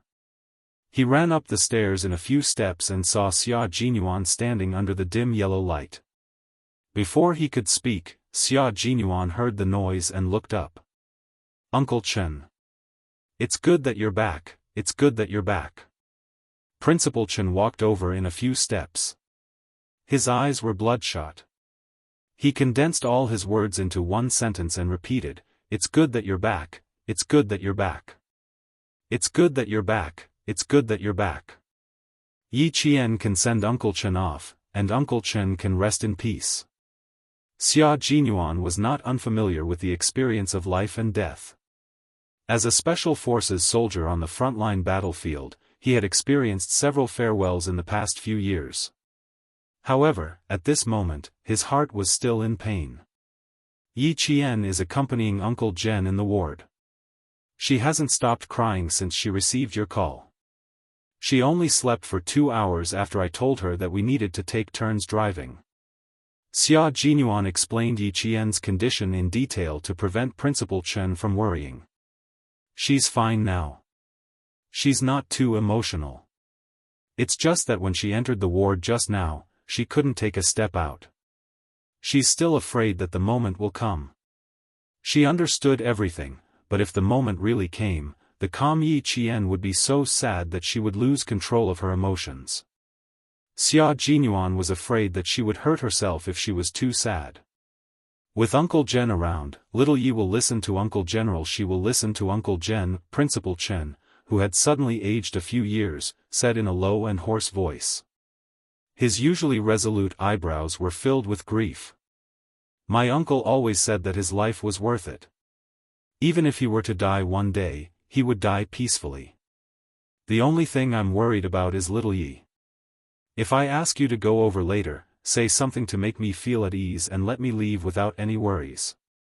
His words made both Commander Liu and Political Commissar Yan's eyes turn red.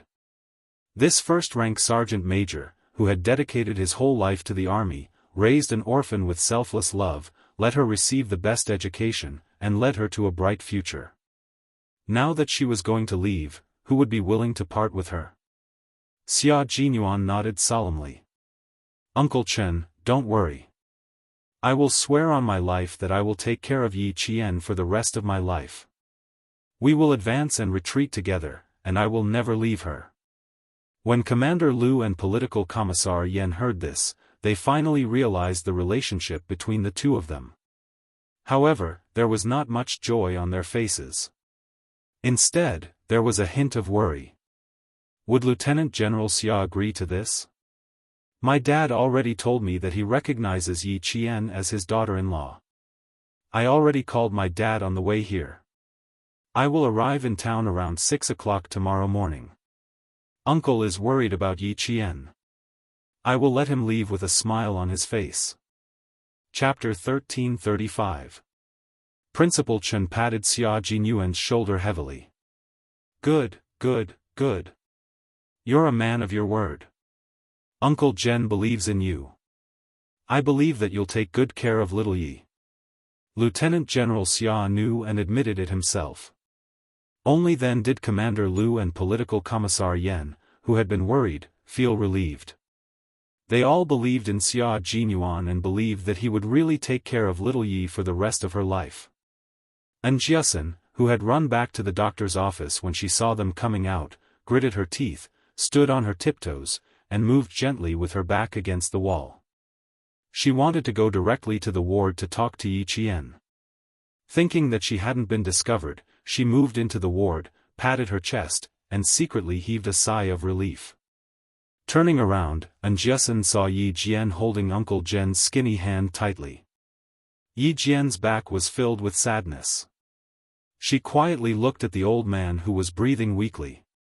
Jiasin's heart ached terribly. She walked over and called out softly, "Little Jian, Outside, Xia Jinyuan looked away from the ward and explained, "Jiasin, Yi Qian's best friend.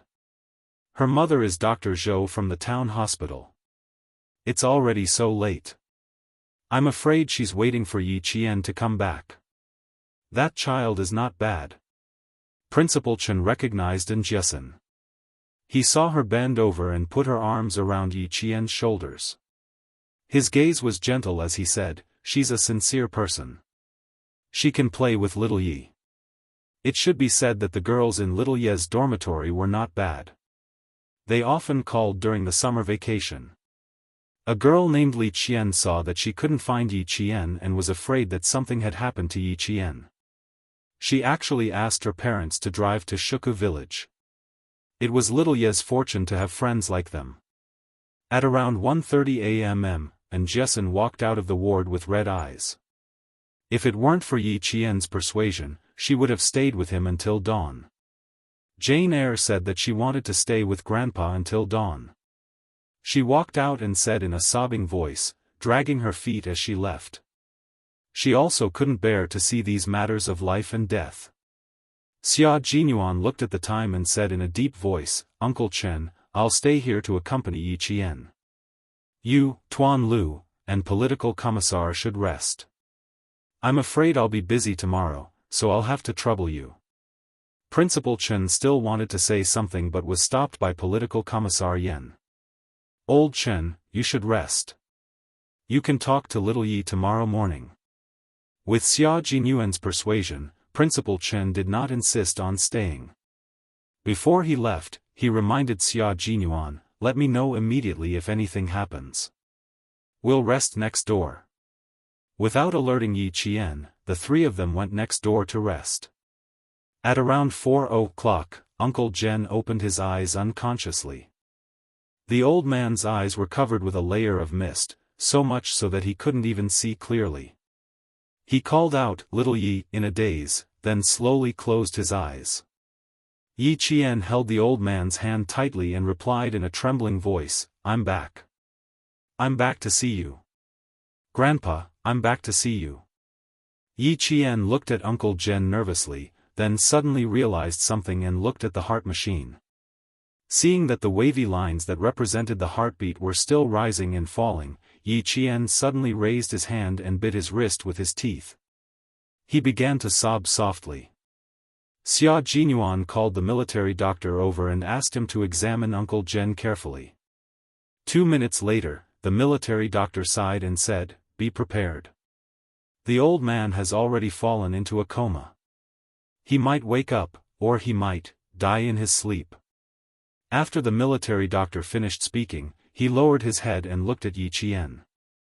His expression changed drastically.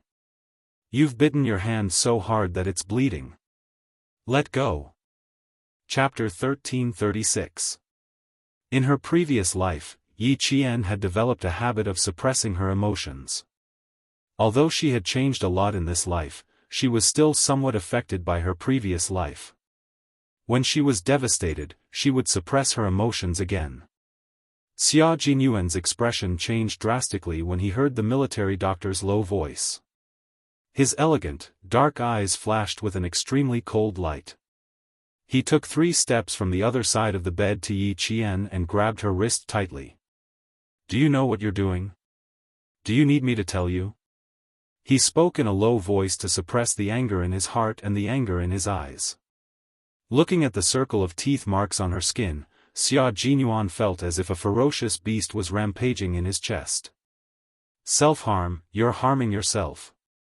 Uncle Jen used his lifetime of wisdom to teach you. He taught you how to face reality and how to be strong. Yi Qian, are you repaying him for his teachings in such a way that Uncle Jen doesn't want to see?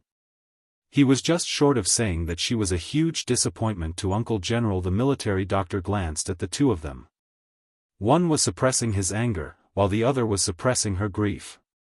He hurriedly comforted Xianxia, who was suppressing his anger. Okay, it's understandable. Come out and disinfect the wound first. He was afraid that Xianxia would injure Yi Qian again, so he took Yi Qian's wrist from his hand and took a closer look. He couldn't help but gasp. Isn't this a little too cruel? She bit herself so deeply. Disinfect and debride the wound first, then give her a tetanus shot. The military doctor said in a low voice and motioned for Yi Qian to follow him out. Girl, no matter how sad you are, you can't hurt yourself, understand? You look like a sensible child, but why are you doing things that make others worry? He then looked at Xianxia, who was even more furious. She's going to clean the wound. You stay here. Xianxia's jaw tightened. Hearing this, he said politely to the military doctor, "Thank you for your hard work." He then looked at Yi Qian, who had her head lowered and her shoulders slumped. He saw the sadness and fragility in her body, and the suppressed anger in him finally turned into heartache. Go and treat your wounds with the military doctor. I'll look after Uncle. Uncle Jen was Little Fox's only family. He was her pillar of support. She regretted not spending more time with him. She blamed herself for not spending more time with him. His little fox would rather use self-harm to vent the self-blame in her heart than to let everyone see the pain in her heart. No matter how sad she was, she still knew how to take care of their emotions. How could he bear to be angry with her? Yi Qian's eyes were still a little confused. She didn't know that she had bitten herself so hard. Seeing Xianxia's tense expression, Yi Qian bit her lower lip. She originally wanted to explain, but in the end, she only said, "I'll be back soon." After the military doctor took her out of the ward, Xianxia sat gently on the chair. He held Uncle Jen's skinny hand and said softly, "Uncle, Yi Qian listens to you the most. When you wake up, you must talk to her properly. You have to take care of your body and teach her more. This girl listens to you the most. She will listen to whatever you say. You haven't seen her walk into the military camp yet. We are all waiting for you to personally send her to the military camp to become a soldier. Also, let me tell you a piece of good news. The military has decided to send her to my team. My team is a special forces unit. You probably didn't know, right? When you wake up, I'll pick some things that I can talk to you about. I'll let you know what unit Yi Qian will be joining in the future." Chapter 1337. Xianxia chatted softly with Uncle General the military doctor, who was in his 40s, cleaned Yi Qian's wound and advised her earnestly, "The old man is already so old, but he can still joke with us when he's awake. This shows that he has a big heart. Since you're his only family, how can you harm yourself and make him worry about you? Treating yourself well is the greatest filial piety to the old man, do you understand? Young lady." Actually, Yi Qian didn't even know how she bit herself. If the military doctor hadn't reminded her, she wouldn't have felt any pain. Yi Qian nodded shyly and wiped away the tears on her face. She secretly adjusted her emotions. She had to control her emotions. Everyone knew that Grandpa Jen was worried about her the most. How could she disappoint him? The military doctor saw that her eyes were gradually clearing up. Even the sadness between her brows was gradually hiding. Only her bright eyes had a touch of determination. The military doctor couldn't help but smile. 10 minutes later, Yi Qian, who had bandages wrapped around her wrist, thanked the military doctor. She got up and went back to the ward to continue accompanying Uncle General. Xia Jinyuan was still talking softly to Uncle General. Even though he knew that the old man couldn't hear him, he still said softly, "With you around, Yi Qian will know that there's a family waiting for her wherever she goes. There's a home waiting for her to return to. Uncle, when you're done sleeping, please open your eyes. We're all waiting to hear your voice. I'm still waiting to go fishing with you. Also, when I hold my wedding with Yi Qian, I want to offer you another cup of tea. Thank you for teaching her and nurturing her into a talent. Thank you for letting me take advantage of her." Yi Qian, who was standing at the door, listened to them and laughed for a while. Grandpa Zhen was her family. Uncle Chen was also her family. In the future, Captain Xia would also be her family. For their sake, she had to pull herself together. She couldn't let them worry about her. Yi Jian wiped away her tears and patted her cheeks gently. She took a deep breath and walked into the ward with her head held high and her chest puffed out. When Xia Jinyuan heard the commotion, he turned around and saw that Yi Qian, who had just walked in, no longer looked dispirited. His eyes were filled with determination, just like the Yi Qian who did not show any signs of fear in the face of training and war. She had already adjusted her emotions and mentality. "I'll keep watch. You lean against the bed and sleep for an hour each." Xia Jinyuan held her hand and pulled her to sit on the bench with him. "Someone from the army will come to visit Uncle during the day. As Uncle's relative and his only granddaughter, you have to keep your spirits up. Do you understand?" Yi Qian did not refuse again. "Okay, wake me up in an hour." She had to keep her spirits up and let Grandpa Zhen see her in her best state when he woke up. She couldn't let him worry, and she definitely couldn't let him worry. After adjusting her mentality, Yi Qian didn't sleep very well. However, she still slept until 6:30 in the morning. In a daze, she heard Xia Jinyuan talking. "Dad, come over with the leaders from the military academy. How many guards did you bring?" They arranged for a private helicopter. The captain can only carry 5 people. 2 leaders from the military academy are coming, so you can only bring 1 guard. Yes, everything has been arranged. The air route has been approved. The 2 leaders from the military academy will only arrive at Anyang train station at 8 o'clock. Dad, go to the train station and wait for the 2 leaders from the military academy. Only Xia Jinyuan could directly arrange for Lieutenant General Xia to wait for someone at a certain place. Chapter 1338. Yi Qian knew that Xia Zhong would be coming, but she did not know that the military academy leaders would be coming as well. She suddenly stood up from her sleeping position and heard a familiar voice. "Little Yi, you're awake." It was Principal Chen's voice. "Uncle Chen." Yi Qian turned around and saw Principal Chen pouring water into a kettle. When she saw another relative of hers, her eyes reddened. "You've worked hard these past few days. I came back too late." "Silly child, don't be so polite." Principal Chen, who had slept for a few hours last night, felt much better. His eyes were no longer bloodshot. "Come, take a cotton swab and put some water on the corner of Uncle Chen's mouth to moisten his throat." Yi Qian immediately took the cup and cotton swab.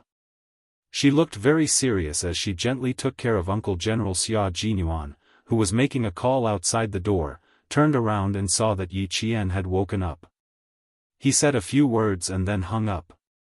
The 2 military doctors who were patrolling the room in the morning came together with 2 nurses. They were going to do a daily checkup on Uncle Zhen. The old man has been unconscious for a longer period of time than 2 days ago. Everyone, please be mentally prepared.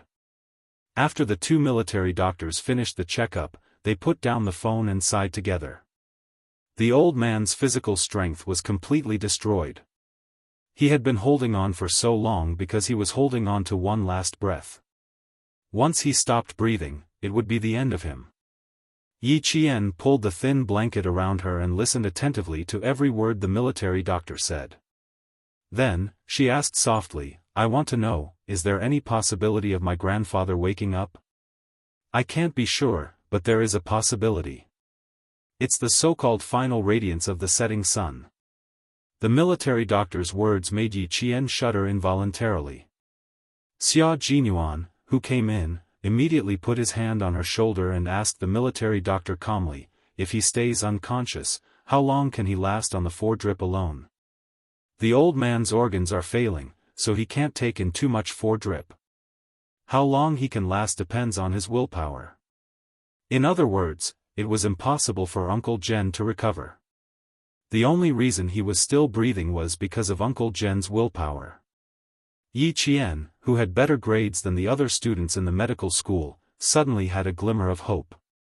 "You mean that my grandfather's brain is still conscious, and there's a high possibility that he'll wake up, right?" "You can think of it that way." The military doctor nodded. "As long as the brain hasn't stopped working and there are still senses, the old man will still have a chance to wake up." "That's good, that's good." Yi Jian's eyes lit up. As long as Grandpa Jen still had a chance to wake up, she would try to awaken more of his will to live. She hoped that he could survive this. She hoped that he could survive this. She hoped that he could survive this. The military doctor seemed to know what she was thinking. He shook his head slightly and didn't say anything more. The patient's family would always hope for a miracle to happen. Unfortunately, miracles wouldn't happen just because you thought they would. Especially in the case of the old man, his organs were already at the end of their life. Even if he woke up, he would just wake up. It wasn't appropriate for too many people to stay in the ward. Under Principal Chen's instructions, Xia Jinyuan accompanied Yi Qian to wash up and tidy herself up before coming back. Regiment Commander Liu and Political Commissar Yen went to the bun shop in town to buy vegetable buns and deep-fried dough sticks. They were waiting for Yi Qian to wash up and eat together. "Uncle wants to see you in your uniform." Uncle Chen called the military, and Major General Yang from the army called the military school. They hope that the school can cooperate and fulfill the old man's wish. Chapter 1339. The school leaders will arrive at the Anyang train station at 8. I'll get my dad to pick them up, and then we'll take a friend's private jet to come here together. There was water flowing out of the tap, and the sound of the water seemed to drown out his voice. Yi Qian splashed the cold water on his face, and the sad emptiness in his heart seemed to have been torn apart. This was Grandpa Jen's last wish. She wanted to rouse Grandpa Jen's will to live, but the old man knew in his heart, he really couldn't do it. "I'll let Grandpa see my most spirited side." Wiping the cold water off his face, Yi Qian looked up with bright eyes and stared at himself in the mirror. "I won't let Grandpa down." The face in the mirror was tenacious, and those jet-black eyes were like a pure obsidian thrown into water, causing the eyes to ripple. The corners of her mouth slightly tightened, revealing a trace of stubbornness. Although her facial features were beautiful, there was not the slightest bit of delicacy. Even the tips of her brows contained the piercing coldness of a soldier. This was the Yi Qian that Uncle Jen wanted to see, Yi Qian. At 8 o'clock, the two leaders of the military academy were led by the guards to meet with Commander-in-Chief Xia. When they saw that the one waiting for them was Commander-in-Chief Xia, their expressions became even more solemn. They carried Yi Qian's military travel bag with his military uniform and saluted the lieutenant general with the gold stars on his epaulets. At 8:37, they took a private helicopter and rushed to Fujian town. The helicopter needed to land on the training ground of the recruit training camp. When the helicopter circled over, the boom boom boom of the propellers made the townspeople look up at the sky, and they pointed and talked with curiosity. Yi Zhifan stood on the side of the street. His eyes, which were growing more and more powerful with each passing day, were gloomy. His gaze fell on the private helicopter that was beginning to descend. His daughter, who had been staying in Shuka village, called him and said that Uncle Jen was sick, and they even sent out the military's helicopter. At that moment, he realized how capable the old man who dared to scold him was. After leaving the army for so many years, he was still deeply cared for by the army. How could he be just an ordinary veteran? The reason why Yi Qian could go so far and climb so high was because she had the help of such a capable old man. That was why she had the courage to leave the Yi family and face the Yi family. Yi Zhifan realized that he might be able to make friends with a high-ranking officer in the army. He immediately arranged his work and rushed back to the Shuku village. He wanted to see a high-ranking officer arrive so that he could make arrangements for Uncle Zhen's funeral as the representative of the Shuku village. This way, he would have a chance to make friends with the high-ranking officer. A few days after Yi Zhifan returned to the village, all the villagers recommended him to visit Uncle Zhen at the hospital on behalf of all the villagers.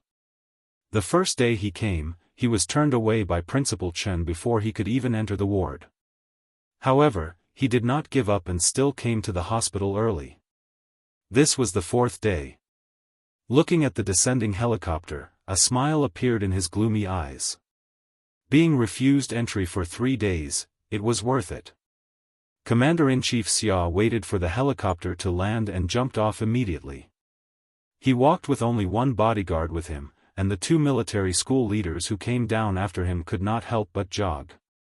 "Dad, run a few steps. If you can't, take a motorcycle here. Uncle Zhen is awake, you have to hurry." Xia Jinyuan gripped his phone tightly and said in a deep voice, "The military doctor said Uncle Zhen will wake up soon." Chapter 1340. Riding a motorcycle. Commander-in-Chief Xia couldn't even remember how many years it had been since he last rode on a motorcycle. As a lieutenant general, he was summoned by his son. After the meeting, he had to arrange his work while walking. He didn't even change out of his military uniform before rushing over. Commander-in-Chief Xia looked down at the golden epaulet on his shoulder that represented his military rank. He waved his hand and signaled for the guard to come over. "Go and find a motorcycle." He turned his head and said to the 2 school leaders, "Let's ride there together." Since the lieutenant general had expressed his opinion, the 2 school leaders naturally had no objections. They immediately rode the motorcycle to the town hospital. Xia Jinyuan said in a low voice and returned to the ward. At 9:40 a.m. Uncle Zhen suddenly opened his eyes. Before Yi Qian, who had been watching over him, could speak, Uncle Zhen said first, "I think I saw the little girl come back." His voice was so weak that it was almost inaudible. However, his misty eyes suddenly brightened up and he looked much more energetic. No one was happy about this state. Everyone's heart skipped a beat. It was the final radiance of the setting sun. "Good boy, Grandpa doesn't like it when you cry." The old man's weak voice spoke intermittently. His eyes were full of kindness and peace as he gazed at the child in front of him who had worried him for nearly 20 years. "It's good that you didn't cry. As soldiers, we bleed, not tears. You have to remember this. If you cry too much, your heart will be filled with cowardice." Yi Jian held the old man's hand tightly, which was so thin that he could not even lift it up. She nodded gently and replied, "I remember. I will always remember your words. Shed blood but not tears. I will always remember your words." Her heart was trembling uncontrollably and she was flustered.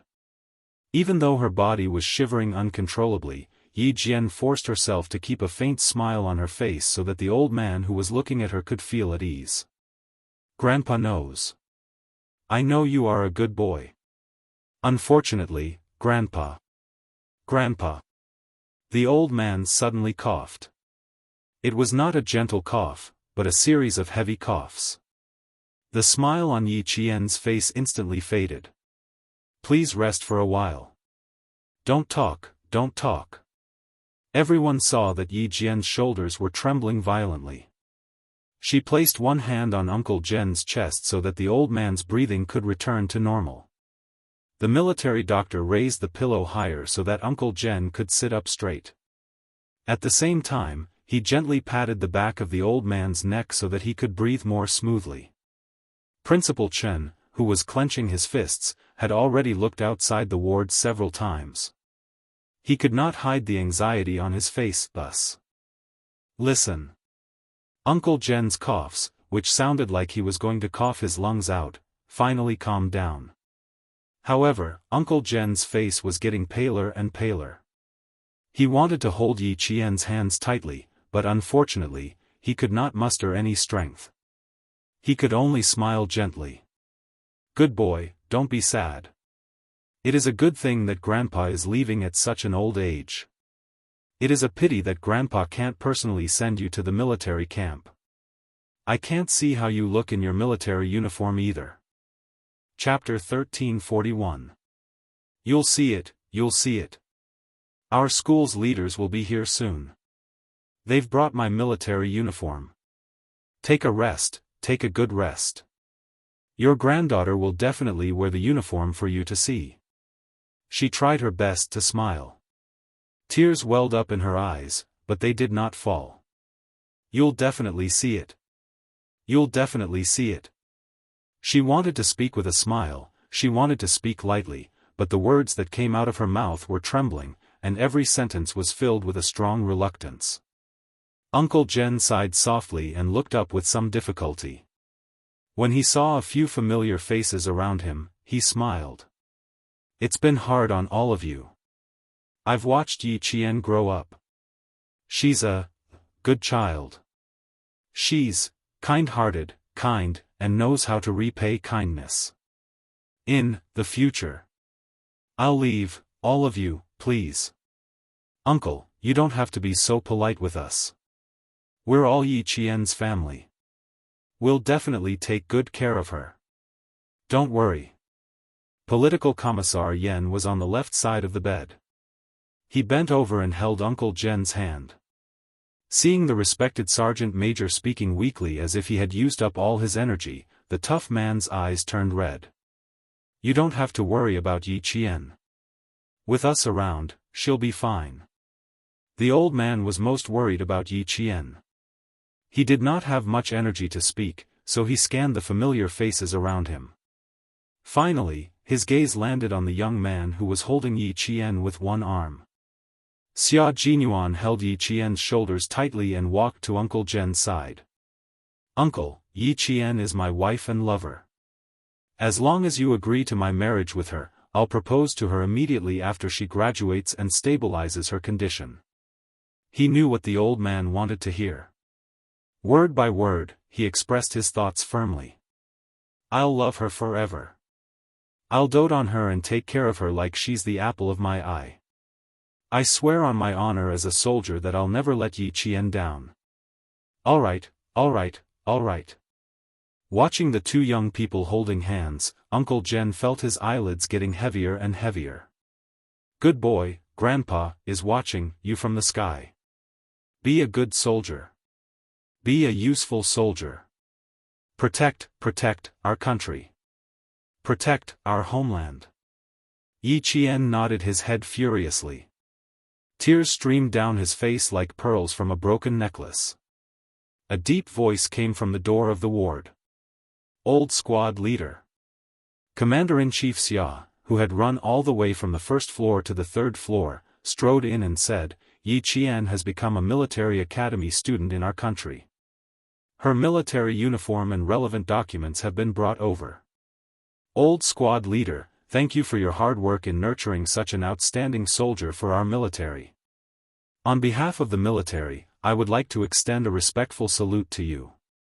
As Commander-in-Chief Xia spoke, the soldiers around the bed all stood up straight and saluted the old revolutionary who had dedicated his life to the country and the people with the highest military salute.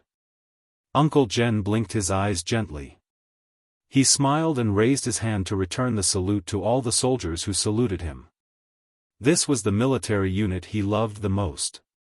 He loved seeing the young soldiers the most. He was happy to be able to see them one last time before he left. Chapter 1342. Yi Qian, change into your uniform now and show it to the platoon leader who raised you. The school leaders already knew that this old man who was about to die was a national treasure. They handed the military uniform and cap to Yi Jian and said solemnly, "We can't let the old squad leader have any regrets. Go now." The ward was very, very quiet. Everyone listened to Commander-in-Chief Xia, who was sitting by the bed and holding the old man's right hand. "Platoon leader, don't worry. I, Xia Xinhui, will only recognize Yi Qian as my daughter-in-law. Other than her, I won't recognize anyone else. In the future, if Xia Jinyuan does anything to let Yi Qian down, Xia Xinhui will be the first person to come after him." Yi Qian went to the office of the doctor on duty to change into his uniform. Jiasun, who hadn't left, quickly pulled up the partition screen and said, "Put your uniform on the bed. I'll fold it for you." Behind the screen, Jiasun heard the rustling of clothes. Frowning, Jiasun bit her lower lip and stopped herself from crying with Yi Jian. Instead, she advised, "Don't cry. My mom said that when Grandpa Jian was awake, he always mentioned how strong you are. Jian, you have to be strong, okay?" In less than a minute, Yi Qian walked out from behind the partition, dressed in a warrant officer's uniform and cap. "I will be strong, Jiasun. Thank you." This was Yi Qian's own uniform. The grass-green uniform was tailored to fit her body without a single crease, as if it had just been ironed. The epaulets on her shoulders weren't ordinary epaulets. They were the captain's epaulets with 1 bar and 3 stars. The 3 golden 5-pointed stars were solemn and mighty. Together with the golden collar flower pinned to her collar, it showed the majesty of a soldier. Yi Jian's dark green military trousers were perfectly straight, outlining the posture of a pine tree. The heavy military aura was so heavy that Jiasun couldn't help but hold her breath. Yi Jian, who was wearing the military uniform, was so familiar yet so unfamiliar. "Yi Jian." Jiasun couldn't help but call out. Yi Jian, who was about to step out, stopped and turned around. It was still a familiar face, but there was a different expression on her face. When she raised her eyes to look at Jiasun, her eyes were so cold that Jiasun's heart suddenly panicked. "Take care of yourself. You and us," Jiasun said softly with a reverence that she didn't even notice. Hearing her best friend's comfort, Yi Jian, whose eyes were red, nodded and said with a smile, "I will. For Grandpa Jian, she would be strong. I'm going to accompany Grandpa. Jiasun, let's talk later." It wasn't until Yi Qian walked out of the office that Jiasun reached out to support herself on the office desk. Step by step, she moved to the office chair. Her knees were a little weak as she slowly sat down. The familiar Yi Qian had a strange expression on her face. She said that she only had one goal since the second year of middle school, and that was to work hard to get into the military academy. She said that she had been secretly training so that she could join the military in the future. Her good friend, who had been working hard towards her goal, finally got to wear the military uniform. It was great. It was really great. She would no longer have to endure the disdain and suffering, and no one would dare to bully her anymore. It was great. It was really great. Sitting alone in the office, Jiasun covered her face with her hands. One moment, she would laugh, and the next moment, she would cry. She was happy that her good friend could achieve what she had today, but she was also sad that her good friend's most beloved family member would soon pass away.